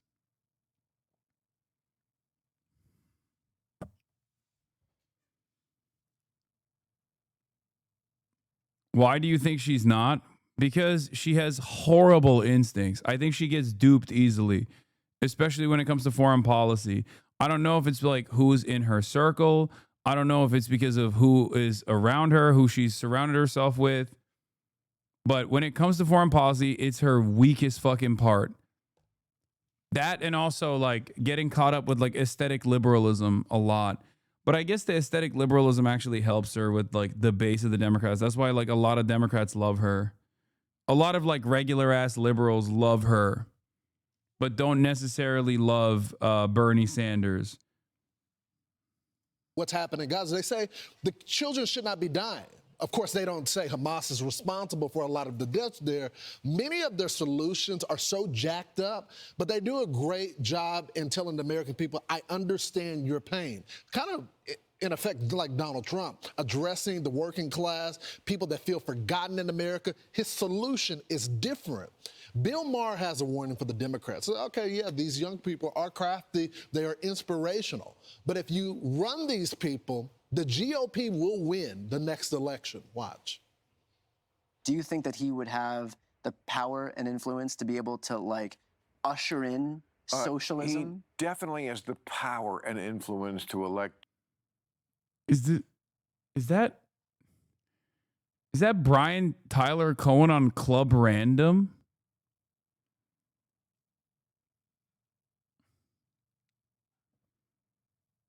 J.D. Vance or whoever is the Republican candidate next time.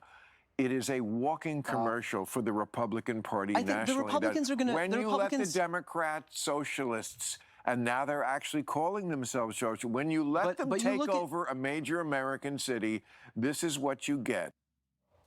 You know, if you're engaging with a psycho who all they care about is controlling you, they're very good at diagnosing problems. They're Bro, they sound like libs. They're doing the fucking liberal therapy speak shit.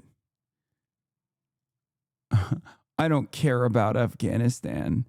It was my own personal Afghanistan every time my father turned the key to the door.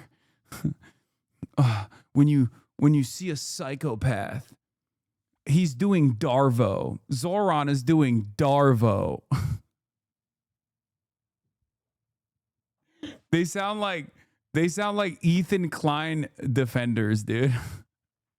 Which is ironic because like all of that shit applies way better to fucking Ethan Klein himself, or in this case, Fox News.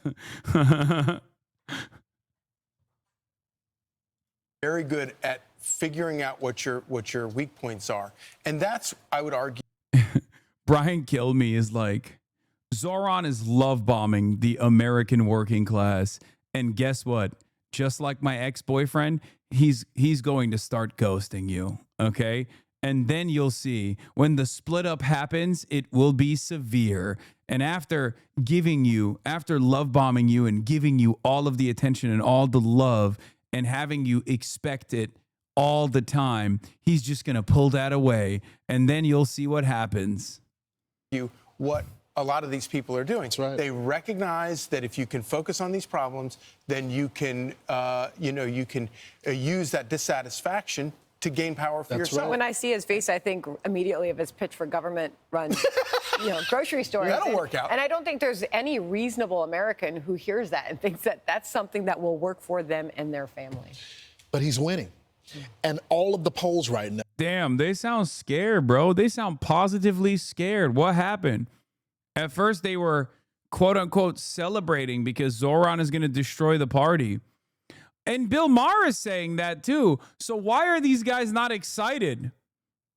Why are these Fox News commentators not excited that Zoran is going to destroy the party? What is happening? If you take Sliwa out of the polling, he still wins. If you take Adams out of the polling, he still wins. If you take Cuomo out of the polling, he still wins in New York City. This is supposed to be the financial capital of the world, and people are willing to elect a... Yeah, it turns out that, well, ironically, there's still plenty of finance people who are also, lower level finance guys who are in dire need of assistance.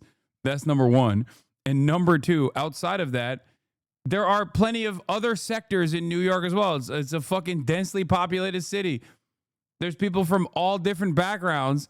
And guess what? They all like free buses. They want fast and free buses. They want a fucking rent freeze. They like it. Yeah.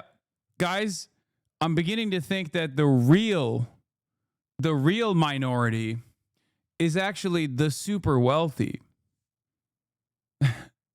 It turns out there's not that many of them.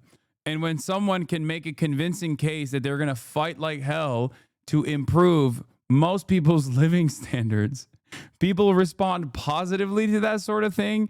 And I cry foul. I think I'm going to blow the whistle on this. I'm crying to the referee. Excuse me, what about the rules? You're not supposed to do that.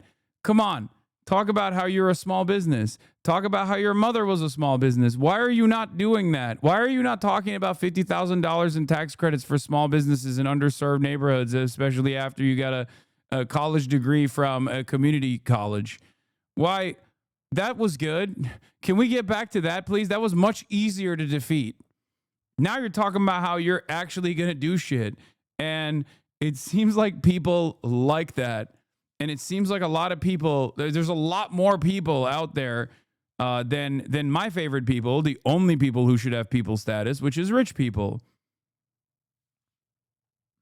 Socialist. And, I don't want them to win. I hope people wake up. But I think this will be the next mayor of New York. And the question is, what are we going to do about it? Yeah, it'll be terrible for New York City, but Republicans will be able to run on this issue for as long as that guy's around. Yeah. And it's going to be a huge boon for Republicans. Like, make no mistake, Zoran is a socialist, sure, but none of his policies are fucking implementing socialism.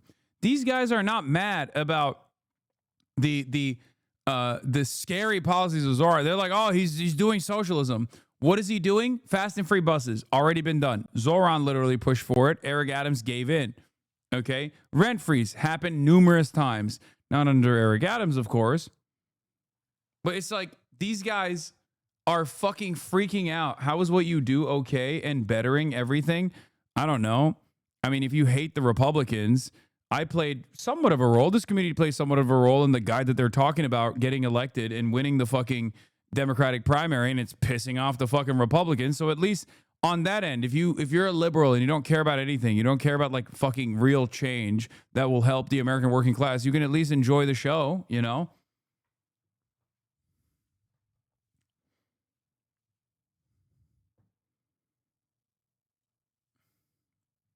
Don't you think? And conservatives around the country, and New York City is going to pay the. I will say this finally, when it comes to Bill Maher, it is so refreshing to see, once you remove the TDS, the Trump derangements, how you're able to look at the landscape and think logically. Bill Maher is still liberal. He's still a Democrat at heart. No, he's not. But he looks at the deck much differently now that he's met the president. Can you explain why you criticize the small business support talking point? Because there are look, every small business is not just owned and operated by one person. Usually, when you think about it, let's say the average small business like hires, 2 people. And that's not the only kind of business, obviously, out there. There are much more workers than there are owners of small business in this country, okay?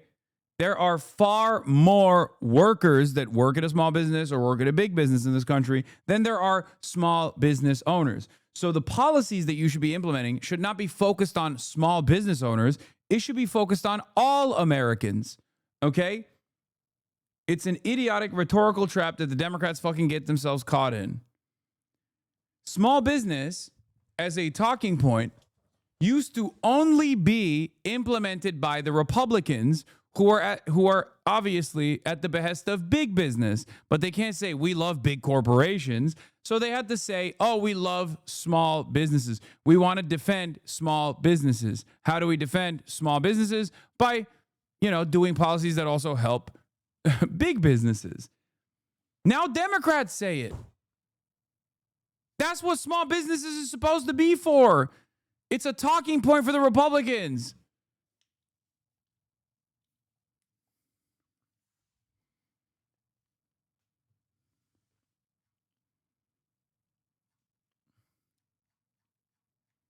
President, he sees what's happening in the country. The liberals can recover. They can find some type of candidate, but they got to stop focusing on Donald Trump. Yeah. You can't look at every single issue and look at the president. You got to have your own policy prescriptions. And so now he's warning them, guys, if you do this, you may get a temporary sugar high because this is this crazy leftist, but you can't run a candidate like that nationally. People don't like you taking their money. Yeah. This is still America. If Bill Maher can see it, it must be obvious. Yep. I'm Steve Ducey. I'm Brian Kilmeade. Meantime, President Trump says he will, quote, substantially raise tariffs on India because the country, he says, keeps buying what he refers to as massive amounts of Russian oil. Uh-oh. Uh-oh. I love that they gave up on beating on Mamdani. Yeah, they've already admitted defeat. They saw the poll numbers. By the way, speaking of Mamdani, there was a really funny thing that happened where Eric Adams, where the fuck is it? I need you to see this thing, okay? Eric Adams posted about the Jewish vote in New York City.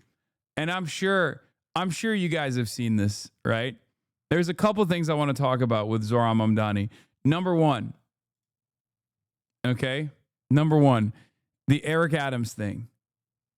Eric Adams War Room Twitter account. Okay, here it is. New poll among Jewish voters. Eric Adams at 25%. Andrew Cuomo at 21%. Curtis Lewa at 14%. Jewish voters are behind Eric Adams. And if you add all those numbers, it doesn't add up to 100%. I wonder why. Oh, that's right. Because they took out Zoran Mamdani from the poll.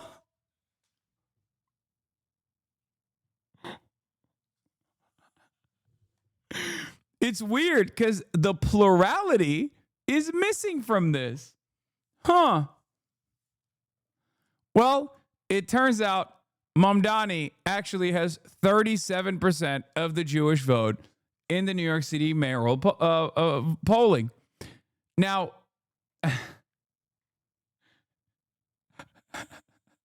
I can't get over that. It's so fucking funny, dude.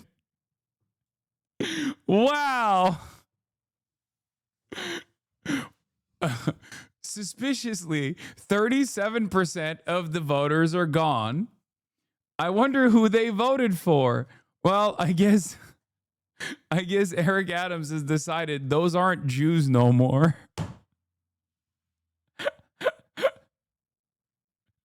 God, I love Eric Adams so much because like even the people that he has hired have the same like the mind of a stupid that Eric Adams has.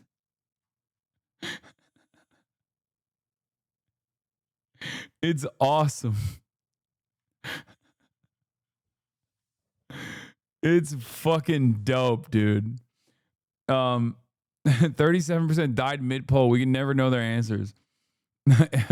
Invented a new way to say the truth. Yeah. No. Oh, you say those Jews must be really anti-Semitic? Well, guess what? That is unironically the argument that people are making, as a matter of fact. Okay? So you're not wrong. We're now officially at the stage where Jews who are voting, the New York Jews who are voting for Zoran, actually also are a part of the problem. So they're saying the plurality of Jews that are voting for Zoran Mamdani are also self-hating Jews, which is not even a joke anymore. That's like a real thing that people are fucking saying. I saw that. I'm sure you guys saw that fucking viral Twitter post of we got to burn the village to save the village ass Twitter post that someone made about in the aftermath of this poll. Someone was like, yeah, actually, the Jews in New York are wrong. This is hilarious. 2 recent polls by GQR Research and Zenith Poll show Mamdani with a commanding lead among Jewish New Yorkers, but rather than cite them, Liam Stack frames the question as ontologically unknowable and ignores them. GQR was commissioned by a pro-Israel lobbying group, by the way. It is difficult to determine how many Jewish voters supported Mr. Mamdani because even in New York, the Jewish population is too small to be measured with precision by most polls. Oh, here it is. They've reached we have to destroy the village in order to save its stage of the anti-Semitism discourse. Here is Melanie Phillips, columnist of the Times of London. Zoran Mamdani leads among Jewish voters by a 17-point margin in the race to become New York City's next mayor. Mamdani, a Shia 12er Islamist, will bankrupt and Islamize New York and pose a threat to his Jewish community. With their Pavlovian reflex to support the Democratic Party and its anti-West, anti-white, anti-Jewish ideological dogmas, it was entirely predictable that before long, these U.S. Jews would themselves become a threat to the Jewish people. The moment has arrived. It's crazy how much you can get away with, like how racist you can be, as long as you claim to be defending Jews. You can literally be like the most anti-Semitic person. And still, as long as you're defending Israel, it's fine. Okay? Like this right here. This entire statement is unimaginably racist. Not that it fucking matters. Nobody cares about this anymore. Okay? No one fucking cares about racism. There's just no care or consideration.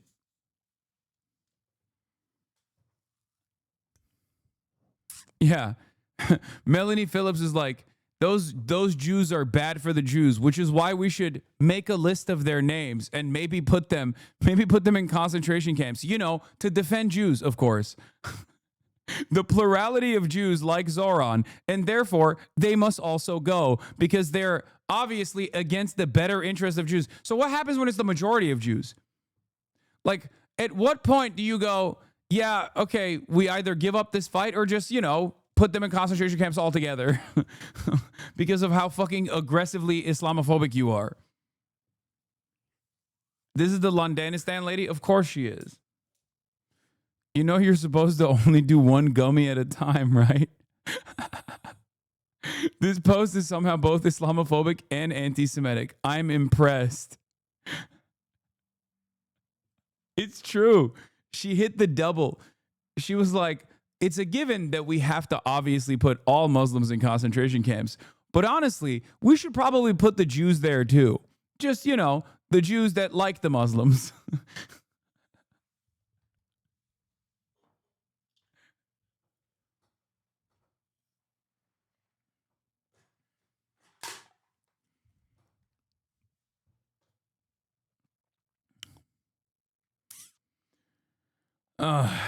Yeah, this was funny. New York Post also had a hit piece on Zohran Mamdani. I'm not obviously showing that to you. I'm instead showing this joke because the real hit piece is like probably going to do his campaign. I'll be honest. The real hit piece that the New York Post came up with Zohran, it destroys him. It's over for him. It's straightforwardly over for his career. Okay. Oh shit! I accidentally clicked on the link. F in ethics. Zohran Mamdani laughed off stealing a table in college.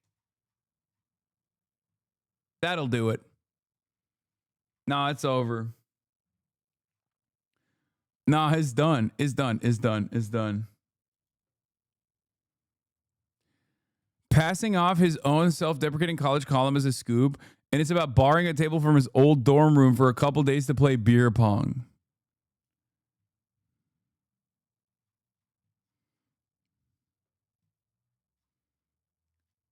Yeah. It's hard. It's hard for me to not see the similarities here. This is the New York Post is doing what that pedophile Israel lolly defender is doing. Zohran Mamdani is 1,000,000% done. Every other week. Zohran Mamdani is 100% done. Zohran Mamdani is 200% done.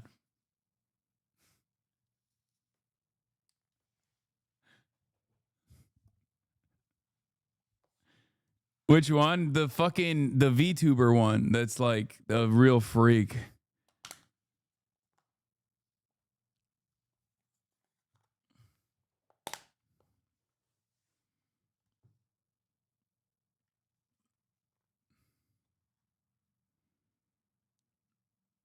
Do you see our goat is super washed?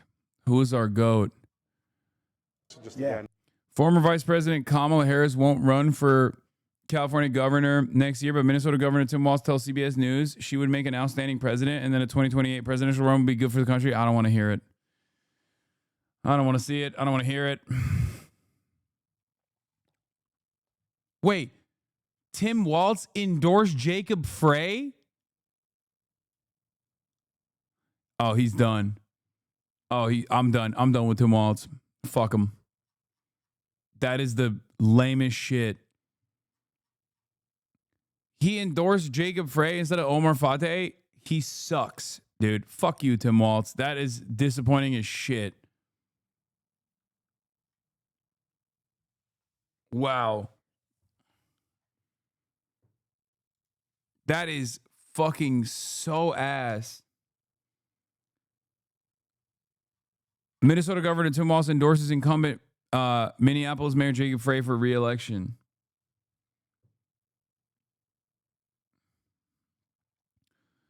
Who's Jacob Frey? Jacob Frey is the current mayor. Has filed a protest with the state DFL party, citing he's the incumbent, as the title suggests.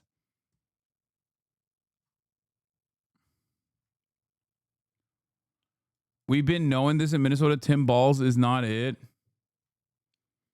Yeah, he's endorsing the incumbent mayor who, like, technically did not participate in the primary, and is like Omar Fateh is the pick for Tim Walz's party. Okay, the Democrat Farm Labor Party has chosen Omar Fateh as its candidate. That is the party that Tim Walz is also a part of. So his own party in Minnesota chose Omar Fateh as the candidate for mayor.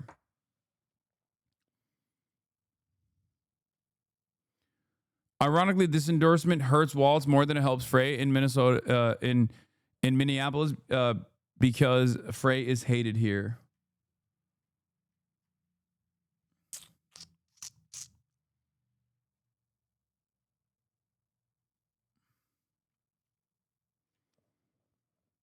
Yeah, I genuinely think this hurts Walz more than Fateh, not because Fateh is so popular that he has zero challenges to overcome, but because Frey is so deeply unpopular.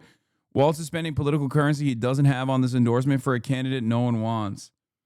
His own party didn't want him.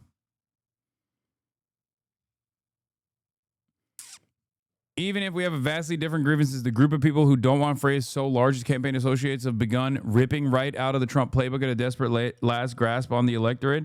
Election denialism is not popular among normies. Frey's campaign associates spend the majority of their time harassing Twitter lefties to please Carol Beckers of the world in the absence of actual policy, and now they're getting dog-walked by not one but two serious challenges, and they're crying and puking. Not to do too much armchair psychology, but I honestly feel like Tim would be a Dwayne Davis guy. It would have been refreshing to see him go that direction. It would have been nice to show solidarity with the DFL and endorse Fateh, but this is a puzzling choice.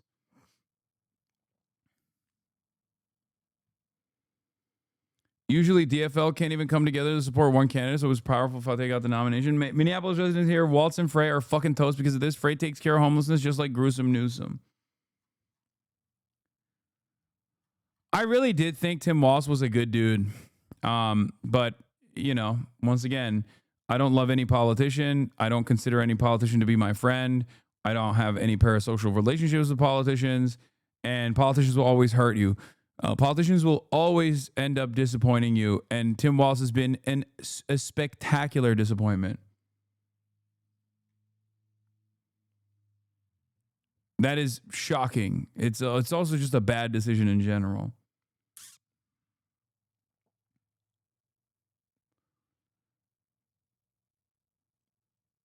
Would you have a sexual relationship with a politician? Only Trump.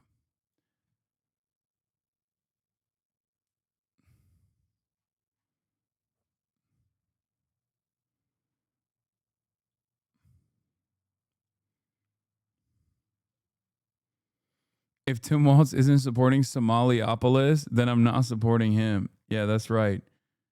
He's there with us, and we're there for him. We want Somaliopolis.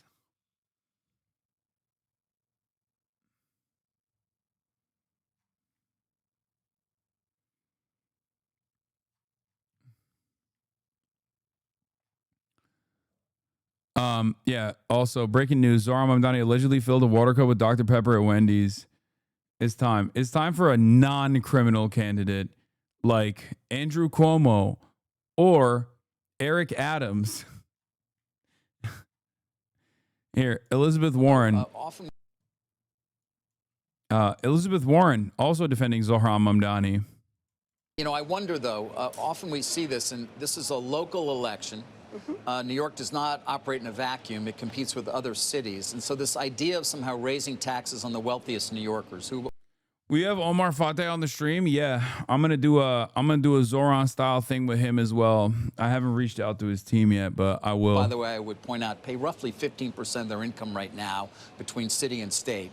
Raising taxes on them will simply drive them away. Shouldn't the focus of a mayor be on delivering services to the constituents of the city and doing that by raising the most revenue as possible without chasing businesses and the high-income taxpayers out of the city? Because they can go to Austin, they can go to Dallas, they can go to Atlanta, they can go to Nashville. This is your issue. It's a national issue, not a local issue. The issue is affordability. Do you know how many working families are chased out of New York City every day because they can't afford housing, they can't afford groceries, they can't afford child care?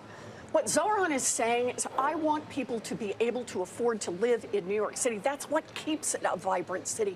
That's what makes people want to live Nobody here. disagrees with that, Senator, but raising taxes in order to do it? Why is that the answer? Oh, dear. Are you worried that billionaires are going to go hungry? Oh, man, I can't believe it. Elizabeth Warren. Ay. It's just like she's so good at times and just so bad most of the time. When she's good, she's one of the top though. Like Lena Khan is a great example. Okay. When Elizabeth Warren is on the ball and she's fucking and she's just like invested in the process, she's so goddamn good. But then usually she's just I can't get a good fucking read on people like this. I just don't understand it. Like, why?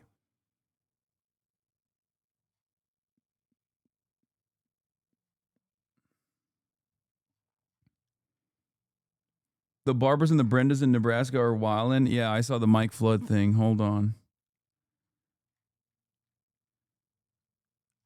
Never forget. What was it? Big Structural Bailey.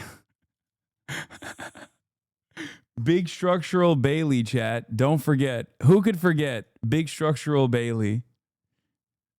It lives in my mind. It seems like a lot of you have forgotten Big Structural Bailey, and I don't like it. Okay? Yeah. Oh, this one was really good too, of course. Elizabeth Warren staffers criticized for getting tattoos that resemble Holocaust numbers. Yo, that shit was fire, dude. That was, dude, the Elizabeth Warren campaign was so funny.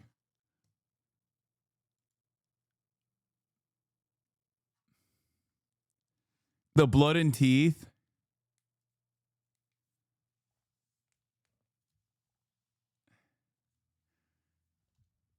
First campaign, first tattoo. Elizabeth Warren wrote out the Liberty Green hex code for us. There's got to be at least one who's still running around with the Holocaust tattoo, you know?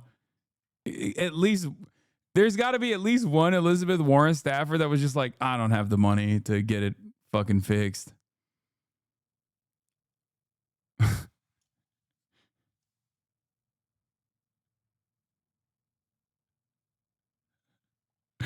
So good.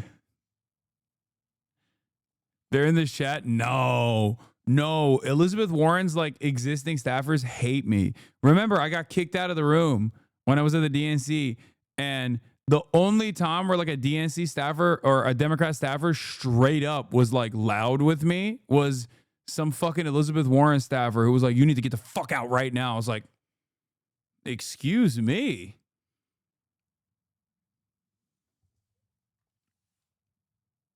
Because I'm a Bernie bro. Yep. With the pepperoni nips. Big Structural Bailey.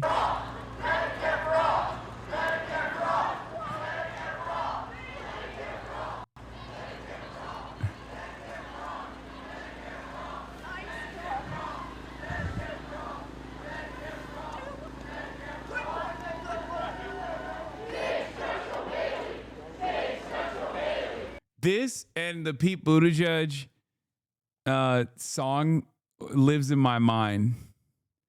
Remember the Pete Buttigieg song and dance? God, what a fucking insane primary season that was. When you have high hopes for a minute.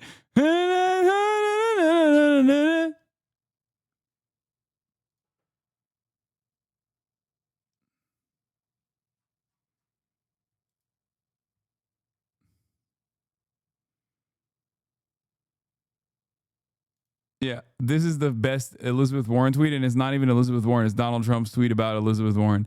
Best line in the Elizabeth Warren beer catastrophe is to her husband, "Thank you for being here. I'm glad you're here. It's their house. He's supposed to be there."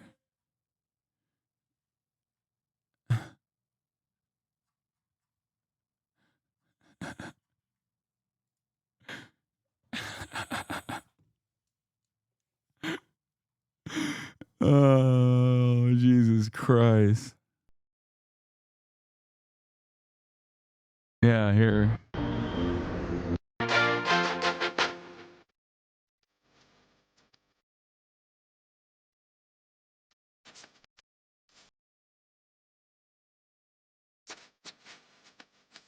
This was my old loading screen.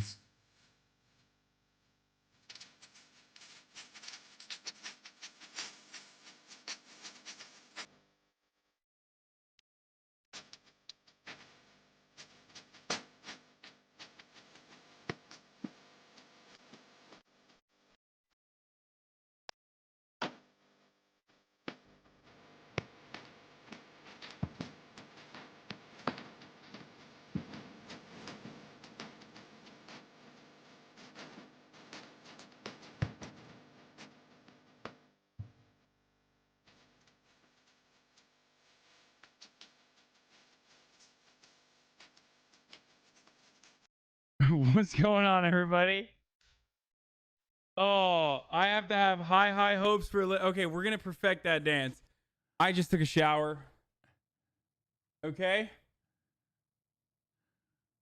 You don't love injustice. You love your father. What's up, Coof Town? Protein. Did you bottle your Coof Town? Let's see if what this user is up to.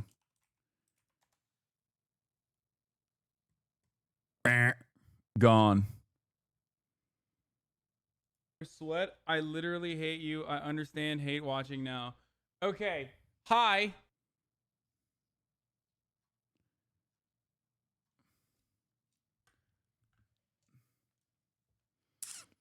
Money changed you, Brody. That's the funniest. 5 years later and you still can't dance. I know. Anyway, let's finish this. No, I'm worried that they're going to leave and spend their money elsewhere. You know, they've threatened to do that over and over and over. And they have. They've left. But here's the thing. And Goldman Sachs, when they create new jobs, they do it in Dallas. And Blackstone won't build a new headquarters. They go on and on. You want to have a workable city. No. You want to have a city. No. Blackstone won't create new headquarters, dude. I guess we just never. You had the OG TikToker haircut? Yeah. I've always been the OG TikToker haircut guy. That's vibrant. You want to have a city where the streets are full, where there are things for sale 24 hours a day. Then you need people who can live here and work Well, we've here. got that right now, Not by the people way. who I have would to point take out an New hour York and a half in. is thriving. So right Well, now it's doing pretty well, actually. I'm glad you think they're doing well because a lot of people are struggling to pay for housing. A lot of people are struggling to pay for groceries. And I got to tell you, mamas and daddies who are facing $25,000 a year to pay for childcare. Those are national issues. I mean, I know they are the local state, but you can't. New York City. Yes, but if you deal with them in that way, by what is always your backup, just tax them more, they will leave. No, the backup is make this city and make this country work for everyone. I get that the Republican point of view is make this country and make every city in this country work better and better for a handful of billionaires and let everybody else eat dirt. But what Mamdani won on in a Democratic primary is he said, I'm going to address affordability. And he didn't win by one vote. No, he won by a lot. It's very much won by a unclear he lot. has the ability to actually do it, by the way, based on the laws and what the governor has to say and what he would actually have to do. You know, I love that as the fallback position, and that is he's fighting for the right thing, but maybe the billionaires will have a way to everybody block wants him. a more affordable city. There's no doubt about that. The question is how you go. I actually do have a doubt about that. The build more billionaires housing. sure don't want to pay their part on this. You build more. Please. Look at this. Republican Mike Flood's comments being drowned out by chance to tax the rich at his town hall. Next slide, please. No taxes on overtime.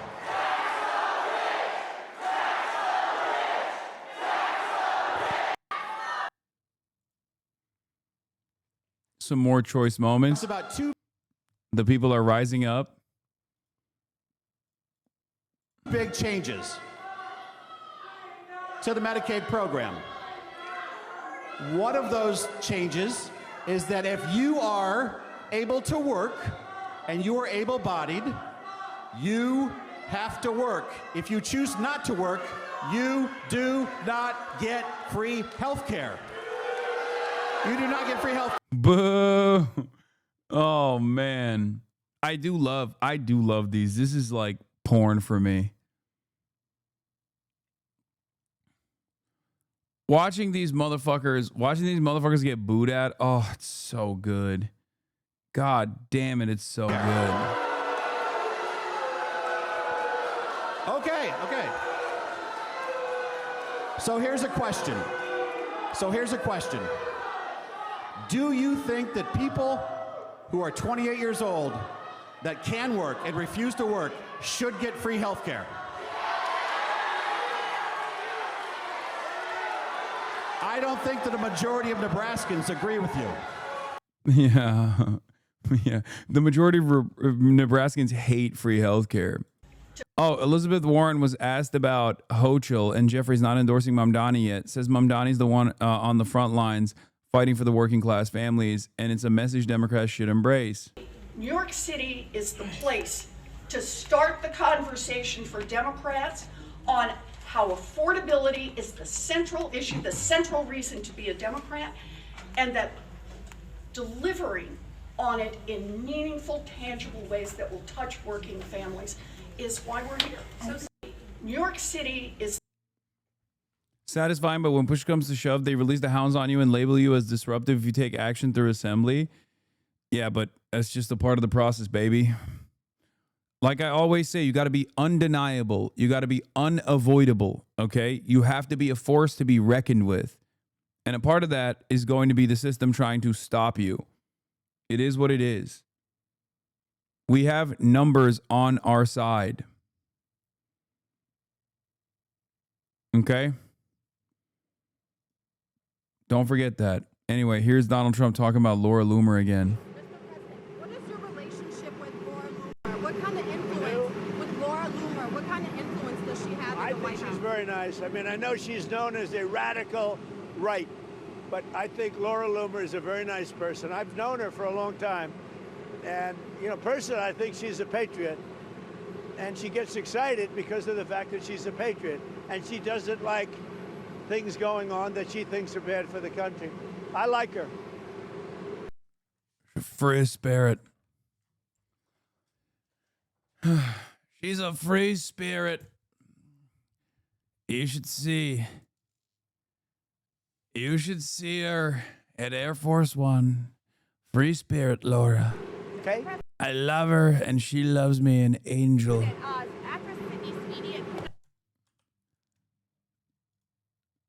Oh, here, by the way, defense of Sammy Gold, Soldier Goy Teller has been initiated once again. He's been duking it out over and over again. He's a liberal. He has had annoying takes in the past, but, you know, I think he's been going through it on the internet, partially because he's actively been saying, you know, Israel's doing a genocide and whatnot. And it's really funny because, like, once again, you got the fucking Gentiles coming after him super hard. Let me see if I can find it. Where the fuck was that tweet? Yeah, he is anti-Zionist. But, I mean, he's a liberal regardless. He's had, like, liberal takes.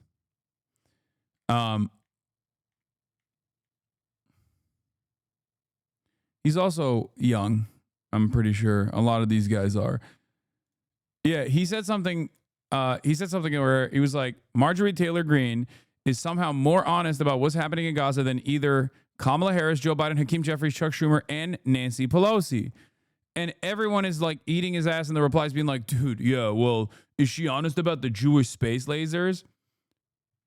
And I said, people are yelling at this guy, but you're failing to realize that Marjorie Taylor Greene can only take advantage of avoidant discourse over a 92-8 issue in the Dem base because, with the exception of a few Democrats, none of them are out there speaking convincingly on this.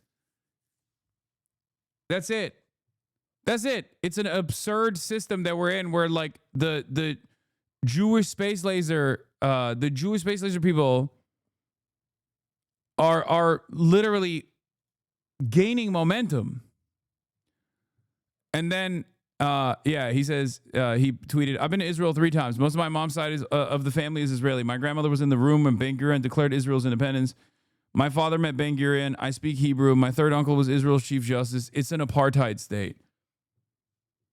And then Drew Pavlov said, imagine hating yourself like this.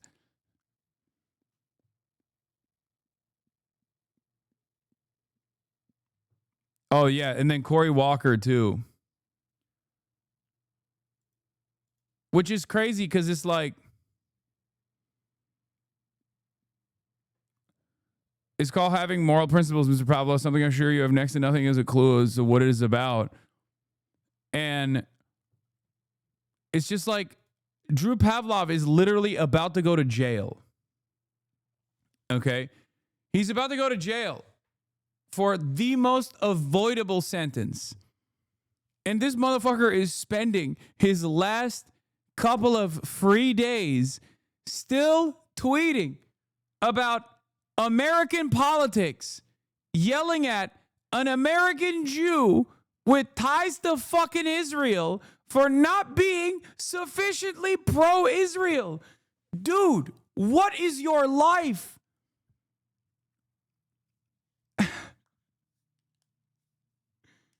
It is crazy, man. He is so fucking committed to getting owned on Twitter. It blows my mind. Like, this is like Dark Side Phil shit, right? He's just like, this is my life. My life is, I am going to be a lolcat. Why is Drew Pavlov still on Twitter arguing with people? Buddy, you are literally going to jail. Why are you not enjoying life on the outside while you still have it? Exactly.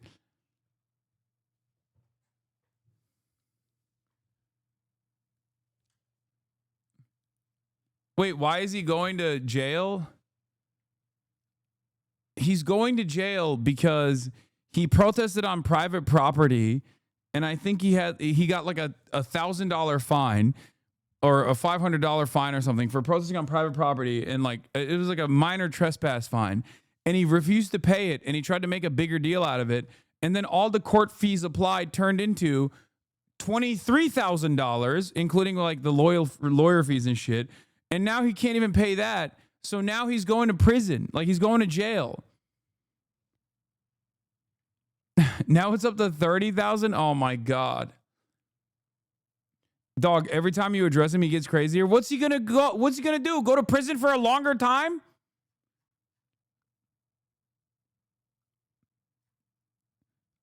Drew Pavlov is the only person I know that is so fucking annoying that an administrative state that agrees with him wholeheartedly still was like, your vibes are so fucked, you have to be behind bars.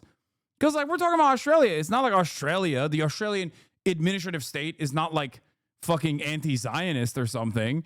They hate China just as Drew Pavlov does, and they fucking hate Hamas just like Drew Pavlov does. He is literally the most annoying, committed, loyal soldier of American empire.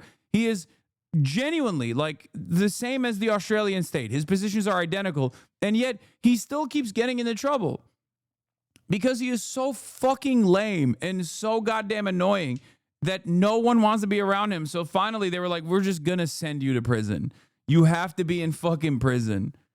Drew Pavlov has unironically done the most. He is the Rabbi Shmuley of both Israel and China for Australia, okay? Because he is so goddamn lame, because he is so repulsive, because he's such a fucking annoying loser that people who hear him go, oh my God, I am actually going to change everything I believed about both China and also about Israel. I am now committed. I am a diehard anti-Zionist, and now I want Australia to be a vassal state to China only because I cannot, in good conscience, back a movement that is spearheaded by the likes of fucking Drew Pavlov. Okay? So congratulations to Drew, and thank you so much for creating loyal soldiers for the cause. Okay?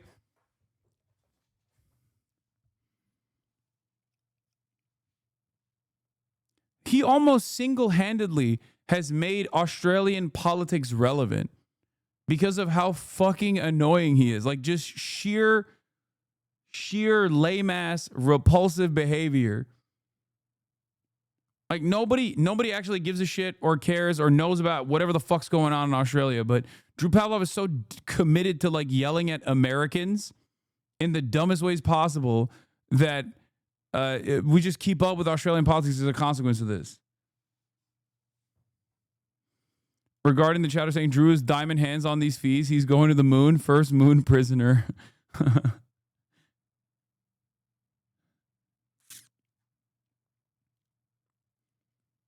It's unfair to compare Shmuley to Drew. Shmuley has a daughter, which implies that he's at least fucked once. Can't say that about Drew. True. That is true. Rabbi Shmuley has had sex. The thought of it brings a cold fear to my heart.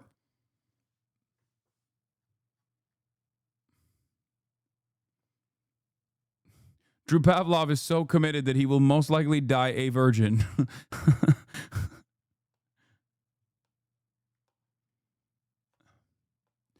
Australia is important. Leave Australia alone. We are just out here living.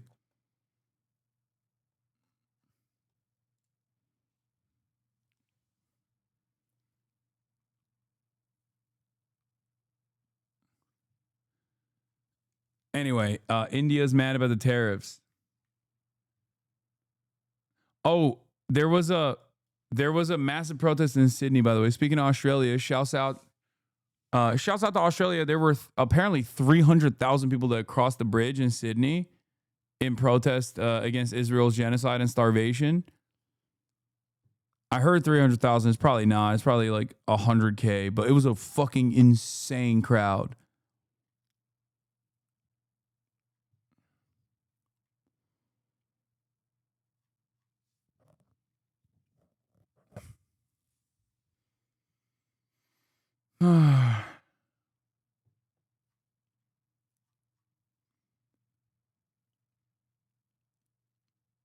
Anyway, so congrats to the Aussies. Selling it on the open market. It comes ahead of a new Friday deadline on tariffs for the rest of the globe, a deadline that's been kicked back at least twice already. ABC's Alex Prochet joins me now to break this down a little bit more. And Alex, India is now responding to these new tariffs from the president. What are they saying? Yeah, they're responding to that 25% tariff that the president announced last week and also his threats today to increase those tariffs specifically because of India's reliance on Russian oil. The president targeting Russia and India because he's grown increasingly frustrated with Vladimir Putin and a lack of a ceasefire deal with Ukraine. But India's response here, it's a pretty detailed 6-point response where they say that they began essentially importing oil from Russia because they say that supplies had been diverted to other trading partners, including the European Union. They also go on to point out that this is specifically meant to benefit the cost dollar analysis for the average Indian resident. And then they point out, as you know, concerns have been raised by both the United States and the EU. They've pointed out instances where both the U.S. and the EU have still rely on Russian goods in trade. And so it's kind of pointing to. It seems like India no longer lying, and my heart goes out to the Hindutva fascists.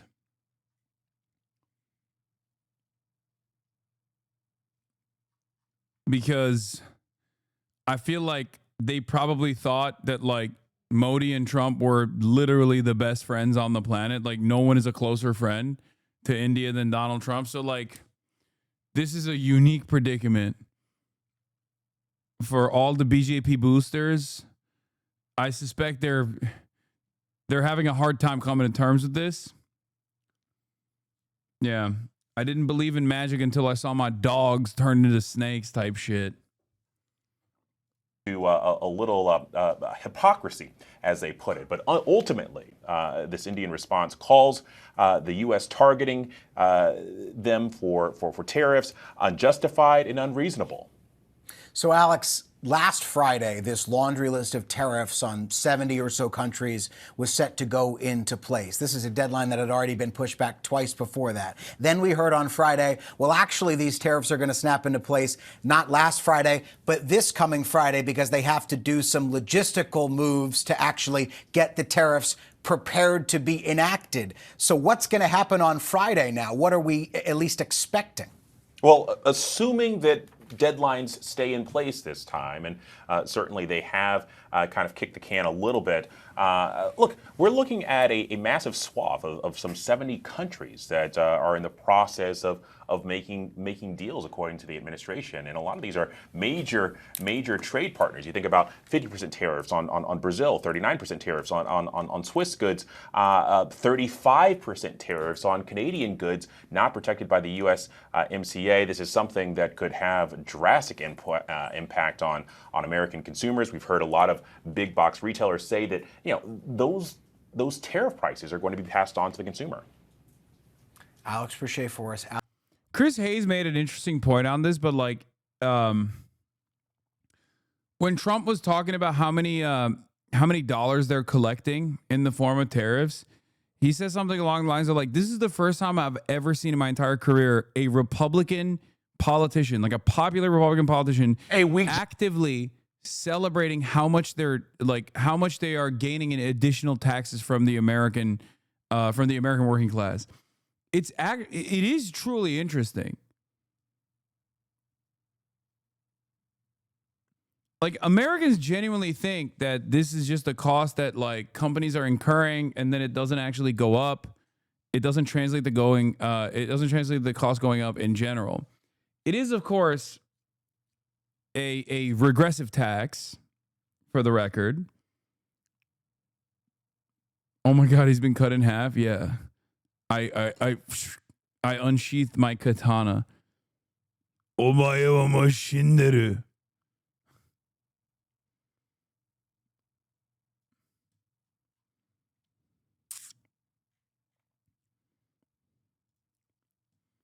Nani? I just did my special move. Yeah, I cut him in half.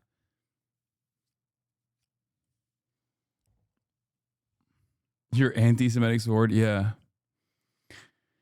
We're the ones paying those taxes, you dumb fuck. Yeah, boom. Look at that tariff revenue spike. Says Gunter Eagleman. You go to buy a bed on Amazon that was made in Vietnam. The bed is now a 20% tariff. The company either has to raise the retail or eat the hit. So they raise prices and pass tariff along to the consumers ad infinitum. If the tariffs are predictable, a retailer or wholesaler could buy ahead against the tariff increase and slow walk the hit, or hope tariffs don't come to a pass. And that explains a big chunk of economic activity at the start of the year.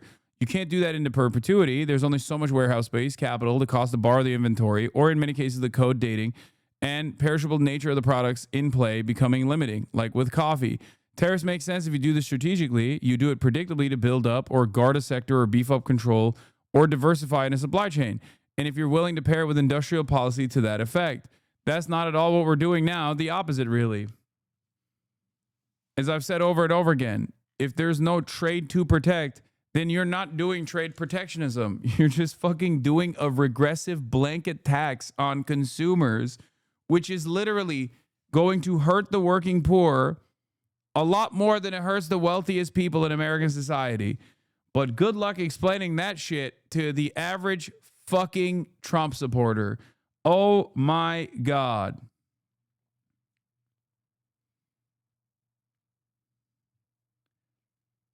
Jobs report rattled Wall Street last week, and so did the president's response. On Friday, he fired the messenger, the official who delivers the jobs report. He claims the whole thing is rigged against him. Weijia Jiang is at the White House. Weijia, good morning.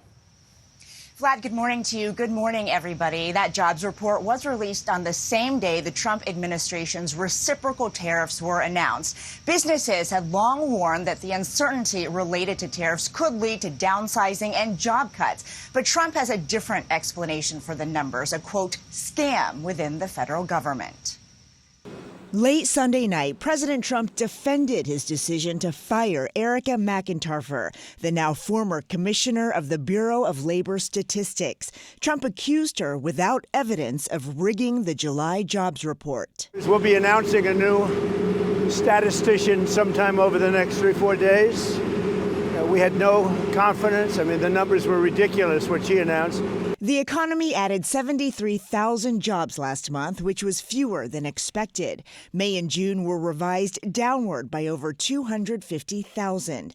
Asked if there was evidence the numbers were rigged, National Economic Council Director Kevin Hassett said the revisions are the evidence. There have been a bunch of patterns that could make people wonder, and I think the most important thing for people to know is that it's the president's highest priority that the data.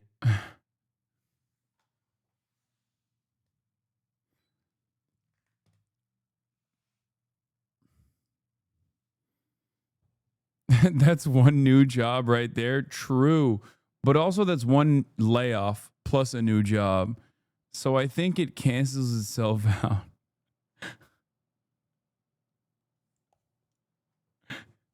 So that's a net zero. Oops.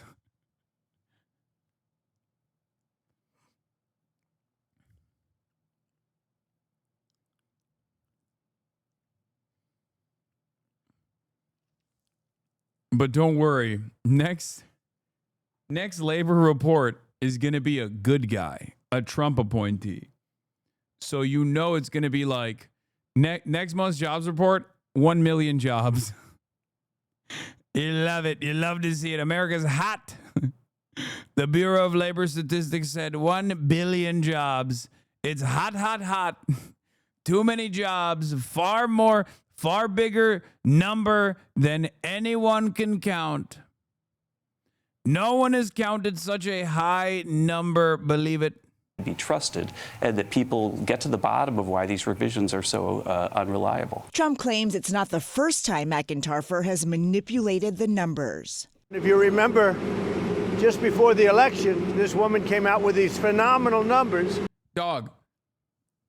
The Bureau of Labor Statistics literally came out with phenomenal numbers, just like they did for you in the month of July and June, and then revised those numbers also right before the election. As a matter of fact, a couple days prior to the election, they revised the numbers, and you fucking shit on them in the same way, but this time it was against Biden and Kamala Harris.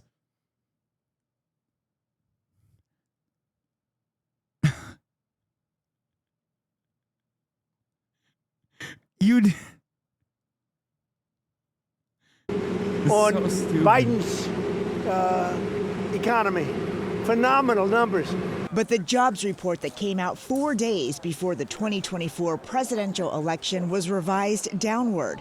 It showed exactly. In August and September of 2024, 112,000. Dude. And Trump literally addressed it. Trump addressed it. He was like, oh, Biden, he's so stupid. He's so stupid. Kamala, she's also stupid. We have stupids running the country. We can't do it. That's why the labor jobs, they lied about the jobs, and then they lost all of the jobs in the revised numbers. We are running too many stupids. And fewer jobs were created than initially reported. William Beach served as the head of the BLS during Trump's first term. He called his successor's firing totally groundless and a dangerous precedent, warning if any weak numbers are released by Trump's next pick. Everybody's going to think, well, it's not as bad as it probably really is, because they're going to suspect political influence. So this is damaging. This is not what we need to have. This is low-key like turkey shit. You know what I mean? We're turkifying. And once again, this is like, no, it's fine. See, the numbers actually show a very different reality. Trust. Like some of these institutions are supposed to be independent because you just need to know what is actually going on. Okay? You need to know. You need to know. The markets need to know what's going on. Nope. According to a Goldman Sachs analysis, the July jobs report had the largest revision since 1968. Changes to job reports, though, are common because the figures are based on estimates that are later updated as additional data comes in. Vlad. All right, Weeja, while we have you, let me ask you about this. The Trump administration is now investigating former special counsel Jack Smith. What do you know? Like, what was the argument that I don't fully understand what the argument was like. Were they trying to say that, like, they actually beefed up the numbers so that they can make Trump look bad when they revise it? Is that what it is?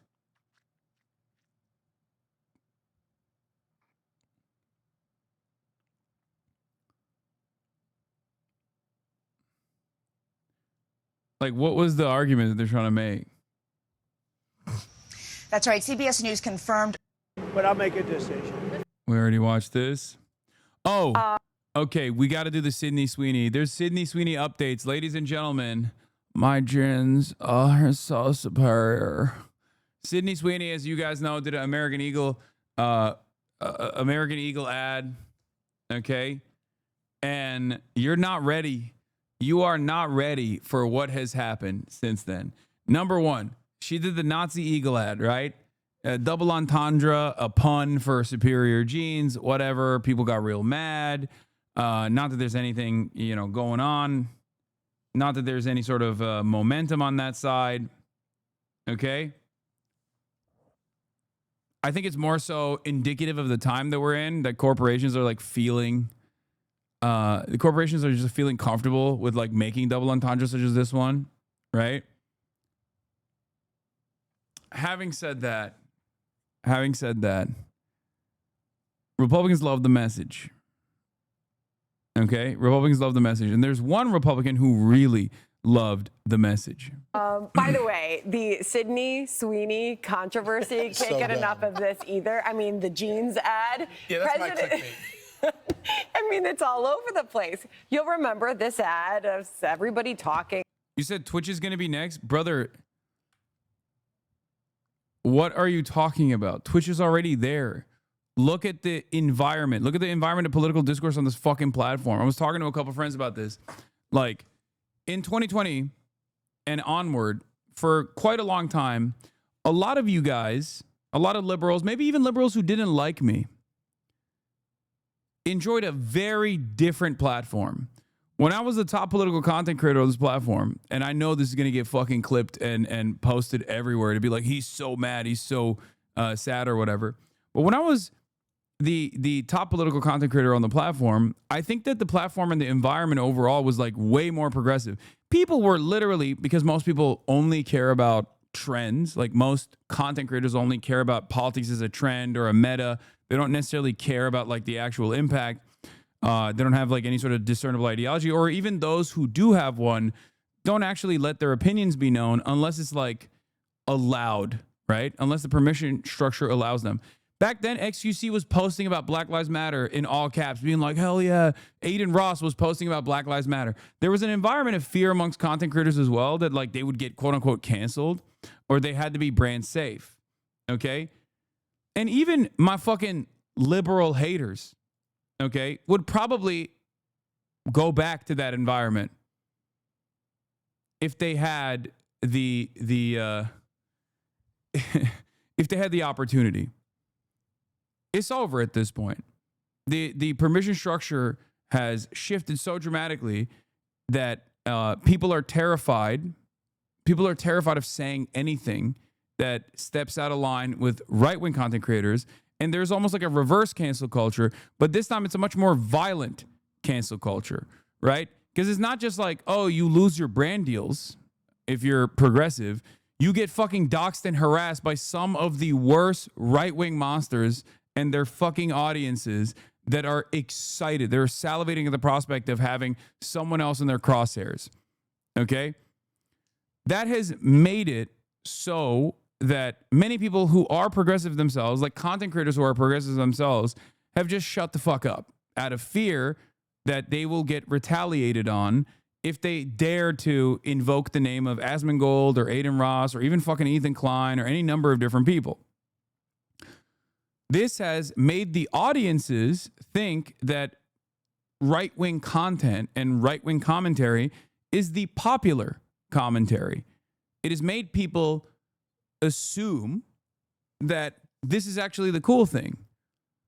That permission structure is devastating. It's dangerous. It is rotting the brains of an entire fucking generation. From Kick to Twitter, all the way to fucking Twitch. Okay?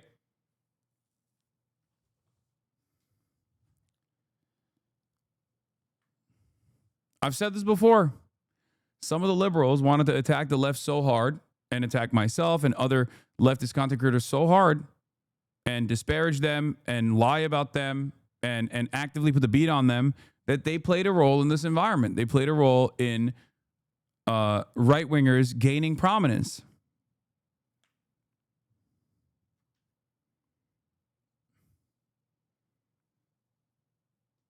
And now you got fucking Republican comms directors in Nebraska throwing up Sig Heils and shit.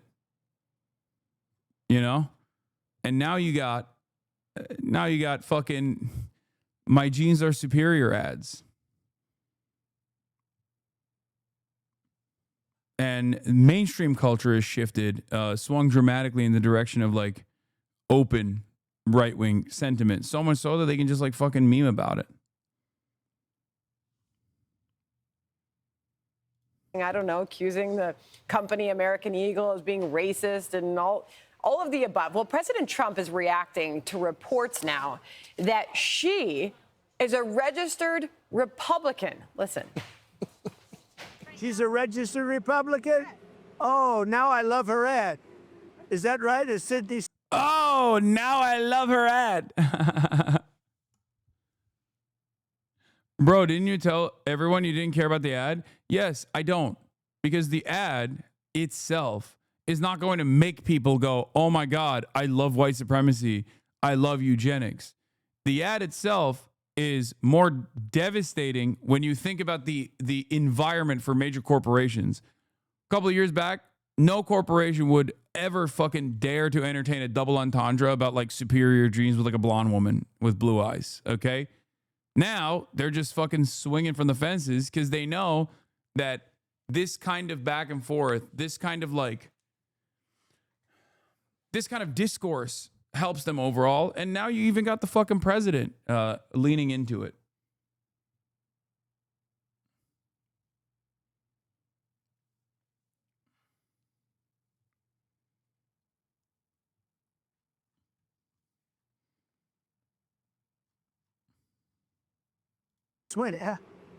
You'd be surprised at how many people are Republicans.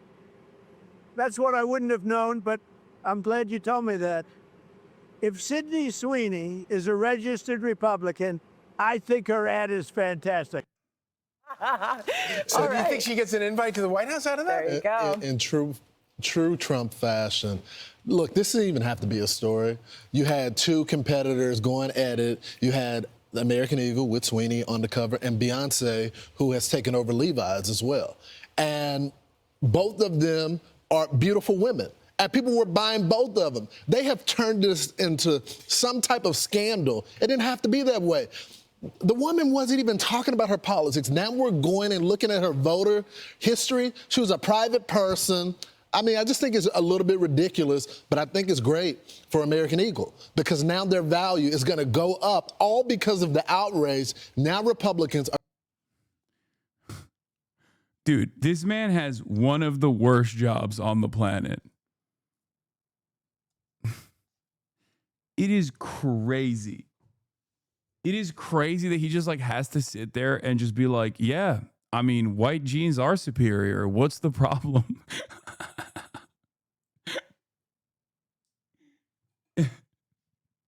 Literally every day of the fucking week, dude.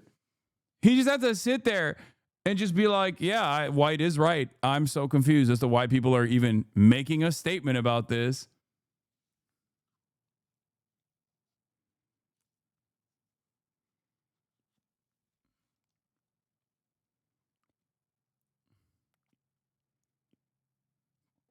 Did she really kill woke by showing chest? No, that was a meme. Nobody gave a fuck that Sydney Sweeney's titties looked great, okay? That wasn't like a real thing. People were just like joking off of that. This is a little bit different than that. You know what I mean? Like right-wingers were like, Sydney Sweeney killed woke by showing her tits. And of course, like leftists and liberals alike were just like making fun of that because they were like, everybody loves tits, shut the fuck up. No one cared. But this is a little bit different because this is like a major, I mean, this is an American company just being like, doing a meme about white supremacy, you know, and eugenics. So I don't think the ad itself is like actually making people realize that white is right or anything. But I think, like I said, it's more so a symptom of the times. It's like indicative of where we're at as a society, that corporations that used to try to like be fake woke are now going to be like fake right wing. Because ultimately they don't give a shit. They only care about profit.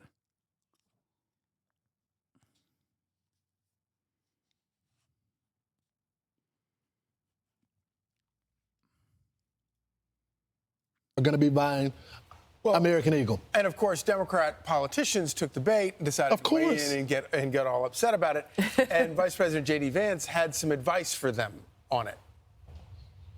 Political advice to the Democrats is continue to tell everybody who thinks Sydney Sweeney is attractive is a Nazi. that appears to be their actual strategy. I mean, it actually reveals something pretty interesting about the Dems, though, which is that you have like a normal, all-American, beautiful girl doing like a...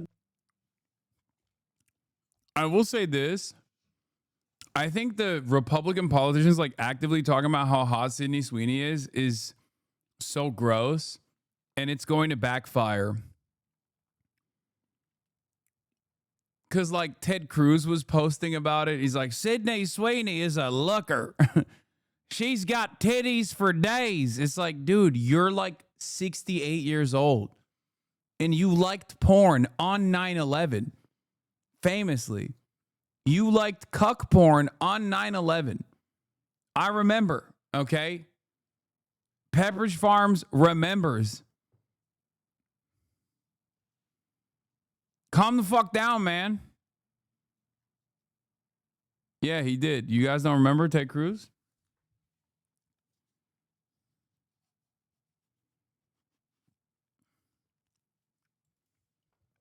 I need to know what to think of this.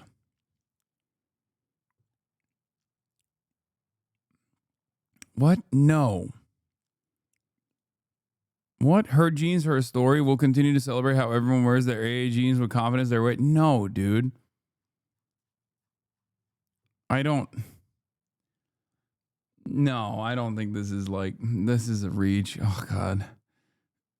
They're just rubbing it in our faces at this point. I think this is 88 characters total and 14 words, but I think it's a reach.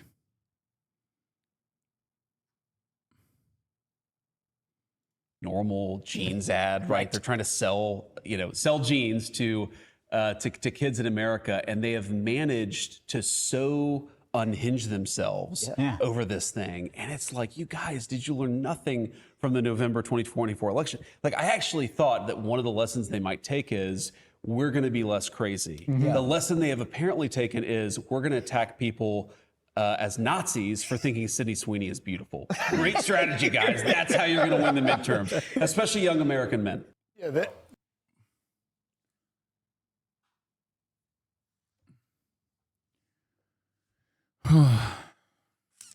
they're leaning into crazy. And then meanwhile, Sydney Sweeney, of course, is leaning into the whole thing because she realizes it's pretty hilarious. New video coming out showing her at a shooting range. And I can't begin to explain this enough. Corporations do not care. They only care about profit. If they think being woke is going to sell jeans, they're going to do the same ad, but with a black person. And then they're going to make the right wing go crazy. Okay. Which, by the way, I brought this up on the podcast Patreon episode as well. I was like, imagine if this was not Sydney Sweeney, but a black person, a black woman saying, these are my superior genes. What do you think the right wing reaction would be?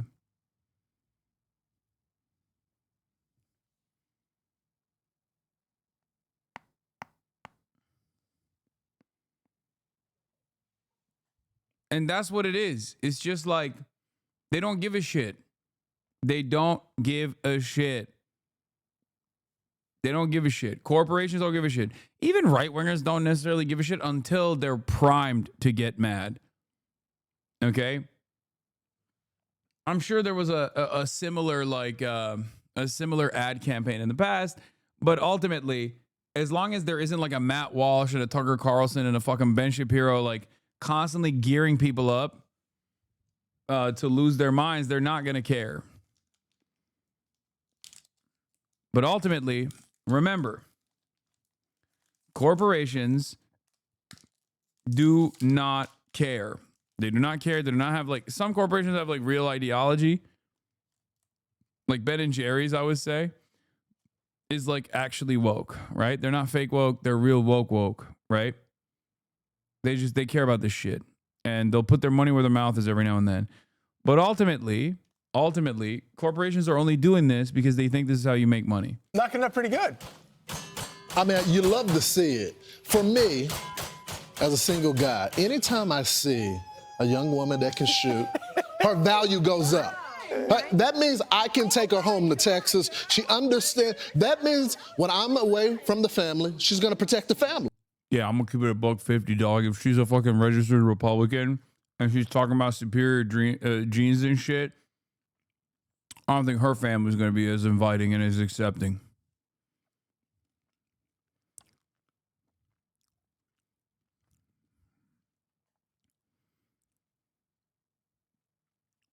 You know? I don't even know if Sydney Sweeney's like that. I don't know enough. Like, people are saying she's a registered Republican. But if she got, like, hella Trump supporters in her family, I'm going to keep it $150. They're probably not going to be excited seeing you at their doorstep. You know, at least that's what I know about the common meta.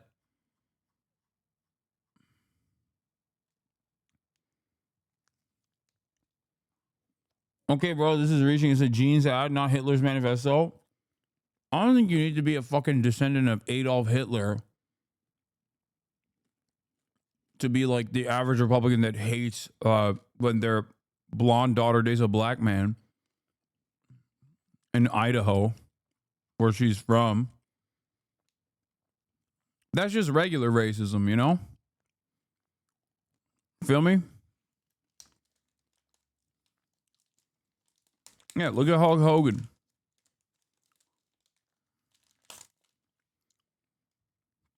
Yeah, that kind of racism isn't even just about Republicans either. Democrats do that shit too. That's just wholehearted, like, real ass American white racism. Homegrown.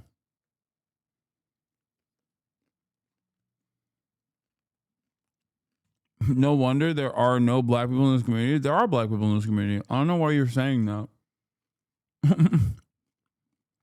Like, we have the statistics.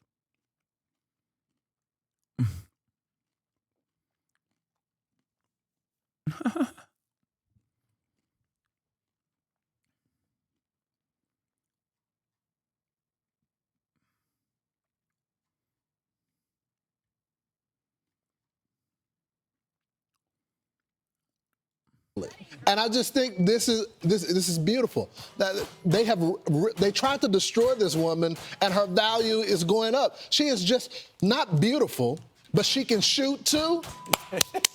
We're done here. We're done. Practicing self-defense. I mean, it's just beautiful. It didn't have to be like this. They could have just allowed American Eagle to have the win. Right. But now they picked the stupid fight, and J.D. Vance is right. And by the way, a good get by Ruthless Bros for getting up with the vice president. Yeah, that was good. They didn't learn anything from the election. They have no instincts anymore. It's kind of sad. I'm Steve Ducey. I'm Brian. Good take, man. Also, she pulled saw the cast of Euphoria last night at the Gaslight. Sydney Sweeney, Hunter Schafer, and Maud Apatow spotted at the karaoke bar last night. So it's good.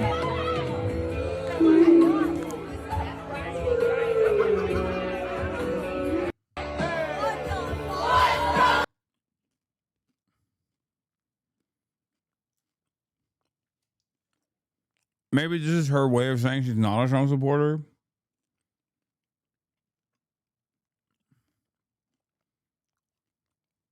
I just don't get it. Like, how could you? Okay. I don't want to be the one who's too woke here.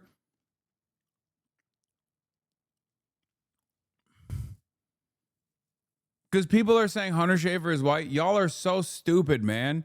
If she's a Trump supporter and she voted for Donald Trump, that's not just like anti-non-white people. You know that, right? Like, who's the worst? Who's the first group of people that Donald Trump's administration went after, chatters? Did y'all forget?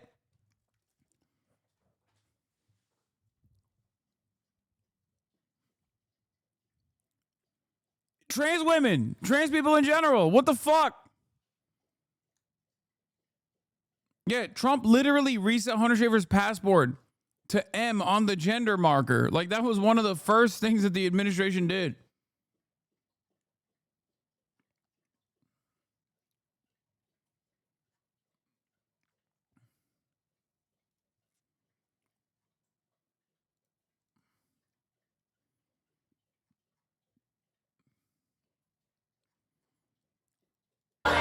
So I don't know how that works.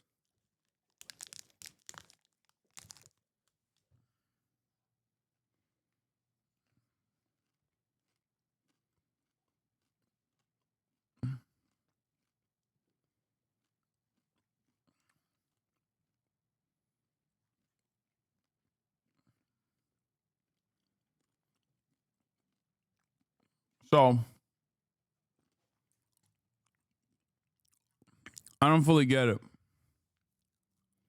Hunter Schafer is a friend of the show. I will not allow any Hunter Schafer slander. She was literally arrested at a fucking pro-Palestine rally, okay? President Trump. That's it.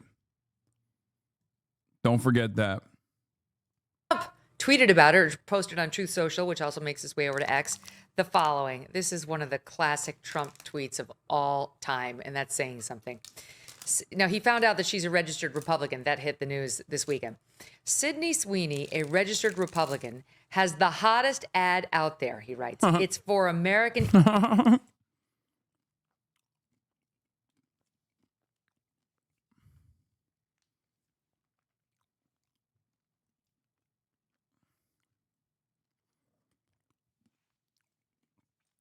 I love this dude. Megyn Kelly is so excited at reading a Donald Trump tweet that isn't just like, I love Jeffrey Epstein. He was so handsome. Many of the minors actually wanted him. You know what I mean? Like, she's just like, oh, thank God we can do discourse on some other shit for once.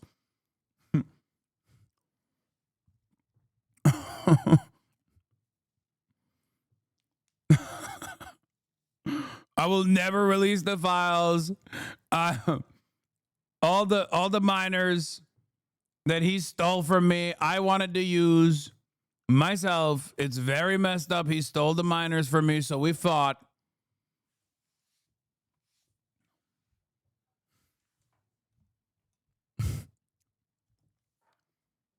I'm exaggerating, but only by a little bit, for the record, about the what Donald Trump has said. Which is fucking nuts. He did literally say one of the minors, Virginia Jeffrey, he stole from me. From my spa. The minor worked at my spa, the best spa. We have best spa. To spa or not to spa? That is the question.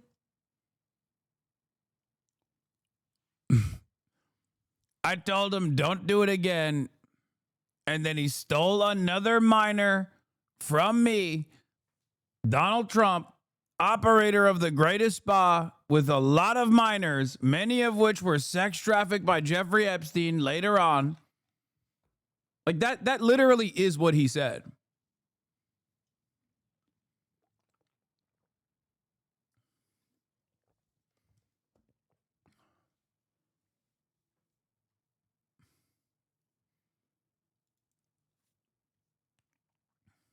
Eagle, and the jeans are flying off of the shelves. Go get 'em, Sydney! Exclamation point. On the other side of the ledger, Jaguar did a stupid and seriously woke advertisement That is a total disaster, in all caps. The CEO just resigned in disgrace, and the company is in absolute turmoil. Who wants to buy a Jaguar after looking at that disgraceful ad? I'll show it to you in a minute, audience. Shouldn't they have learned a lesson from Bud Light, which went woke and essentially destroyed in a short campaign? I'm glad that this is news now. Like, this is good news. I'm glad that this is what we are covering as news and commentary, all that pertains to culture. Very cool. The company? The market cap destruction has been unprecedented, with billions of dollars so foolishly lost. Or just look at woke singer Taylor Swift. Here we go, cherry on top. Ever since I alerted the world as to That got bro pussy wet. I guess it doesn't work that well when it's a woman that I'm talking about, but like, she's so stoked. She's literally so stoked. She's like, yeah, Taylor Swift destroyed. Sick. Okay.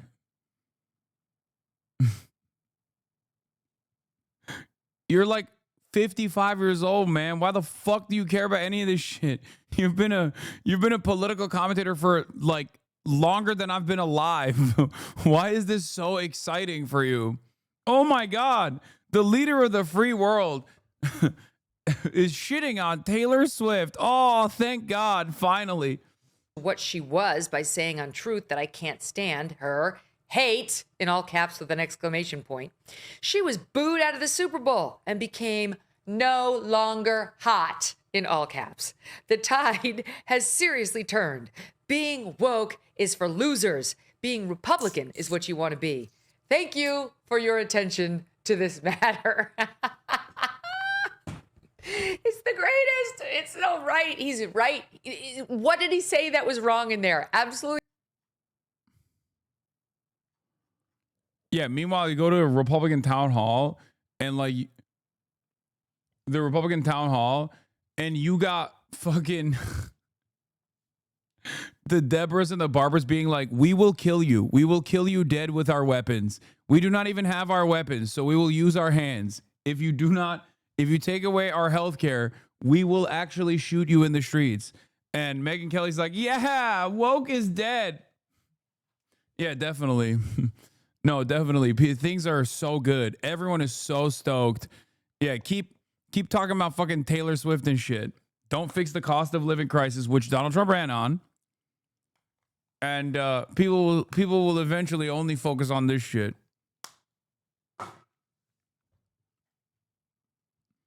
Yeah, this is a great take, actually. This is Colbert level shit is exactly right.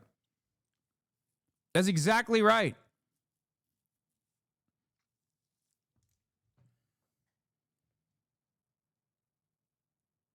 Yeah, has the energy of Jimmy Kimmel laughter. Lol, Trump, lol, lol. Cooked. What is this? Trump is apparently unprompted calling people to tell him that he hasn't killed Jeffrey Epstein. Okay, Midas touches. I don't know about this reporting. All right, here's another one. Here's another one. Here's another one. Let's pepper in some more Mike Flood moments. My question is fiscal. With 450 million FEMA dollars being reallocated to open Alligator Alcatraz and 600 million taxpayer FEMA dollars being used to now open more concentration camps and ICE burning through $8.4 million a day to illegally detain people, how much does it cost for fascism? How much do the taxpayers have to pay for a fascist country?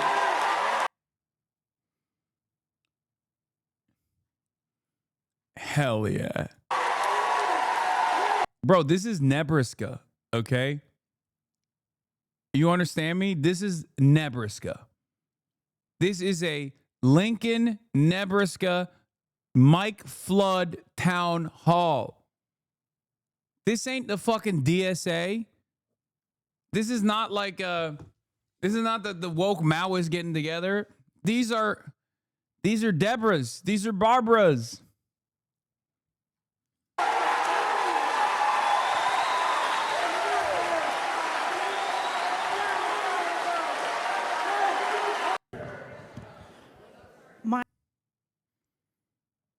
Yeah, good luck. Yeah, these are corn Karens. Yeah, I love that.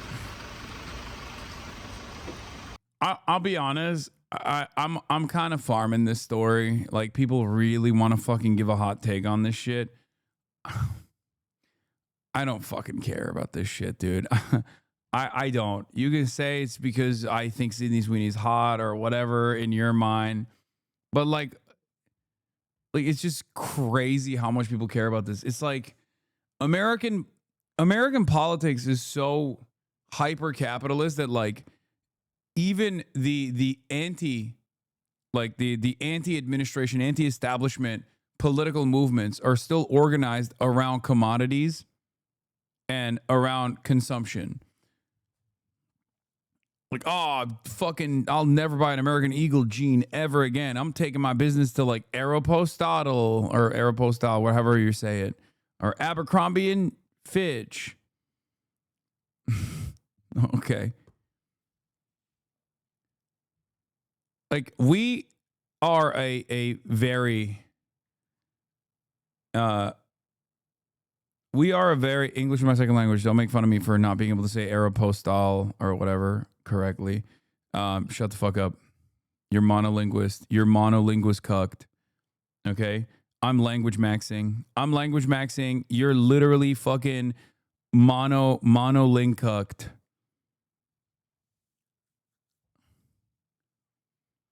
Anyway.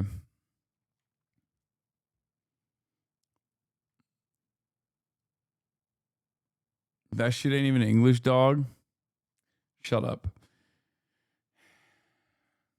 Can you pronounce Chipotle? Chipotle?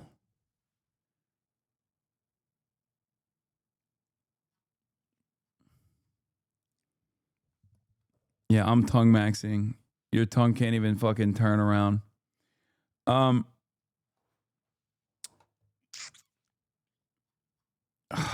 was I saying? Oh, this is a very white community. So like a lot of you are not super in tune with what's going on, but like one of the most like impactful, I would say, at least according to FD Signifier, one of the most impactful like boycott movements have been against Target. And why did the unks and the aunties in the black community boycott Target? It's because Target like fired their DEI people, and now it's like they're really mad about Target.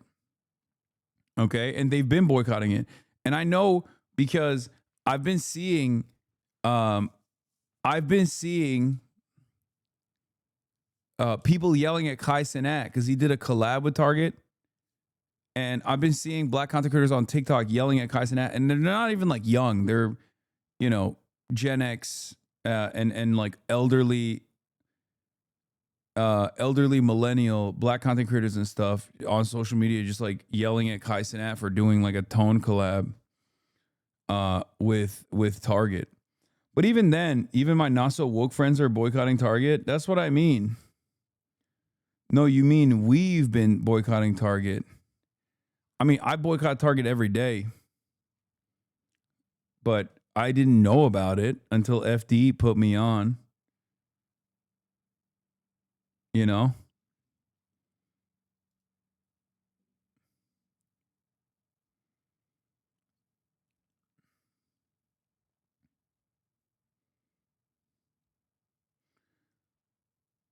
Target CEO met with Al Sharpton a few months ago over the boycott. Sharpton led a whole ass march to Costco thanking them for keeping their DEI programs. Anyway, my point is, like a lot of our political initiatives basically move in the direction of like picking one brand over the next.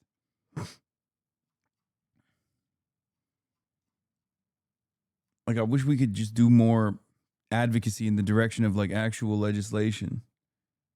Is that bad? No, not necessarily.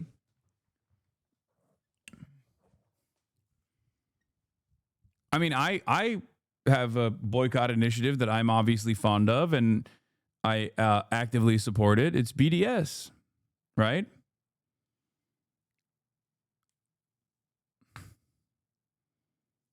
so it's not even necessarily, I don't necessarily have a problem with like boycotting corporations, but like also the BDS initiative, boycott, divestments, and sanctions on Israel, comes from the Palestinian National Council, and it's directed at like specific companies for participating in the apartheid structure or the genocide that Israel is conducting.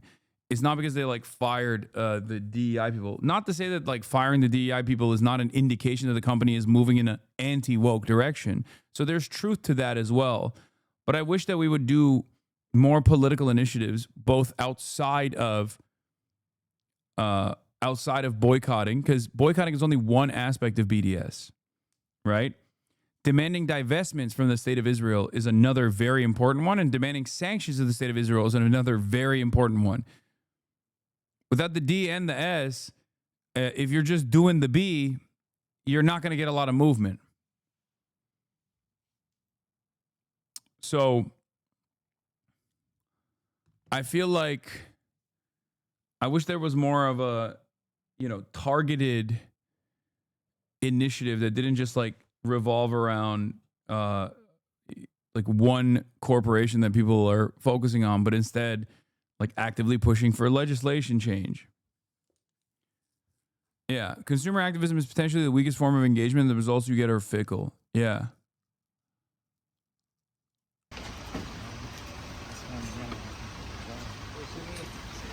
Sydney, can you click on that? Sydney, can you do it? Sorry. Sydney, any comments about the ad? Sydney, please. That it's being racist. Thank you.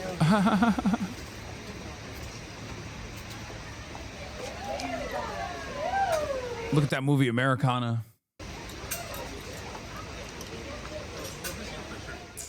The White House is reacting to the controversy over Sydney Sweetie's American Eagle ad. The ad's getting attention for its play on the word jeans, as in denim pants, and genes as in genetics. Critics say it plays on themes of eugenics. Now a second ad, this time from Dunkin', is drawing similar scrutiny. ABC's Andrew Dimbert has the latest. Wait, what did Dunkin' Donuts do? The fuck? Now we got a Dunkin' Donuts ad that's racist?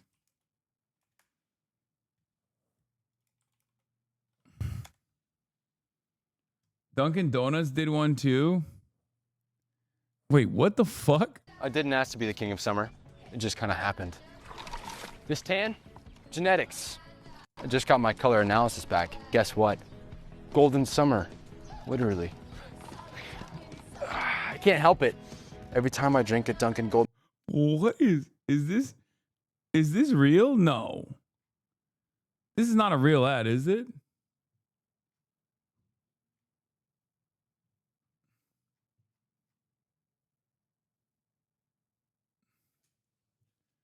Why are fucking American companies talking about genetics like this, bro? What is happening? What the fuck is going on, dude? It's weeks old. Tap in. I don't see any ads. I don't even run ads. The Piker Broadcasting Service is sponsored by you, the viewers, for you, the viewers. There are no advertisements on the Piker Broadcasting Service. PBS runs 0 ads. I don't see any ads. I don't run any ads, motherfucker. Subscribe for $6 or for free with a Twitch Prime right now.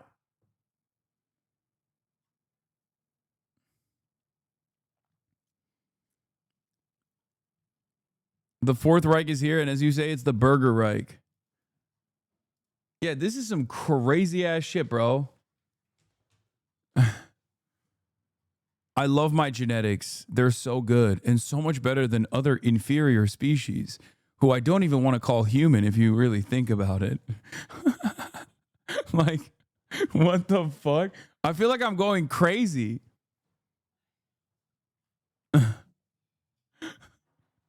What the fuck was that? What does genetics have to do with Dunkin' Donuts unveiling what I assume is orange juice? What the fuck? This tan? Genetics. I just got my color analysis back. Guess what? Golden summer. Literally. I can't help it. Every time I drink a Dunkin' Golden Hour refresher, it's like the sun just finds me.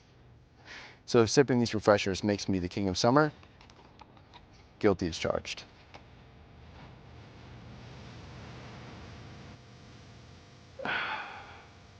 the golden hour refresher. Only at Dunkin'. I'm losing my mind a little bit. What is this? This chatter comes to have gone to school with this actor. Spokane is in the red half of Washington that wants to separate from the other half and calls itself Liberty Law. What? Yes, it is. I went to fucking high school with Gavin. He used to do Christian movies before he got his big break. It doesn't surprise me at all that he did this. Duncan actor is an evangelical Christian wacko too. This summer, I turned pretty star Gavin Casa Legno blasted over liking sexist and transphobic posts.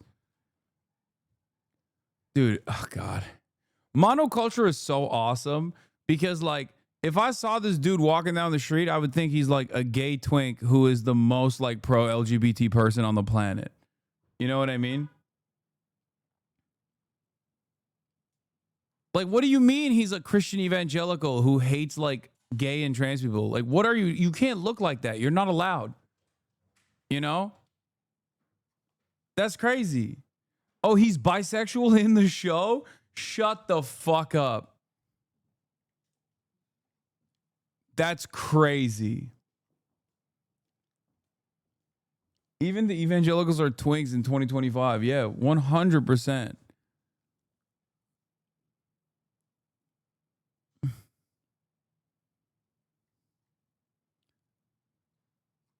It looks like an extra in a Troye Sivan music video. That's, yeah. Why did we focus on the actors? They didn't write the shit. Fuck this guy and fuck Sydney Sweeney or whatever, but the energy is incredibly misdirected. I mean, I don't really care about the actors. I've literally said that exact same thing. I think the corporations are also not doing it because they have like an investment in defending white supremacy. They just have a they just have an investment in terms of you know, winning over people and assuming that this will drive sales, and they're entertaining this kind of shit specifically because they believe that this will bring tremendous profits. This will yield tremendous profits in return. That's it. That's the only reason. That's the only reason why people are doing this. Companies are doing this.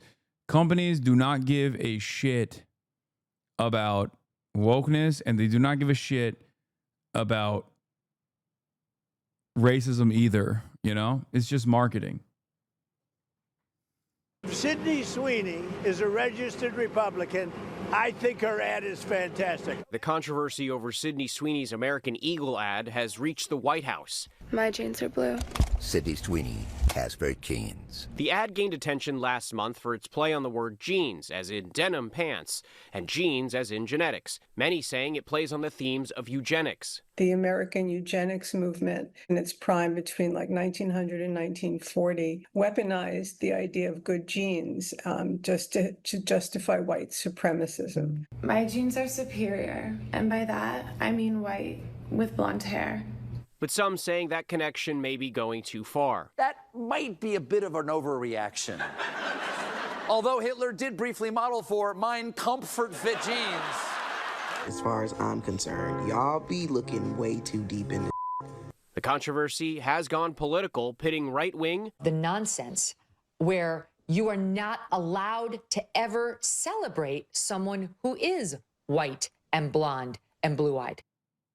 Oh my God. Oh my God.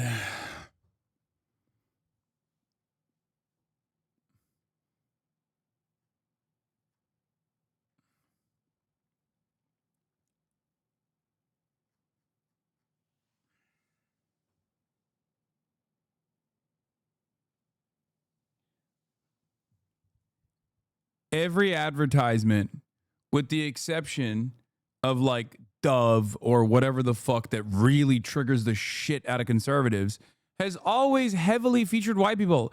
America is majority white. Okay. This is not that's not the reason why people are going, what the fuck is this? Sydney Sweeney has probably done 100 ads before this. The reason why people are going, this is a little weird, is because she is going, I love my jeans. My jeans are great. I love having, my jeans are blue. That's it. Like, that's it. That's it. That's it. That's it. And then it's like, it's unfolded into this like larger part of discourse because like no one wants to there's no material changes, no material gains you can make. Anne, kaya alır mısın? Anne. She's waiting for you. Look. It's okay. Let her out. Let her out. Let her out so she can hang out with you. Thank you.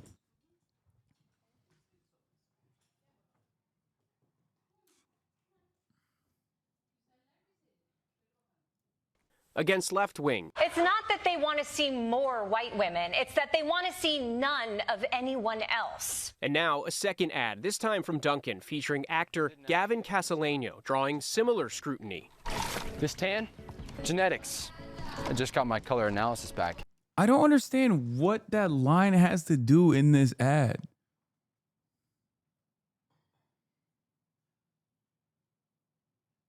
Like, I feel like even if he didn't say this tan genetics and he just said, yeah, this tan, all natural, baby, or something like that, it wouldn't even reach the standard of scrutiny. It makes no sense. What is going on?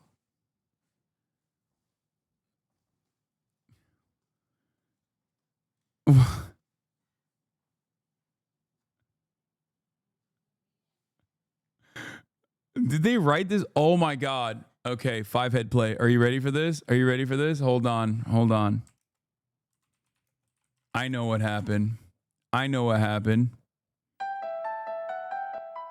A while ago, during the Super Bowl, the last Super Bowl, I came to a scary conclusion that a lot of these ads were no longer being written by undergraduate interns or English majors that recently had graduated out of college and knew someone at like OMB or whatever. But instead, they were being written by AI. And now, as we know, Elon Musk destroying the woke AI has created AI that is known as Mecha Hitler. So I feel like a lot of these ads were written at a time when the AI was going based and not woke. And therefore, that's the reason why they weirdly keep talking about genes and genetics. It's actually not the fault of the marketing agencies. It's actually the fault of the not woke but secretly based AI that's writing all of these fucking ads. That's right. That's what it is. Up next, Jiffy Lube. Jiffy Lube denies all genocide except white genocide in South Africa. Free the Afrikaner with Jiffy Lube.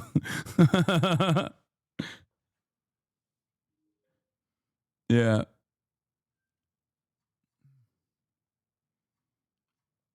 It's the rogue AI. Guess what? Golden summer. Literally. Critics quickly noting the timing and drawing parallels to Sweeney's campaign. Talking about genetics?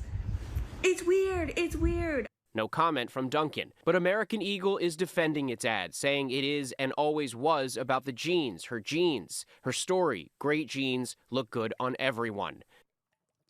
American Eagle stock soared after the ad came out. It's up about 5% since last month. Andrew Dimbert, ABC News. What the fuck? Dude. What the fuck? Dude, Americans love it. Dude, fuck it. I want to test the theory. Just say the 14 words next time, okay? I want McDonald's to be like, McDonald's wants to preserve a future for our white children. I want to see what happens to his stock. Fuck it, dude. Let's just see where this goes. You know what I mean? Burger King wants Curtis Yarvin to create a techno-feudalist utopia. Burger King actually has always been a defender of the monarchy. Burger King, sponsored by Trump, the real king of America. New York. Andrew, thank you. We've tried establishment Democrats complete. Uh-oh. Uh-oh. What is this? I'm skipping that. He's a young influencer building a movement around classic masculinity. Whatever you do and whomever you do it with, a man should This guy is on Fox News? Oh my God. Wasn't this like a character that we looked at on the stream before?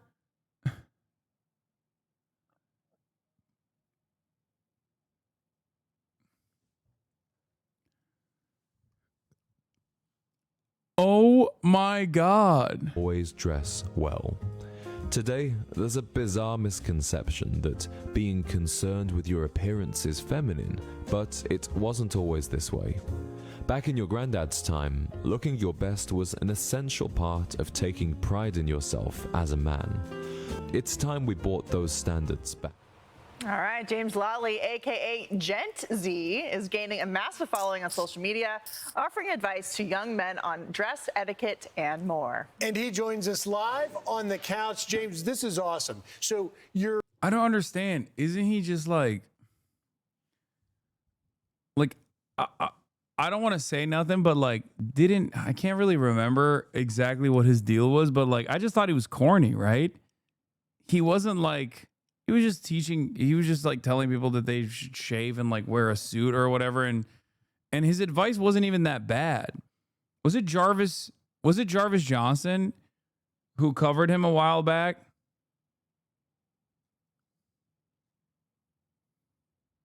I think we watched him with Jarvis. Like when we watched Jarvis's video.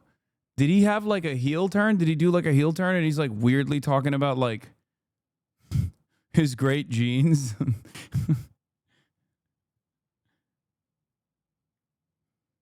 Because he was fine. He wasn't like weird. I mean, he was corny, but he wasn't like right wing or anything. role model, I understand, are people like Cary Grant and Sean Connery. Back when men dressed masculine and really were taking it seriously. Tell us about why you started doing this. Absolutely. I think at that time, I didn't see anybody that was my age talking about the importance of dressing well or treating others with respect. At the same time, you've got people like Andrew Tate telling young men that it's all about how aggressive you are, how much money you make, how big your muscles are. Yeah, I mean, I don't even disagree with this. Who cares? Yeah, great. Okay. So I looked to these older role models and thought, these guys were really onto something. Maybe we should bring that back for today's time. You know, one of the interesting misconceptions about yeah, he's like anti-Andrew Tate. He's just, and I don't think his advice is anything crazy. Like his advice is literally dress nice. That's it, right? Unless there's something that I'm missing. People dressing is the idea that you dress for yourself. Maybe there's some degree of that, but you also, it's also it's a form of manners. Yeah. To dress. You dress for other people. Explain that. Absolutely. I would say it's a form of respect. Wherever you're going, whether you're going to the grocery store. What's this guy's deal? Is he British?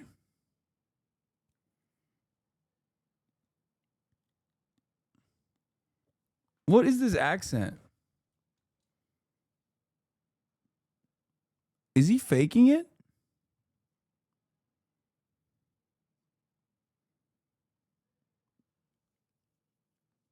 I'm confused.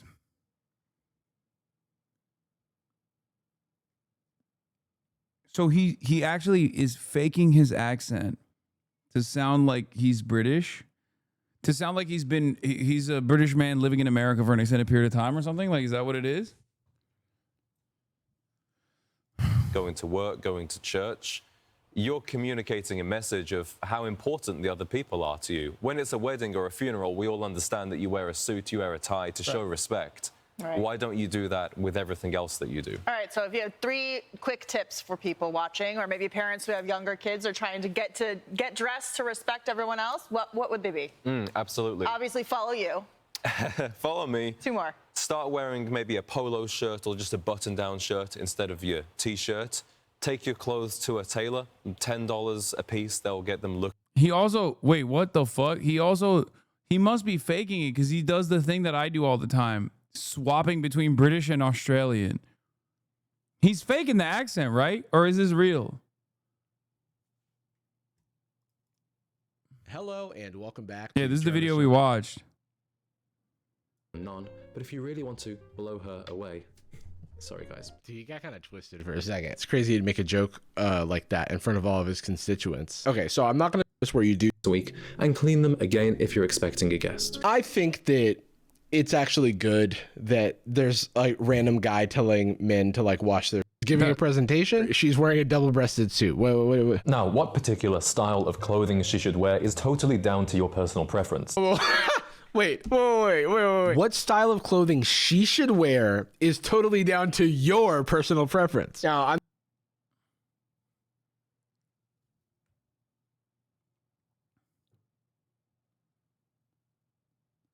He moved to Chicago in 2023. He's from London. Oh, okay. So he is from London. Looking great, fitting really well. And then start clean shaving in the morning with a nice, proper, double-edged razor. All right. Yeah, we need some tips on that too. Yeah, James Gent Z is the Instagram follow. Thanks for being here. You got your own tie company too, by the way. Yeah, that's so, right. Short dress tie. You look great. You and I are going to have to step it up here. Yes, indeed. Yes, indeed. Thank you very much. Wait, viral influencer stuns? Fox and Friends co-host blown away? Wait, what is happening? Who was the viral influencer? Coach and influencer. Are these guys just trying to like reach a new market or something? Like your audience is 78 years old. Like the average age of your audience is like older than 78. No one gives a shit about these people. Margarita Nazarenko has amassed over 2.5 million followers for helping women tap into their feminine side and telling them exactly what they need to hear in relationships. The best thing you can do to make somebody obsessed with you totally lose their mind. What is happening with these fucking accents, man? All these goddamn influencers with these fucking accents. Why are they all British? We don't got Americans, dude? Where's the 24-karat gold Labubu lady? Fiona! What up? Fiona! Fifi! Come here! Why are you? Oh, it's okay. She doesn't want to come on stream. It's okay. She doesn't want to come on stream. It's okay. Hello, Fiona. Hi. Oh.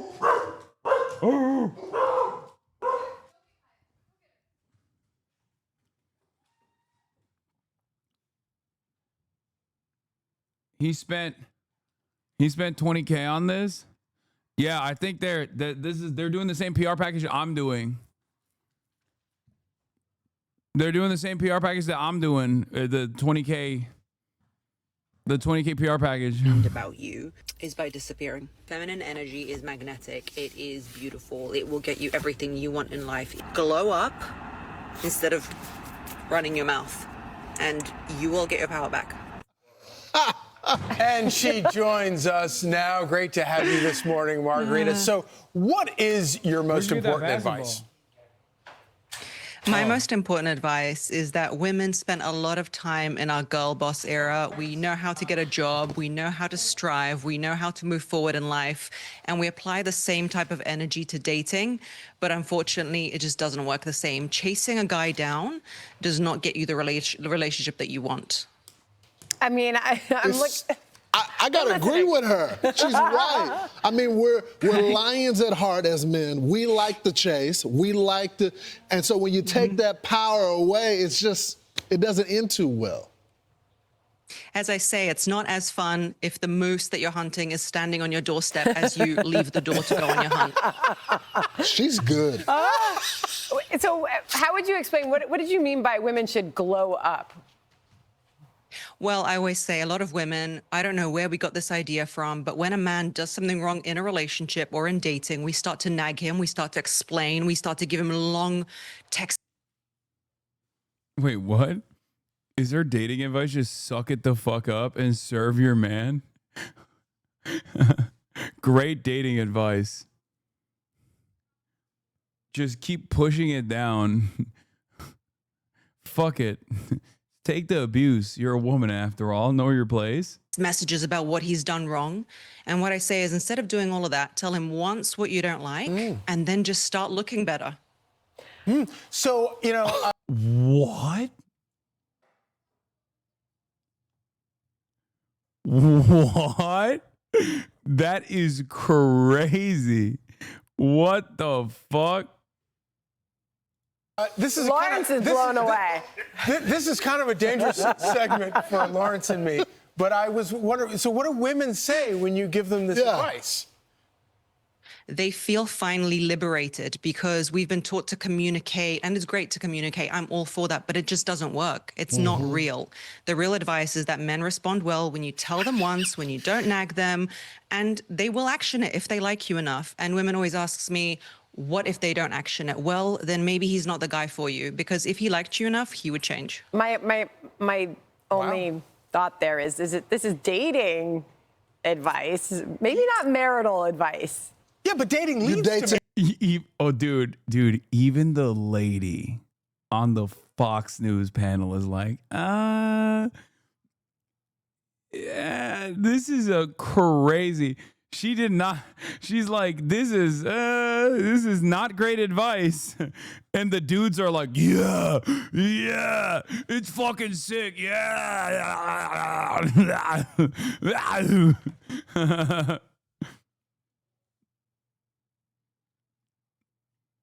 Yeah, I love this. Yeah, be hot. Mary, is the idea. It's but Margarita, this is such a traditional approach. I'm sure you get some. I mean, when you talk to the elders, I like that they shut her ass down too. They're like, "Shut up, woman."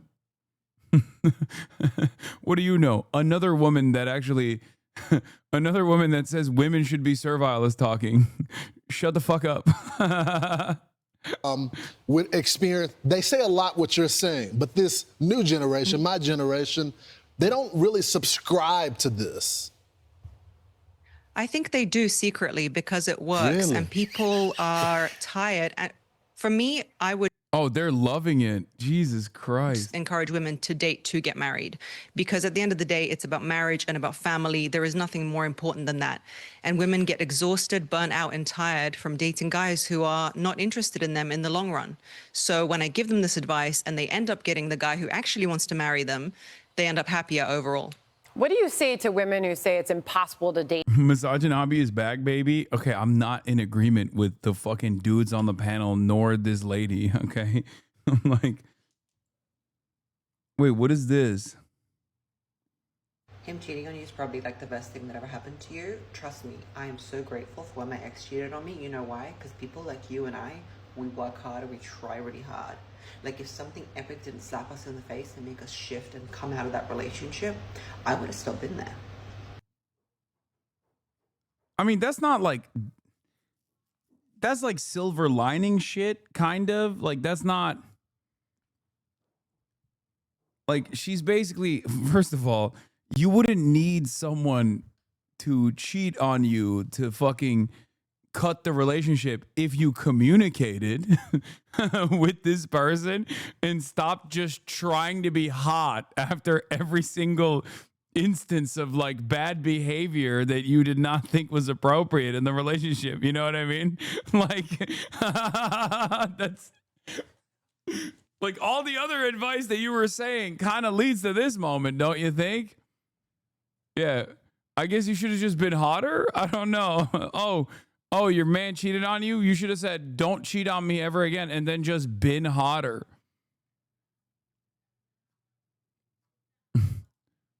I would have still been there, all with my blind self trying to make it work, working on it. Babe, what's up? Like, maybe we should be. No. Cheat on you. And then it's over. Sometimes the world works in amazing ways. It's literally up in the top 5 of the best things that happened to me. Because, oh my God, I could have been there with him still. Trying to, oh, hello, sunshine. Trying to make it work. Oh. I'm so confused. What? Hasan, was just saying that a man cheating is actually something good, that is a woman to blame not to be cheated on or some shit like that? No, she's saying that like this was a bad relationship that she was in, and she was stuck. And she didn't realize it until the cheating made it like impossible to avoid, right? But what's interesting about this is, is that if she had, you know, not given bad advice in the past,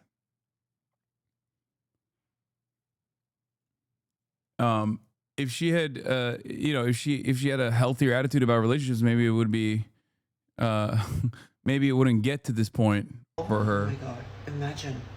My point being, I think sometimes people like you and me, we just work hard and try hard, and it's not about that. In other news, I heard TikTok's getting banned. I don't think it's like that necessarily that awful of an advice overall. It's not as like problematic. She's just basically saying like, this is what it took for me to realize that, you know, my partner was awful. But it's healthier to look at the positive. In places like New York City, everybody's on their dating apps and it's hard to meet men. I would say dating apps are not a good idea. You need to go to places where you would hope your future husband would I agree. spend his time. It's about dating for values. And on apps, you're choosing people's height, what they do for a job, and you know that's not where I don't disagree with this. chemistry is built. Did you know women really find men who have a Velcro wallet unattractive? That is not something that you should build a relationship on. And they actually put that down as Margarita, unattractive things. I want my own segment with you. We got. Thank you. We're out of time. We'll see you next time. Thank you so much. We turn now to growing concerns around the proliferation of misogyny online and its migration into real-world interactions, especially those involving young men. John Yang has this story about a Detroit teenager's experience and the broader implications of this trend. Oh, this is very 2016 era. This is like, we're back. We're finally back to like, you know, like internet pipelines and shit like that. Like many his age, Brian Campbell says he grew up an iPad kid, playing a lot of video games. What to lose anyway, it don't matter. And when the COVID pandemic forced schools to shift to remote learning when he was 12, his primary connection with friends was online. I would spend all my time on the internet. Either I'm playing the video game or on TikTok or both. Fortnite, NBA 2K. If me and my friends get bored playing it for 10 hours, then we scroll on TikTok and send each other videos, and then we get back to playing the game. Eventually, content with a specific perspective started showing up on Campbell's feeds. It is so easy to become a top-tier male in the world today because the competition is so ridiculously low. Topics masqueraded as informational kind of male improvement. I think a lot of these people have lived more life. They're rich, they're nice car, all that. Like what society says is the ideal for a young man. The message appealed to Campbell, and the more he engaged with it, the more he saw. Campbell had found himself in the heart of what's known as the manosphere. The term broadly refers to online communities that create and share content aimed at men and boys. But there's growing concern about the ideas behind that content.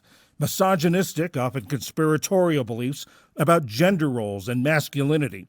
And thanks to a handful of key influencers, the manosphere's reach has exploded. In an attempt to quantify that growth, researchers in Dublin set up accounts on multiple social media apps, posing as teenage boys.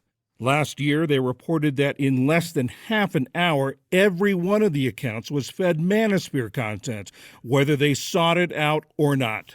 In the post-Me Too movement, we've seen this surge of online misogyny in particular. Cynthia Miller Idris is the founder of the... Get out of here, Pago. Okay, dude, calm down. Polarization and Extremism Research and Innovation Lab at American University.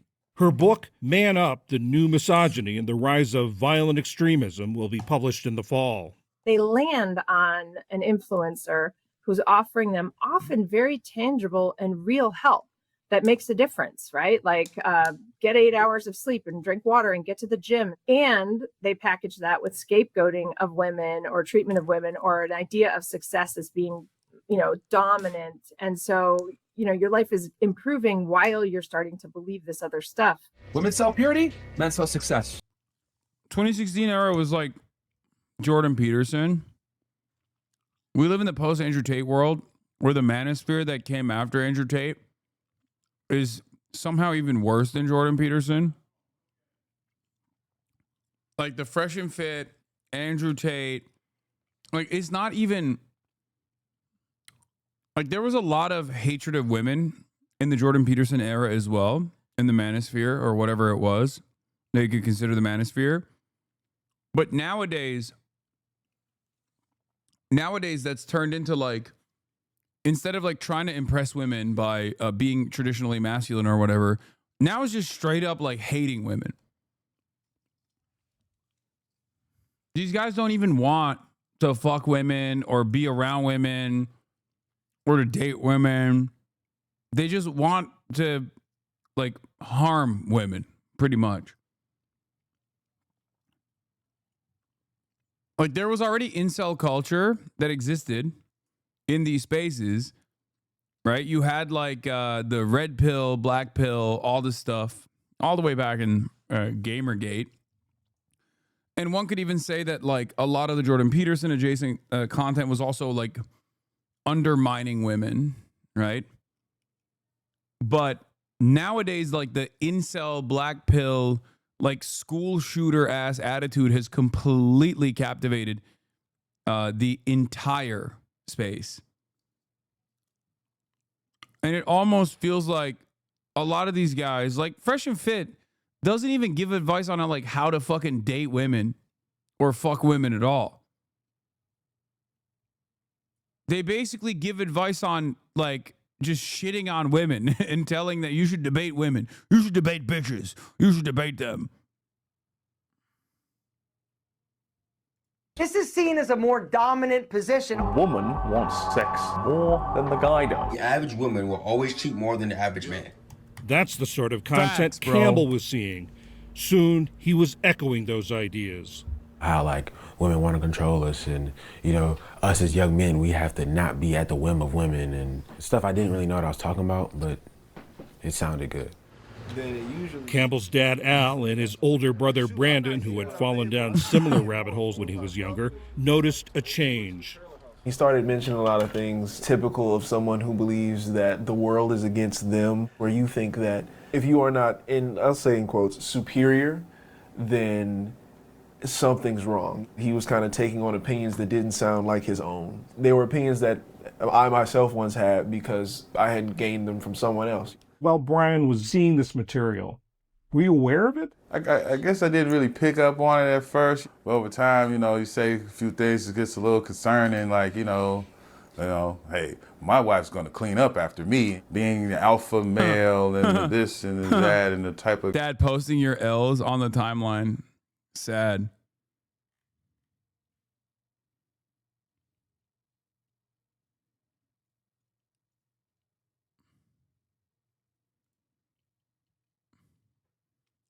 God is the strongest, the baddest, and everybody needs to bow down and respect you, but then you don't have to respect anybody else. When it comes to behavior like this, there's really no excuse for it, but there may be an explanation for it. Psychologist and author Lisa Damore specializes in adolescent development. It's helpful to think about 12-year-old boys in broader context. Girls hit puberty before boys do. So what this means is that for 7th grade boys in general, the girls are often beating them at recess, and then they come into the classroom and the girls are often beating them in school. So if you are a 12 or 13-year-old boy and you have had a very rough day at school where a girl outran you at recess and then had all the right answers when you didn't understand what was happening in class, and you come home feeling pretty small and you hop online and there is somebody telling you, listen, guys are actually great and the thing that's holding us back are girls, that is pretty compelling. Jamie, I want you to listen carefully. I mean, low key is not even. I mean, what she's saying is not entirely wrong. She's right. Ne. Vay amına koyayım. Daha öğlen de oradan yedim biliyor musun? Allah. Sadece oradan yiyorum.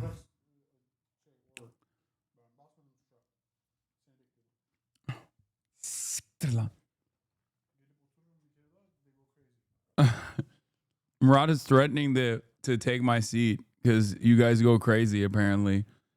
And he knows you guys go crazy when he sits down here. Bak kapıya değme, kapıyı bozacaksın yine. Ağzına sıçacağım ha. Online radicalization and the manosphere are at the center of the Emmy-nominated Netflix miniseries Adolescence, the platform's most-watched show in the first half of the year, with 145 million views. It's a fictional account of how these influences lead a teenage boy to murder a female classmate. It's a call to action by the manosphere. 80% of women are attracted to 20% of men. You must trick them because you'll never get them in a normal way. In real life, there's a growing number of examples of manosphere culture affecting interactions between boys and girls. It's like little things like, oh, you should be back in the kitchen. And even though it's a joke, some people take it really far. There are games that I've stopped playing because every single time I joined, I'd receive a rape threat. Me and my former roommate were chased on campus by 2 different men saying that they were going to have a lot of fun with us that night. Those kinds of things are have migrated from, online worlds into real life. Sometimes in ways that boys are just trying to be provocative, sometimes in ways that are really dangerous stepping stones on the way to more harmful and violent content and behaviors.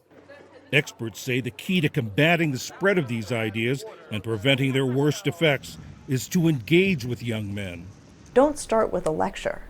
Start instead with a question. Ask, have you seen this? What is it like to see it? What do you think adults don't know about this that we should probably know? And how can I be helpful? That's what happened to Brian Campbell in Detroit. Around Thanksgiving 2020, his older brother, home from college, sat him down for a long conversation. So I wanted him to have a more, reflective idea of how he was engaging with others, how he viewed people, and how he interacted with them, less as like ideas or groups of people, but as individuals. Campbell says that talk helped pull him out of the manosphere. He still sees online videos pushing misogynistic views, but he says he's able to tune them out and click not interested. A lot of it was like reminding myself about, people in my life, like my grandma, my mom, like remembering that like there are real life women in my life that I respect and love, and that there's more to it than what the internet shows. I mean, the solution is literally this though, like having fucking a healthy family relationship.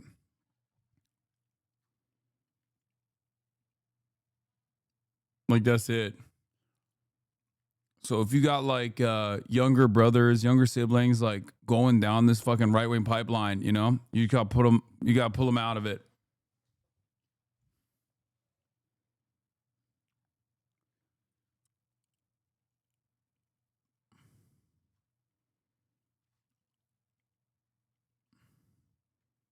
Some people don't. Some people have parents that are just like not around. Some people don't have like healthy, positive male role models in their lives.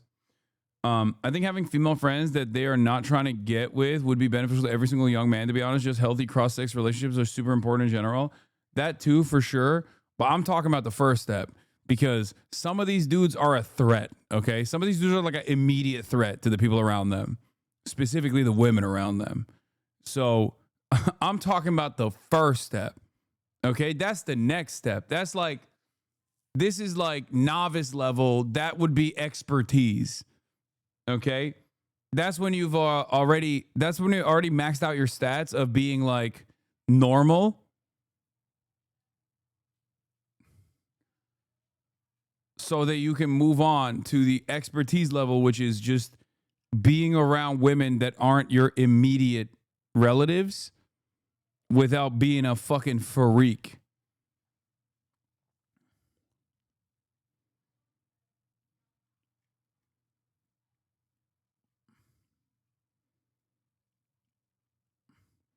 What if my brother's going on the poly pipeline? How do I stop that? What the fuck? Poly pipeline? There is no poly pipeline. Your brother's a furry. That's just it, Let him live his life out. That's it. He's just a furry. He's going to be a furry forever, and there's nothing wrong with that. Yeah.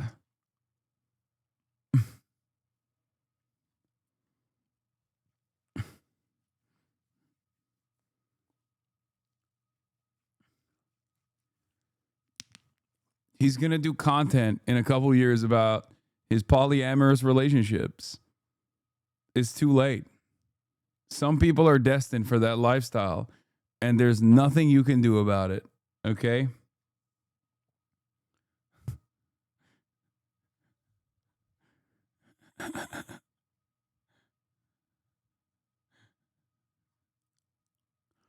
Because of woke? Yeah. Sad. Sorry. Is being poly bad or something? No. It's a little cringe, but it's not, there's nothing like wrong with that. I don't understand it. The content surrounding it is like a little cringe.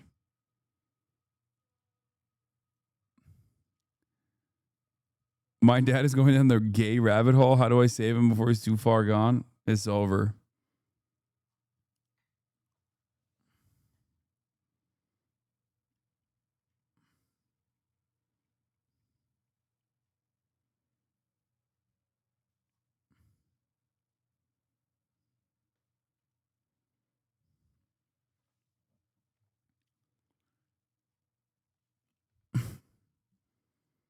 If you're poly, you have to be an abundist. This fall, Campbell will be a senior in high school. His summer is filled. As long as they don't look like V, you mean Vosh, in the poly, they should be good. There's always a dude that looks like that in the poly group, in the polycule. Come on. Come on. There's no... Dude, I'm just fucking around. People are going to get mad at me. I ain't never seen a polycule where everybody is normal and hot looking, or just normal looking in general. There's one fedora guy in every polycule, sometimes a fedora girl. Okay? That's just not. With internships and other programs. Now, when he hears friends make misogynistic comments, he tries to speak up. What I won't do, he says, is be complicit. For the PBS NewsHour, I'm John Yang in Detroit.